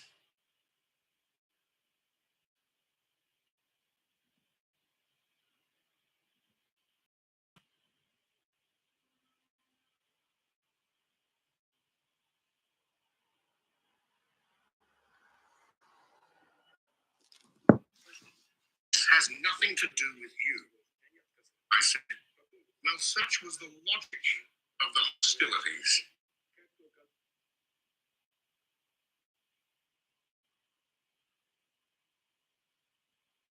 And could you imagine that you would leave there? I said, well, we could think about some sovereignty of Ukraine, but with the obligation of servitude, that is, the right of passage on land to Crimea. Why? Because they are constantly threatening to destroy the Crimean Bridge. This is a simple thing. He said, can I say this in Kiev? I said, yes, you can. He went there and was told that he was an agent of the Kremlin. Well, this is one of the first faces of a well-known state. Well, nonsense. They simply refused. I said, well, okay. We held a referendum at the request of the citizens living in this territory, and that's it. Now, this is an integral part of the Russian Federation. And as I said, the situation will worsen. It has worsened for them. Now we are not talking about Donetsk and Lugansk, but about two other regions of the Russian Federation, and Crimea, of course. Yes, let's discuss this.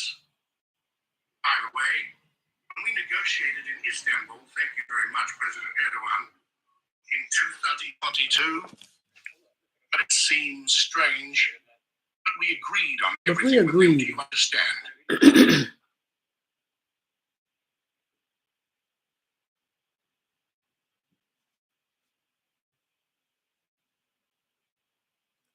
Now, this, since I was a boy, I have always rushed even in movies.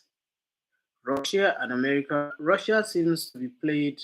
Russia is seen as the antagonist and U.S. protagonist. Russia is looked at upon as the villain in the movie, in the story of U.S.-Russia war rivalry, and America is looked upon as the heroes. Right now, how did we get here? How did we get where Putin is always seen as Hitler of our time, and any American president is looked upon as the savior of our time? Now, I want to take you down this journey of this story.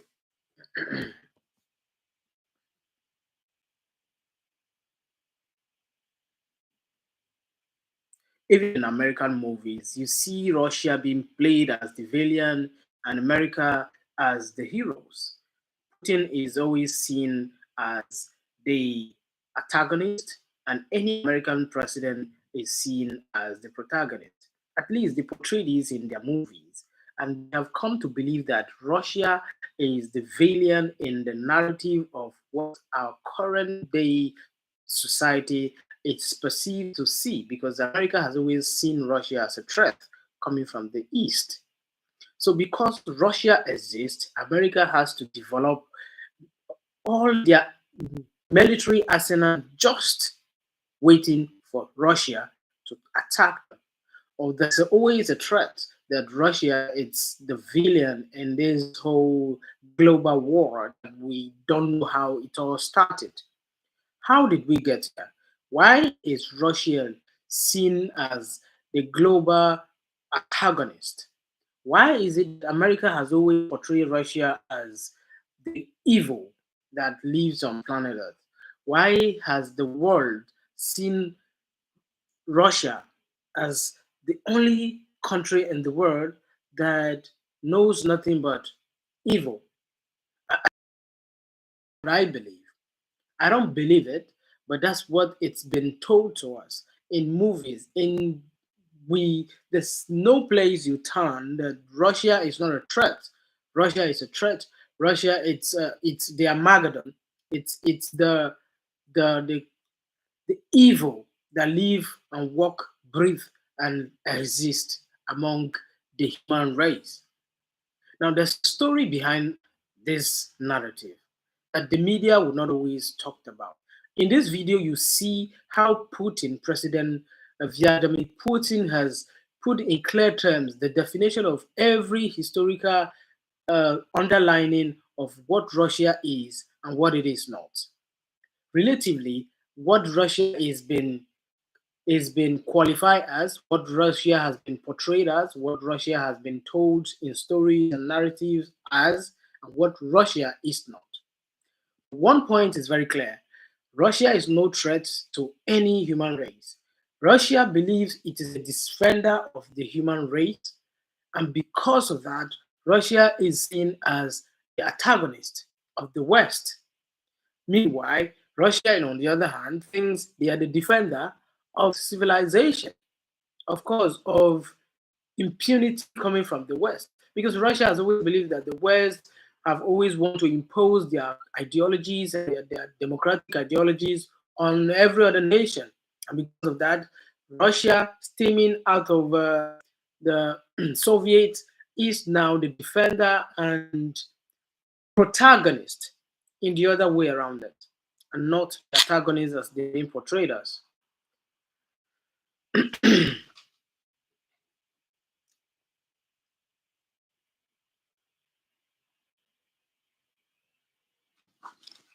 American movies, you see Russia is played as America.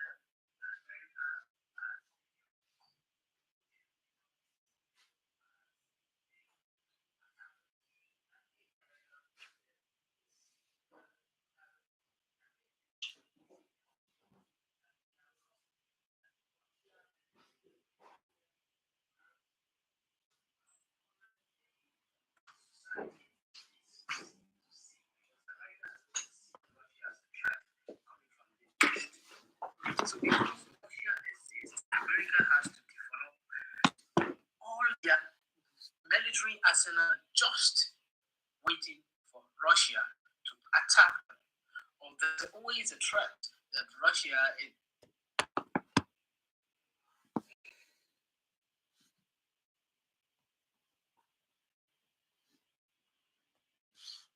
Even in American movies, you see Russia being played as the villain and America as the heroes.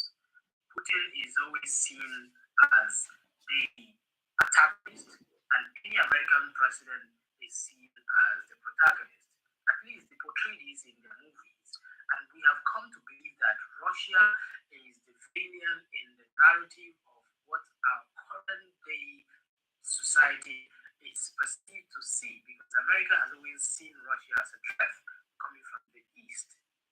So because Russia exists, America has to develop all their military arsenal just waiting for Russia to attack them. Or there's always a threat that Russia is.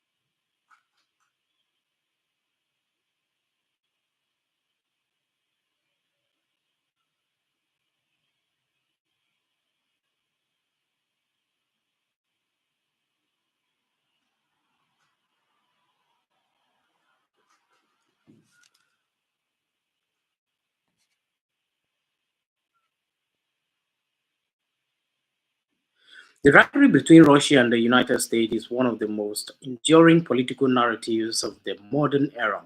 It transcends military strategy, foreign policy, and economic competition, deeply embedded in itself, embedding itself in cultural imaginations, especially in Western media and entertainment.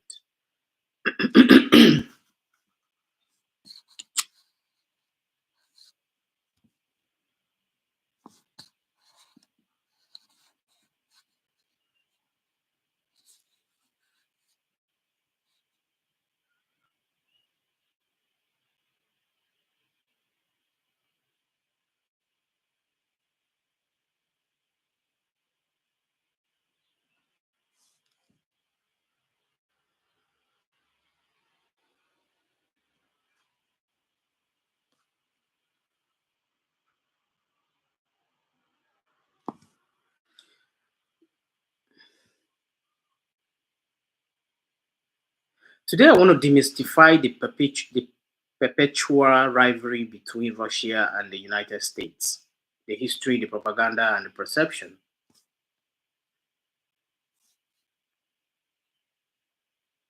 On this video, I want to demystify the perpetual rivalry between Russia and the United States, its history, the propaganda, and the perception. So stay with me on this video. First, let me start with the cultural and strategic myths that have surrounded the story around Russia as a threat. The rivalry between Russia and the United States is one of the most enduring political narratives of modern era. It transcends military strategy, foreign policy, and economic competition, deeply embedding itself in cultural imagination, especially in Western media. As the Ecept rightly observes, American pop culture, especially Hollywood, often cast Russia as the villain and America as the hero, reinforcing a binary worldview. The free West versus the authoritarian East. This dichotomy has helped this dichotomy has helped sustain an atmosphere of mutual suspicion, reinforcing public acceptance of expensive military budgets, proxy conflicts, and ongoing ideological competition. But this is the mist. This dynamic is far more complex than simple antagonism. But this dynamics is far more complex than simple antagonism. To understand the modern US-Russia rivalry, we must trace its roots in Cold War history. Analyst has To understand the modern Russia-US rivalry, we must trace its roots in Cold War history, analyze its media expression, examine the real politic motives, and assess how perceptions has shaped this policy. Historically, the ideological origin of capitalism versus communism is one foundation of this rivalry. Ideologically, the origin of capitalism versus communism is the foundation of this rivalry. Following World War II, the US and the Soviet Union emerged as superpowers with fundamentally incompatible worldviews. Following World War II, the US and the Soviet Union emerged as superpowers with fundamentally incompatible worldview. The US promoted liberal democracy and free market. The USSR championed state socialism and centralized control. The dichotomy wasn't just ideological, it became institutionalized in NATO versus the Warsaw Pact, propaganda, machineries, and proxy wars, Korea, Vietnam, Afghanistan, etc. Now, there is another tweet, the nuclear deterrence and the arms race, which in this case is spun out of the World War II. The Cold War ushered in unprecedented arms race, including the development of thousands of nuclear warheads. Each side viewed the other as an existential threat. Both the US viewed the Russian as an existential threat, and Russia as well view the US as an existential threat, leading to military-industrial complex that persists to this day. What is the fall of the USSR? Is it temporary or temporal? With the collapse of the Soviet Union in the 1990s, there was a brief moment when US-Russia relations seemed poised to normalize. However, NATO expansion, US intervention, and Russia internal struggle led to residual mistrust and feeling.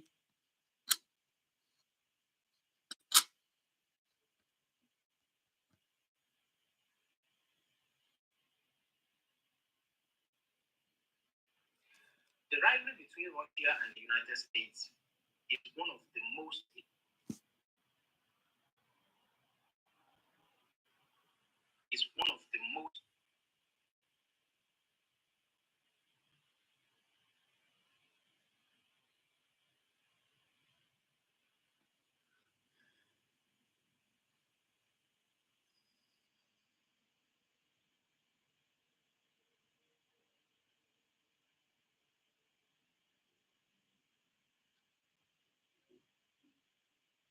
on this to demystify the perpetual rivalry between Russia and the United States, its history, the propaganda, and the perception. So stay with me.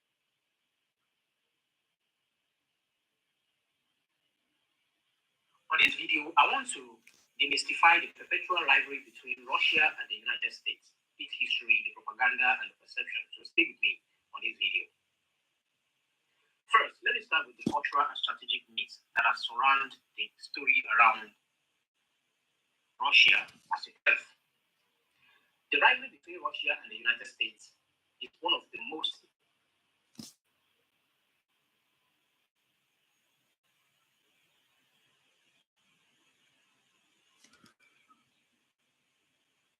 in this excerpt, as the excerpt right, I would say the American pop culture, especially Hollywood,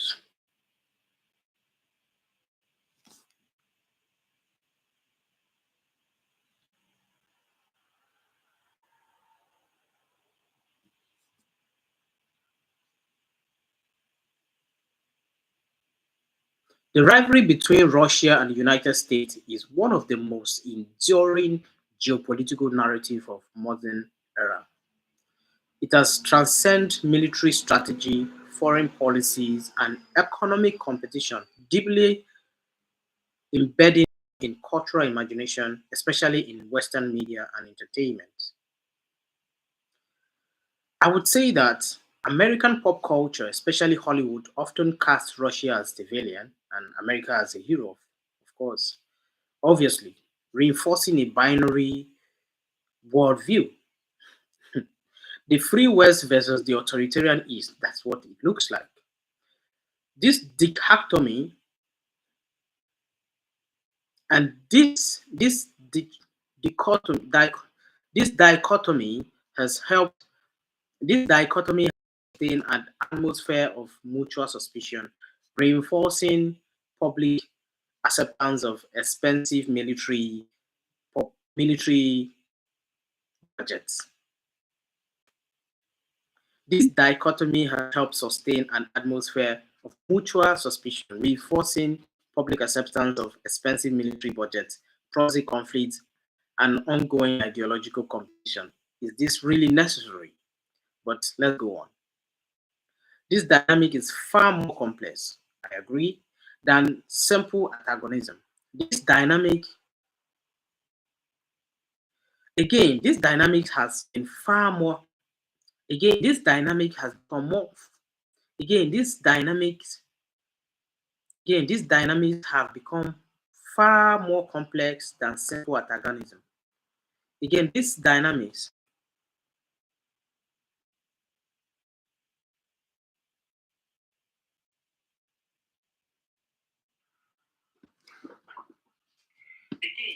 has been far more than simple.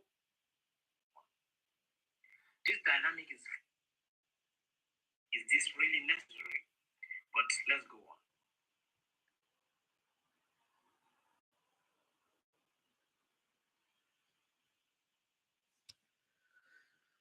But this this dynamic has become far more complex than simple antagonism, antagonism, antagonism, antagonism, antagonism.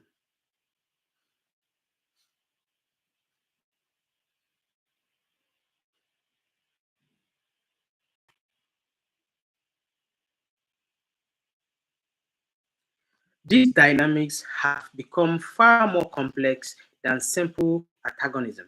To understand the modern US-Russia rivalry, we must trace its roots in Cold War history, analyze its media expression, examine the real politic motives, and assess how perceptions shape this policy.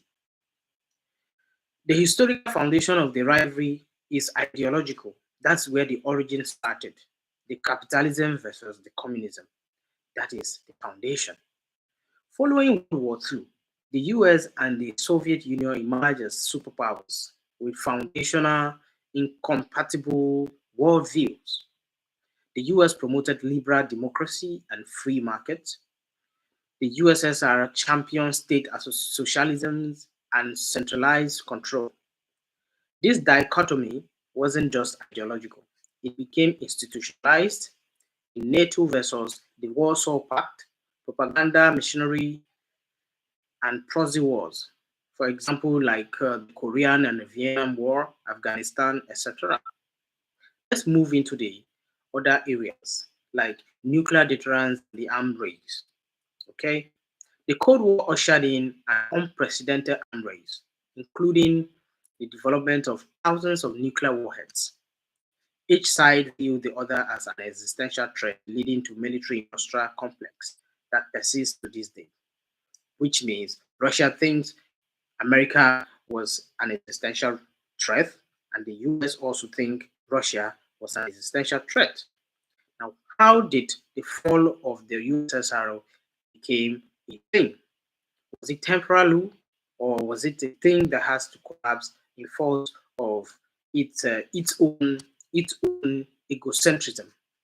With the collapse of the Soviet Union in the 1990s, there was a brief moment when the US-Russian relations seemed poised to normalcy. However, NATO expansion of the US intervention and Russia's internal struggle led to residual mistrust and feelings of betrayal in Moscow.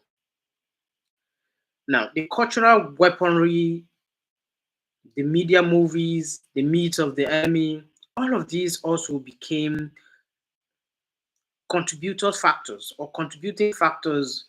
to the narrative of Russia. Let's take Hollywood, for instance. Hollywood Cold War legacy. Films like Rocky vs. Red Dawn, The Hunt for Red October, The Golden Eye perpetuated an image of Russians as cold, calculating, and dangerous. Okay, this is what they portray in the movies. This portrayal wasn't accidental. They reflected and reinforced public fear during periods of heightened geopolitical tension. And now let's talk how Putin gets involved. President Vladimir, President Vladimir Putin as the villain architect. Since Vladimir Putin's rise to power in 2000, his image in the Western media has been carefully constructed. The strongman, KGB operative, the authoritarian, etc., etc., etc. The Western media has continued to portray Mr. Putin in this light. And that is how his legacy has become embedded in Western media. He's regularly depicted as the manipulative, aggressive, and impervious to democracy. He's regularly depicted as manipulative, aggressive, and impervious to diplomacy. Is this really true? Meanwhile, the US president, regardless of party, are portrayed as defenders of the free world, even when engaging in controversial wars of policies. Now, the Western narrative dominance has created an imaginary image of Russia and its leadership as the most dangerous nation under the surface of Earth. Let's talk about the, the narrative of the Western media and its dominance in global views. The Western narrative dominance in the global views, with the US dominating global media, the American narrative became the default international perspective. Why so? Because America has the largest economic strategy and power to be able to dominate the media space all across the world. So every worldview about US versus Russia, Russia is the bad guy. Russia, lacking comparable soft power, is consistently reactive in shaping its global image. So Russia also, because Russia does not do much to counter this narrative perspective or perceptions, no, it doesn't. So that has also helped the US to solidify its portrayal of the Russian as the villain in each and every of its propaganda. Geopolitically, the reality is that the threat of Russia is not real, it's manufactured. Russia is just a regional power. But why Russia is militarily formidable, it has a smaller economy than Italy, and it is not a global superpower. And it is not a global superpower it was once. While Russia is militarily formidable, it has a smaller economy than even Italy, and is not the global superpower it once was. The idea that Russia is a looming global threat allows the US to 1. Justifies increased defense spending, which Russia has classified as extortion of taxpayers' money. Russia could be right. That's what Putin has said severally. 2. Maintain NATO unity. Because Russia exists, the US want to often maintain its dominance and control over NATO, because now they force the United Nations to see NATO as a defensive mechanism or defensive power that will stand against Russia. Now, is Russia really a threat? Is real? Would there be a time that Russia will attack NATO? NATO is a combination of Western Europe countries and Eastern European countries. This is a lot of territories here to cover. How can Russia attack NATO states? Is this even conceivable? But this has been the US strategy to keep NATO under its influence. Now, intervening in Eastern Europe of deterrence. This is what the US has used NATO to achieve.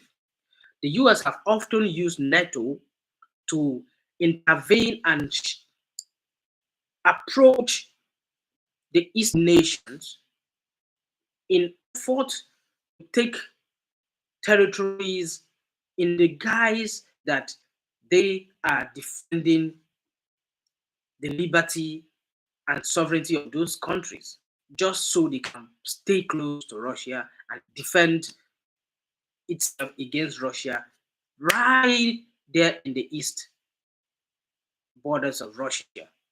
And Russia has always said, no, you have no right to come towards the Eastern European countries. You are all far away from the other continent. How should you get here to come stay here in the name of being a defender? But the US has always justified this, right? Now, this is a US strategy. It is a calculation. The US has vested interest in portraying Russia as an aggressor. Why? Because it legitimizes foreign policies, interventions, example, the Ukraine and Syria. It keeps European allies aligned under US security leadership. The US wants to always be in power to control all other nations, Russia. So Russia has always opposed the US. Because of this, the US has always used Russia as a threat to define and make policies that would bring and unite all other smaller states and countries in terms of economic value to align with its security policies and leadership. These have also served as a unifying external threat during internal political division. This is all the strategic, manipulative use of NATO by the US. Now, how has Russia responded to all of this? Russia responds hard power and disinformation. This is the position of Russia. Russia believes that the world is being disinformed, misinformed by the US. And the US itself has been extorted for so many years, shortly after the World War II, by the US leadership. The American leaders have often, because of the threat perceived from Russia, extorted, exaggerate budget, infuse budget, inflame budget in terms of military and defense, just to obtain and extort money from its taxpayers.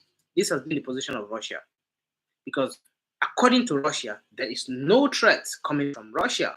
Russia is just a nation that is ready and self-sufficient to defend itself against any foreign alien or any foreign attack. But that does not mean Russia has a standby budget each time to defend itself against or to attack the US or any other nation. Let's progress. Russia has leaned into its role as a challenger of the Western world order. Of course, for so many years that this narrative has went on, Russia has, of course, leaned. We are the challenger. We have to be prepared as well. Now, this is making the imagination of this self-destructive narrative becoming a reality. It has used cyber tactics, energy diplomacy, and military interventions to push back, notably the annexation of Crimea in 2014, support for Assad in Syria, alleged interference in US and European elections. This is very funny. So the US have often said that if election goes wrong in the US, Russia has interrupted the elections or intervened in the election. Now, this has been an assertion that is creating disinformation. Of course, this is what Russia believes, right? This also can be seen as a psychological warfare and mutual demonization, creating the other. Now, each side sustains its narrative by constructively and morally creating an inferior notion or superior notion and pushing that notion to the public. The US Russia is authoritarian expansionist. US Russia is, according to US, Russia is authoritarian expansionist.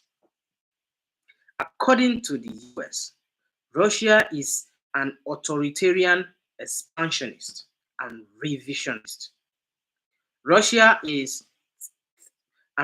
thinks America is hypocritical, imperialist, and destabilizing. These two perceptions helps maintain domestic political cohesion by pointing to an external threat. The US points to Russia as an external threat. Russia points to the US as an external threat. Russia didn't used to have this imagination, but oftentimes the US have built its infrastructure, its military, artillery, and military, everything they have developed military-wise is to defend itself against Russia because they believe Russia is a threat. Now, what is the mutual insecurity in all of this? Both nations have mutual insecurity. So Russia is afraid, America is afraid, internally, psychologically. The US fears a challenge to its global dominance. Russia fears encirclement, color revolution, and loss of regional reinforcement. Russia fears encirclement, color revolution, and loss of regional influence. These anxieties fuel actions that validate the other's suspicion, a classic security dilemma. This is exactly what it is. Now, contemporarily, the implications and the path forwards, it's destructive. Now, talked about Russia have claimed it has no interest in attacking any nation. But then, what happened when it went on Ukraine? The flashpoint of the rivalry. The 2022 invasion of Ukraine is the clearest manifestation of this rivalry in the post-Cold War era. Now, Russia has confirmed the illusion and the imagination that the US have held for a very long time. Russia has confirmed this imagination and illusion of the US that Russia is a villain that would attack any nation and take territory by the time in 2022 when they invaded Ukraine. It became the clearest manifestation of this rivalry in the post-Cold War era. And the West now sees Russia as an aggressor, view it as NATO encroachment on its borders. This is why Russia is in Ukraine fighting today, because they believe that NATO or the US is encroaching on Russian borders through Ukraine, and Russia will not let this stand. That is why there is war in Ukraine. That is Russian position.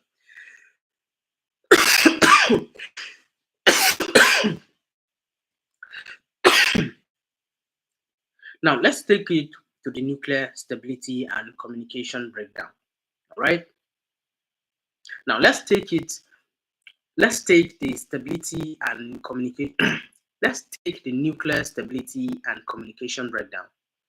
The erosion of armed control treaties, example NFI, the New START uncertainty increase the risk of miscalculation.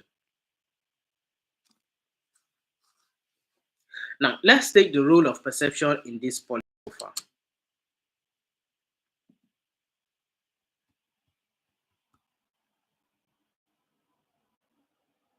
Now let's take this.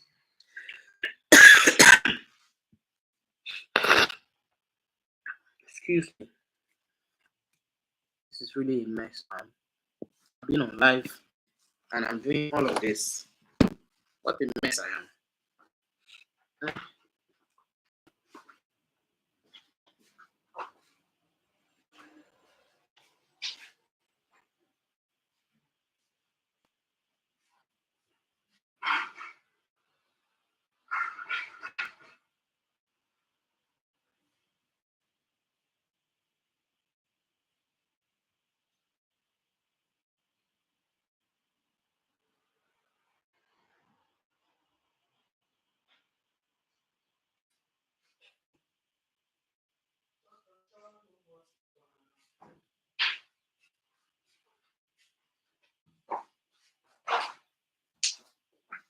Oh, baby, I don't know.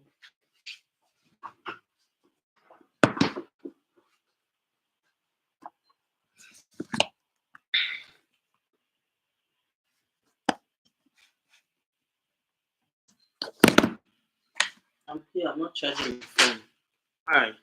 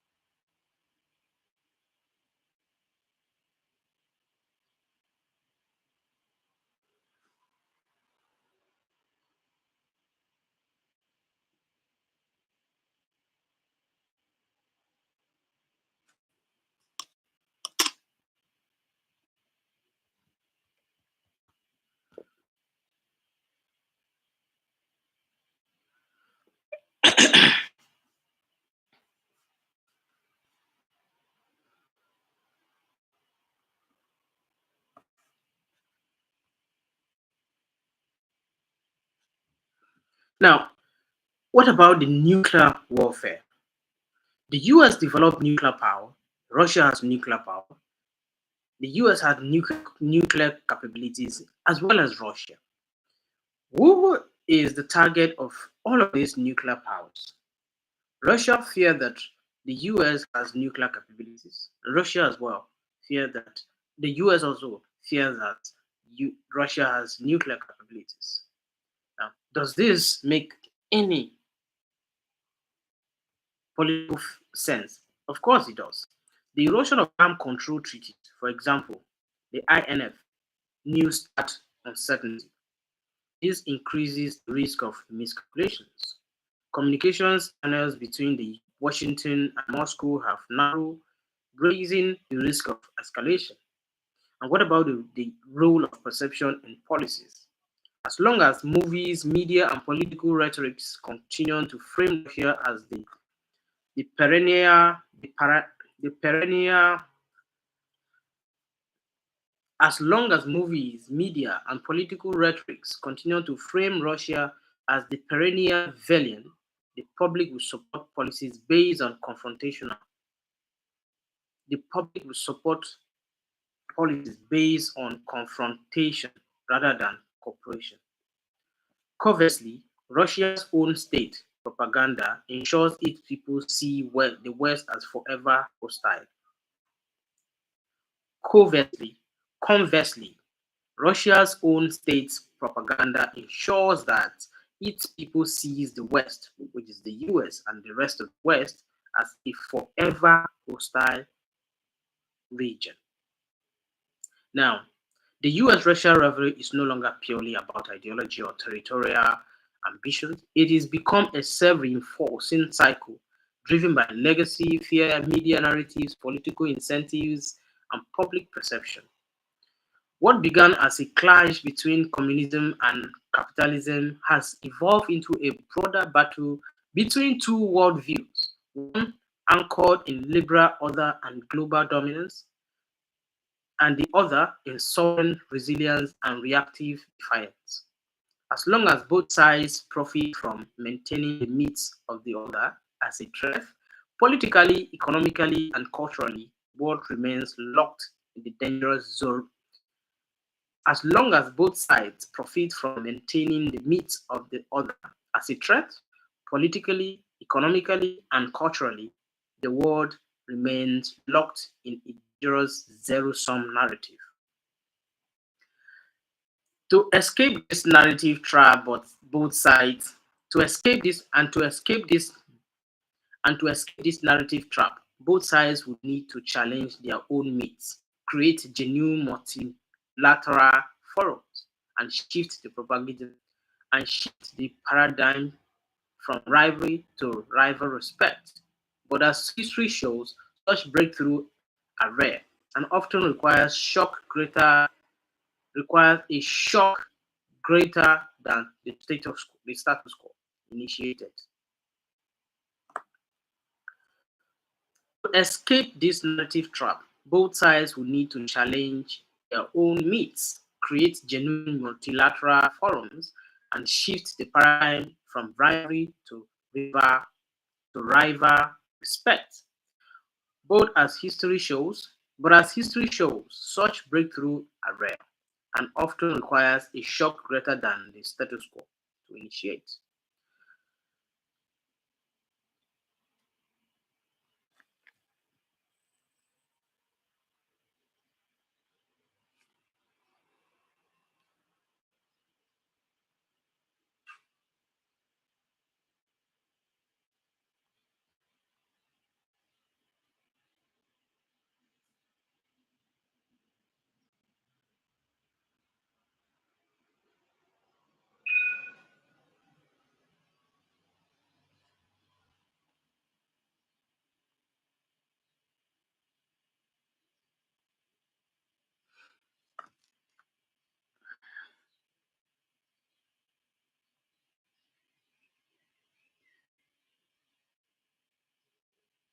From the outside, it's easy to see the tension between Russia and America as just politics.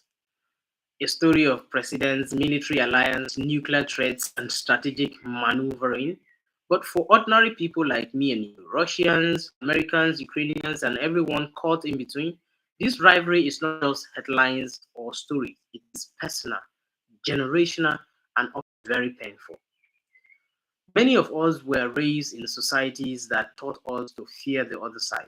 In America, many grew up with movies that painted Russia as villains, cold, calculated spies or warlords, the bad guys. Almost always had Russian accent. In Russia, generations were taught that America wanted to undermine them, destroy their culture, humiliate their nations, or turn their people against their leaders. Now, these two nations have rivalry, and then they are putting down generational hate on each other. These stories, whether told through media, education, or politics, shape our imaginations. We didn't learn to see each other as people, we learned to see each other as threats. As American, I looked at Russians as a threat, and Russians look at American as a threat. In any way you want to define it, that is how the narrative is. Now, Russia wants to be respected. After the fall of the Soviet Union, many Russians felt humiliated, like their country had been broken apart and mocked. That pain still echoes today. America, on the other hand, has long carried the burden of feeling like it must save the world. That is both empowering and dangerous. It convinces people that their country is always the hero, and that anyone who disagrees is either naive or evil. And that is where Russia does not agree with the US. Russia wants to maintain its sovereign power and its sovereign ideas and ideology, including their culture and traditions. Meanwhile, America thinks that is defiance, according to their own moral justification. So often, when the conflict arises, for example, like in Ukraine or Syria, or anywhere at all, both sides fear morally to justify their intervention. That is the most dangerous part of this whole Russia American rivalry. When everyone thinks they are the good guy, compromise feel like betrayal. Everyone thinks they are the good guy, compromise feel like betrayal. But what about the people? When two countries go head to head, it is not the politicians who suffer, it is the people. Russian citizens deal with sanctions, isolations, and fear, even if they didn't choose that part. Their leaders did, but they have to live with it. Ukrainians, for example, live every day in war zones, displaced from their homes, grieving loved ones, fighting for their identity. Americans sees rising defiance and defense budgets, while healthcare, education, and Americans sees Americans see rising defense budgets, while healthcare, education, and basic needs go underfunded, all in name of fighting foreign threats. Yeah, nobody wins in a cold war. Ordinary people pay the price for their government's pride and paranoia. That's what it is. Villains in movies, humans in real life. We watch movies where Russians are bad guys, yes, and we don't blink. We hear Russia media call the West decadent and dangerous, and it sounds like background noise. But when you strip away the politics, Russians and Americans, like anyone else, care about the same things: raising their kids in peace, a stable job, living with dignity, being seen, being heard, and being safe. That is not a Russian dream or American one. That is a human dream. The way forward isn't true power, it is true empathy. The way forward isn't the way forward is not true power. It is true empathy. The rivalry won't end because one side defeats the other. It will only truly fade when people on both sides start to question the stories we have been told. When we ask ourselves, who benefit from being afraid of these people? What if they are just like me? What if they are just like me? Of course, realization has come. There's a large awakening in the population. Americans now know the truth. Russians as well have now realized the truth. But what if the truth is more complicated than the movie scripts, than the narratives in the media, and everything else? However, empathy is not weakness. It is the only way out of cycle. Empathy is not weakness. It is the only way out of a cycle that already cost the world too much. In the end of the day, it is not Russia versus America, it is fear versus understanding, control versus connection, and my story versus yours. And maybe, just maybe, if we stop looking for villains and start looking for each other, the world will start to feel a little less divided. Not because government made it peaceful, but because people did.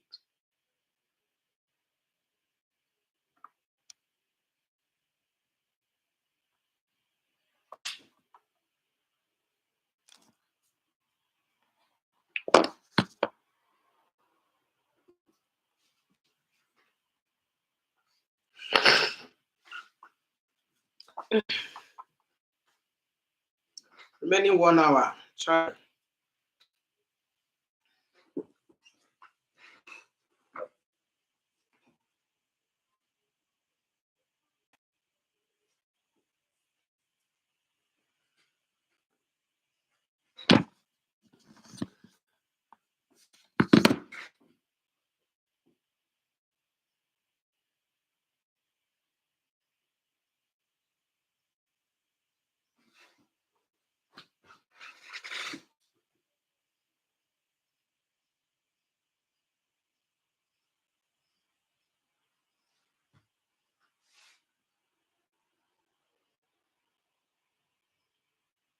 For this video, I want to demystify the perpetual rivalry between Russia and the United States, its history, propaganda, and perception.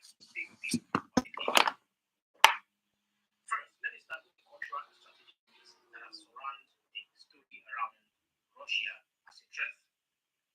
The rivalry between Russia and the United States is one of the most. The rivalry between Russia and the United States is one of the most enduring geopolitical narrative of modern era.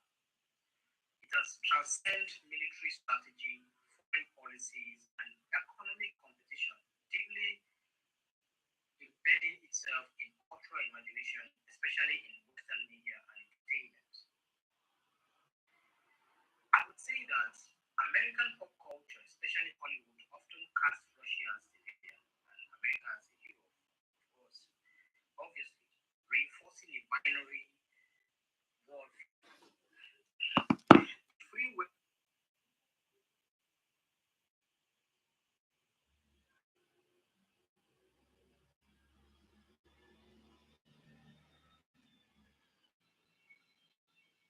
Versus the authoritarian East as what it looks like.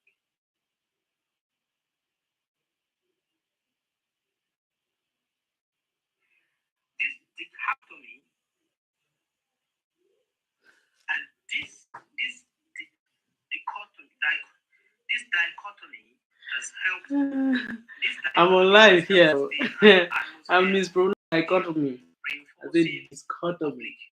Acceptance of expensive military Man, this is not cheap, man. budgets. This dichotomy has helped sustain an atmosphere of mutual suspicion, reinforcing public acceptance of expensive military budgets, proxy conflicts, and ongoing ideological competition. Is this really necessary? But let's go on. These dynamics have become far more complex than simple antagonism.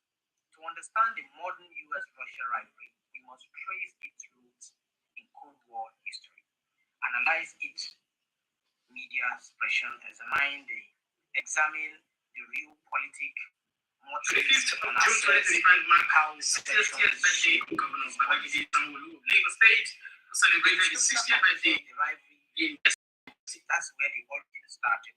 The capitalism versus the communism. That is the foundation. Following World War II, the US and the Soviet Union emerged as superpowers with foundational, incompatible worldviews. The US promoted liberal democracy and free markets, the USSR champion state.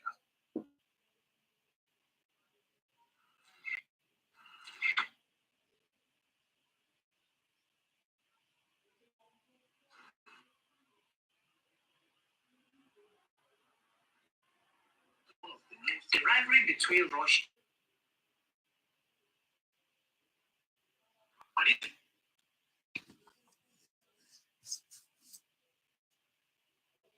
I want to demystify the perpetual rivalry between Russia and the United States, its history, the propaganda, and the perception. So stay with me on this video. First, let me start with the cultural and strategic myths that surround the story around Russia as a threat.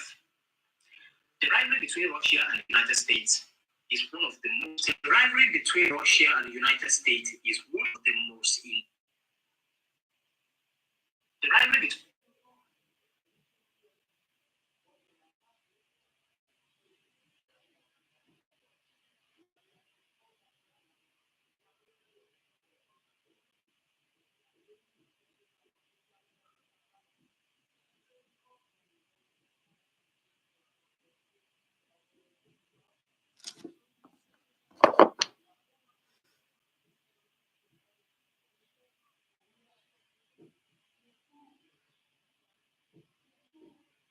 around Russia as a threat. The rivalry between Russia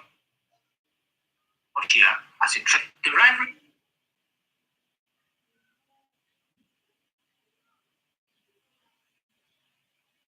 Russia as a threat. The rivalry between Russia and the United States is one of the most enduring geopolitical narrative of modern era. It has military strategy, foreign policies, and economic competition deeply embedding itself in cultural imagination, especially in Western media and entertainment.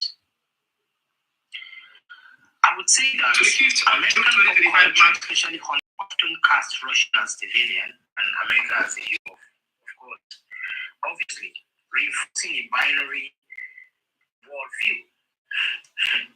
The free West versus the authoritarian East, that's what it looks like. This dichotomy and this is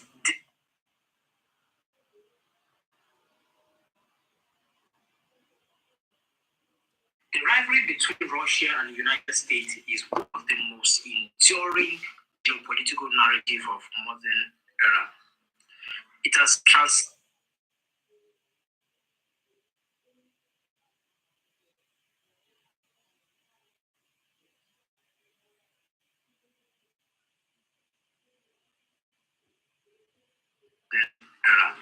transcended military strategy, foreign policies, and economic competition, deeply embedded.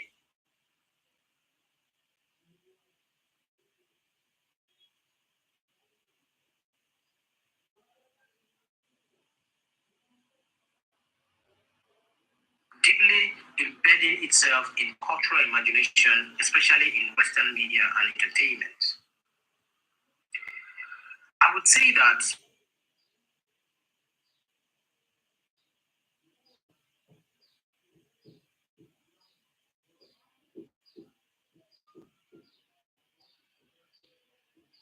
especially in Western media and entertainment. I would say that American pop culture, especially Hollywood, often cast Russia as the villain and America as a hero, of course. And America as a hero, of course, obviously, reinforcing a binary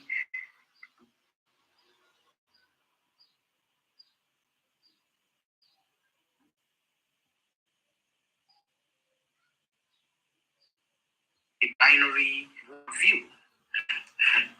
The free West versus the authoritarian East, that's what it looks like.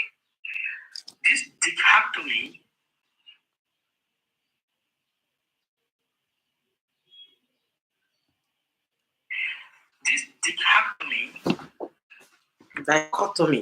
and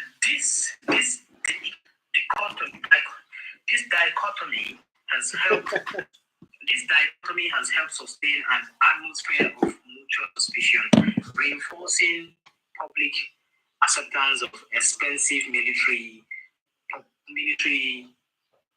budgets. This dichotomy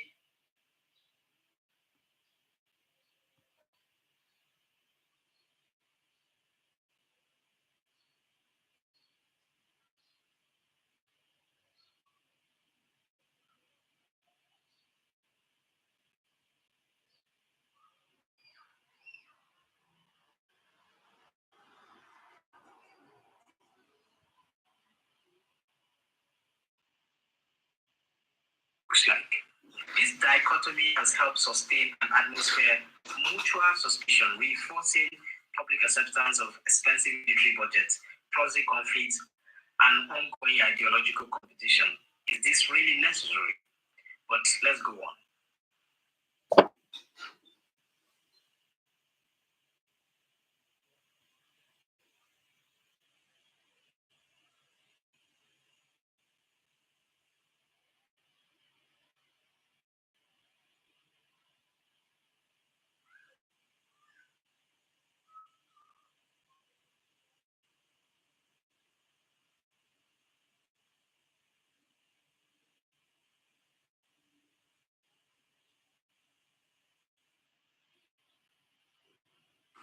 But let's go on. These dynamics have become far more complex than simple antagonism. To understand modern US-Russia rivalry, we must trace its roots in Cold War history, analyze its media, trace its roots in Cold War history, analyze its media expression.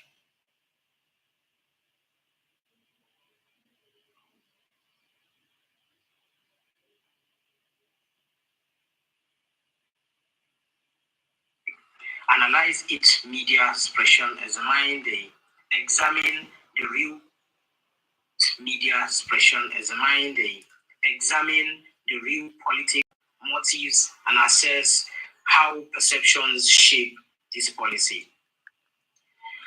The historical foundation of the rivalry is ideological. That's where the origin started. Analyze its media expression, examine the exact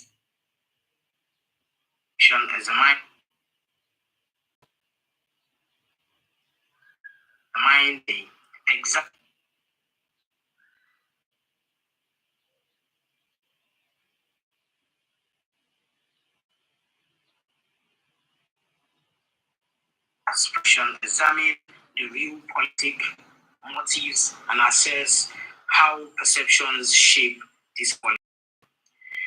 The historical foundation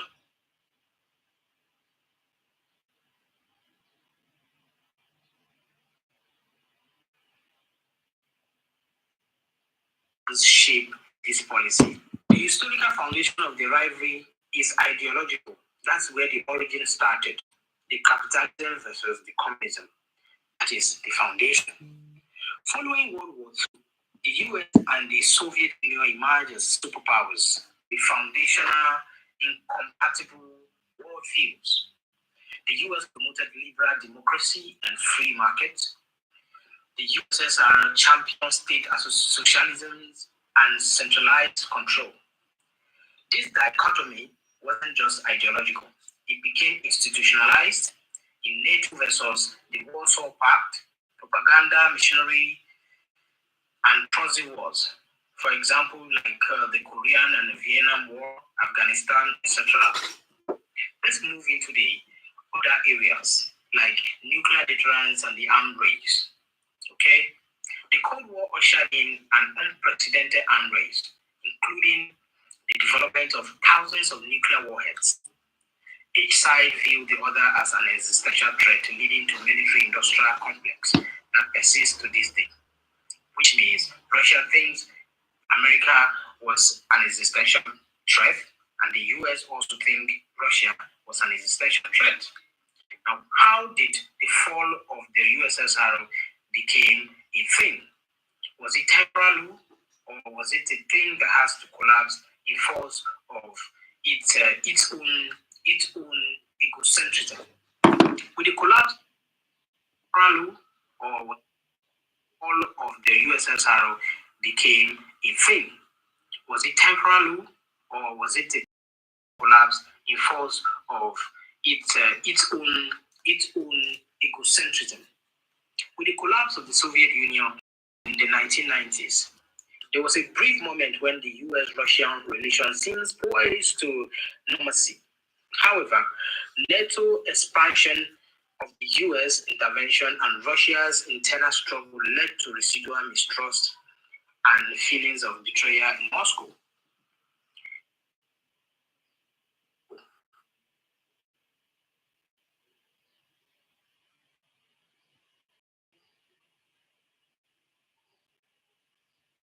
Now, the cultural weaponry, the media movies, the myths of the enemy, all of these also became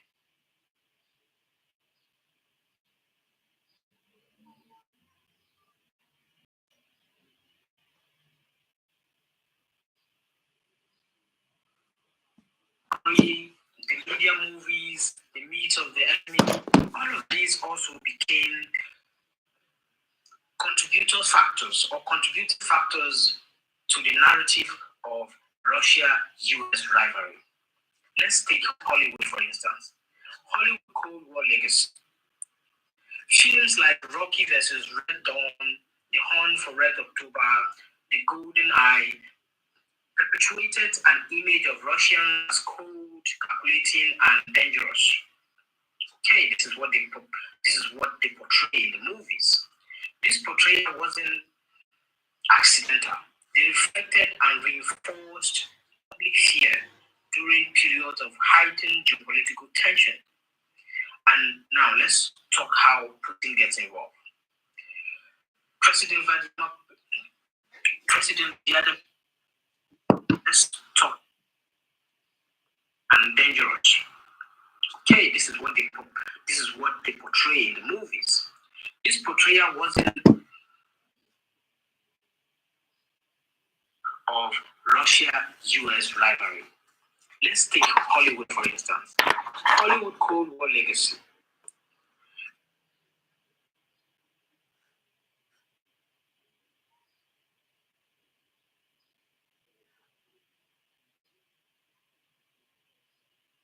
Films like Rocky vs. Red Dawn, The Hunt for Red October, The Golden Eye perpetuated an image of Russians as cold, calculating, and dangerous.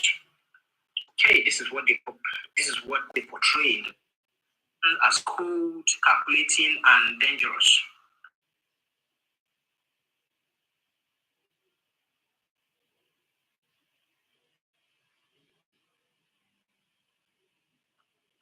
Okay, this is what they portray in the movies. This portrayal wasn't accidental. This is what they portray. This is what they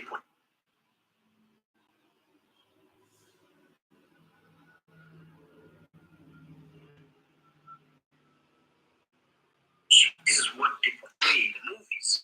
This portrayal wasn't accidental. They reflected and reinforced public fear during periods of heightened geopolitical tension. And now let's talk how Putin gets involved. President Vladimir Putin as the victim of Putin gets involved.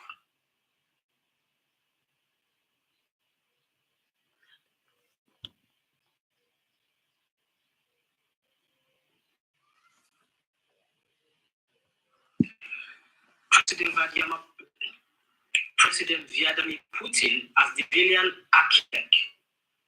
Since Vladimir Putin's rise to power in 2000, his image in the Western media has been kept.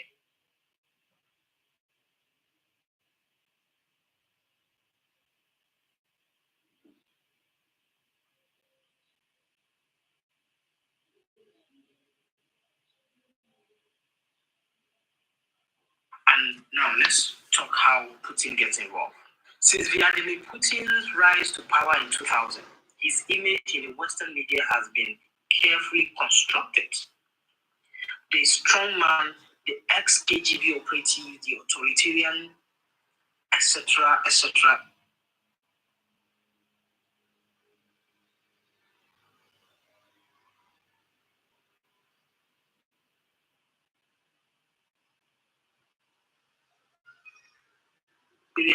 Etc., etc., etc. The Western media has continued to portray Mr.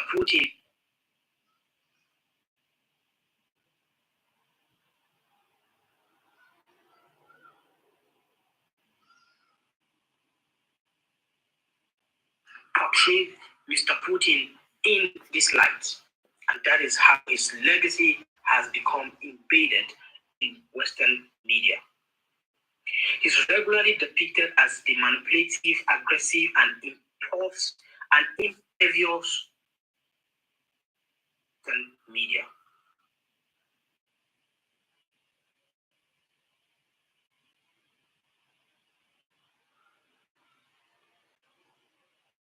Media.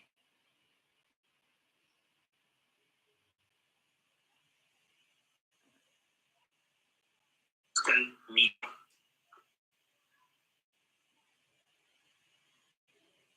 He's regularly depicted as manipulative, aggressive, and impervious to diplomacy. He's regularly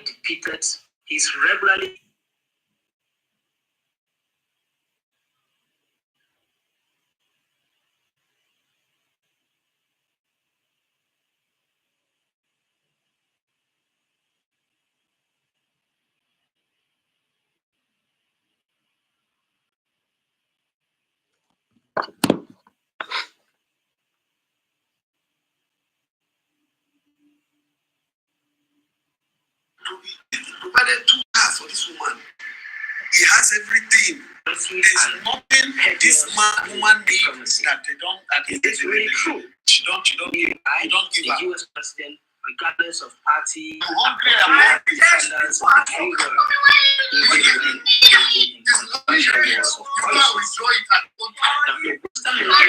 Dominance has a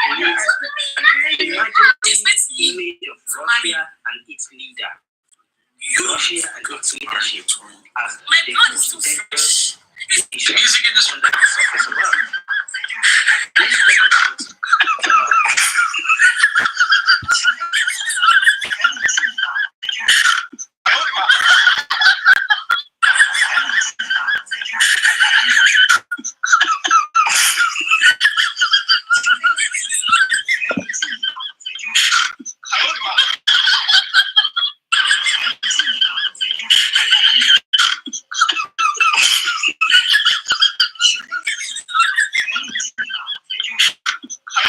You remember that show Smallville? Well, this Smallville actress got involved in a cult, and she apparently tried to pull Emma Watson into it as well. Now, the woman's name is Allison. She's 18 during this time. She's an actress, and she's been on the Hollywood grind for over a decade. She was in Camp Nowhere. She was in Honey, We Shrunk Ourselves. She was in Seventh Heaven.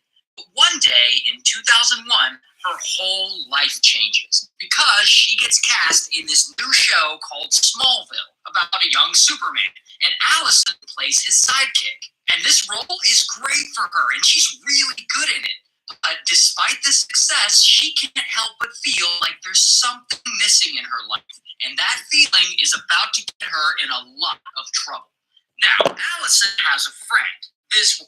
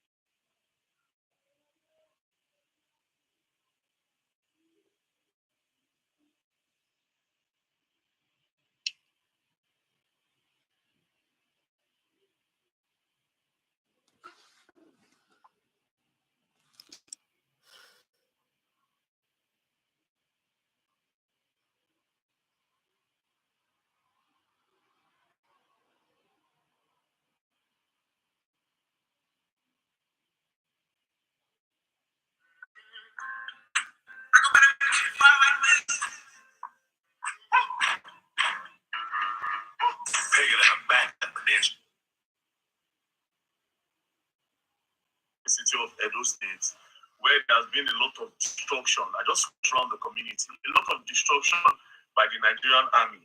Now, this is the first time I am seeing where the army is marking properties and demolishing it by themselves. After going around, I'll also take you around.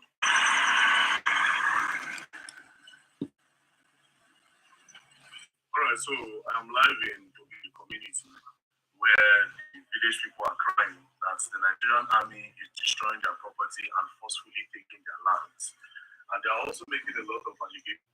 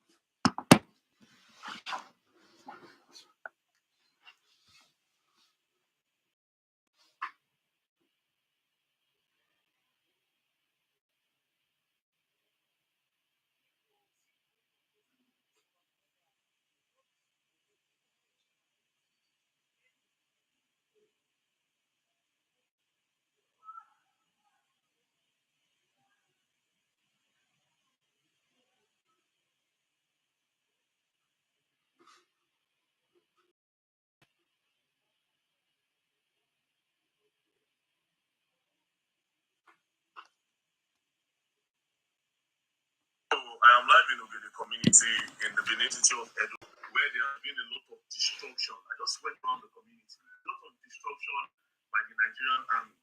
Now, this is the first time I am seeing where the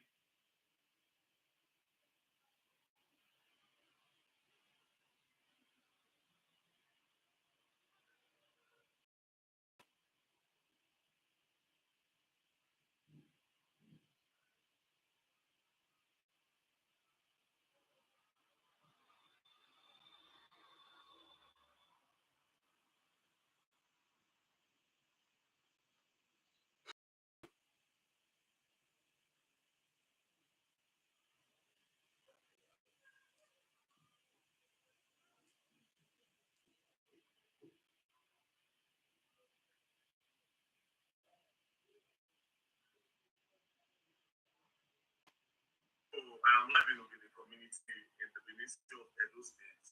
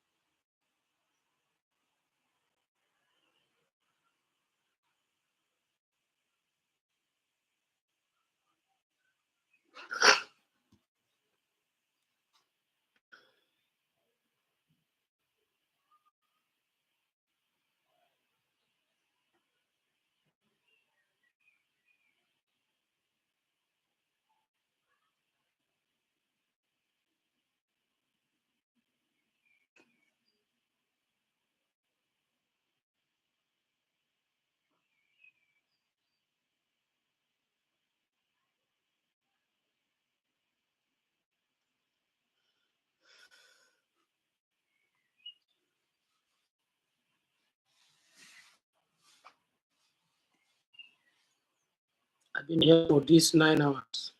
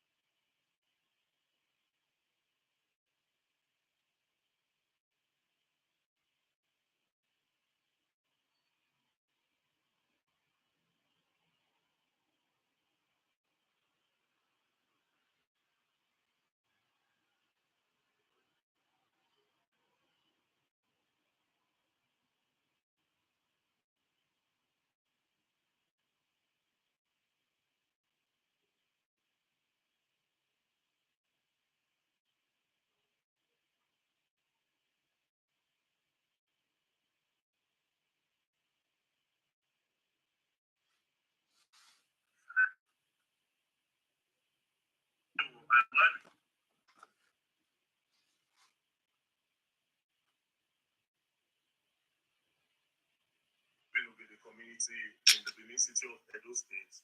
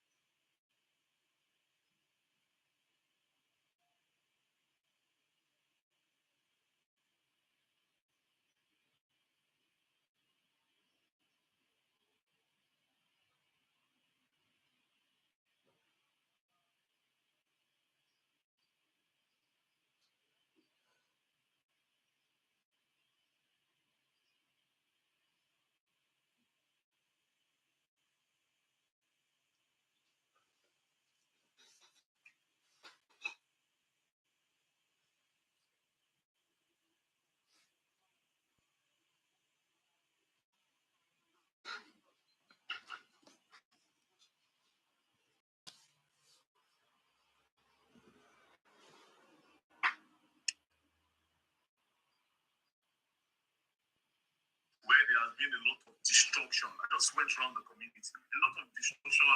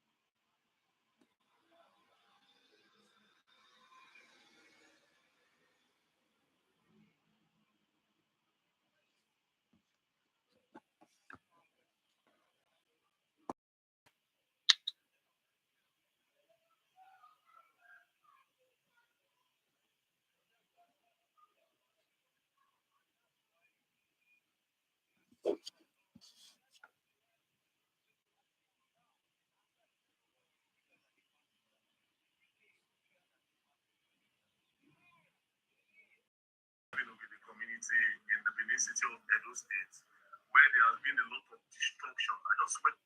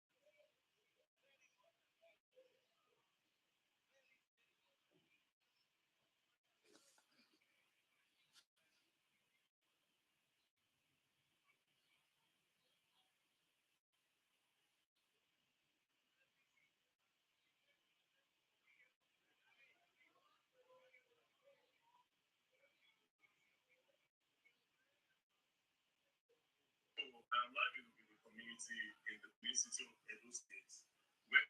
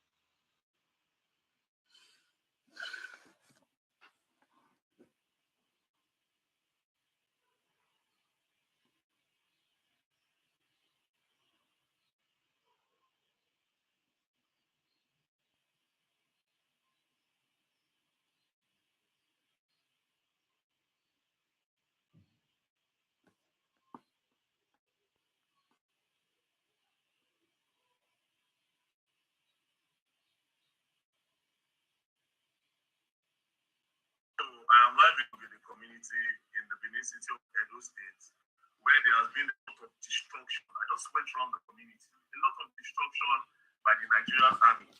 Now, this is the first time I am seeing where the army is marking properties and demolishing it by themselves. After going around, I also take around.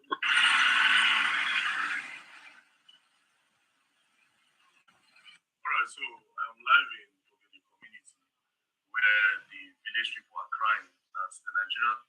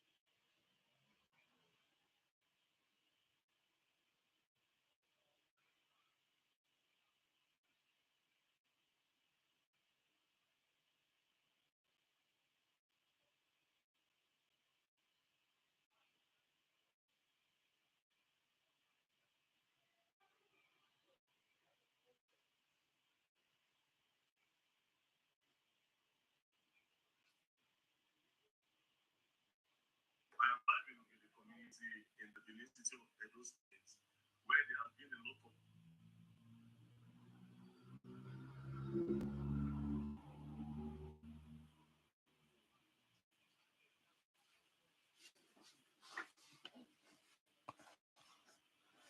Hey.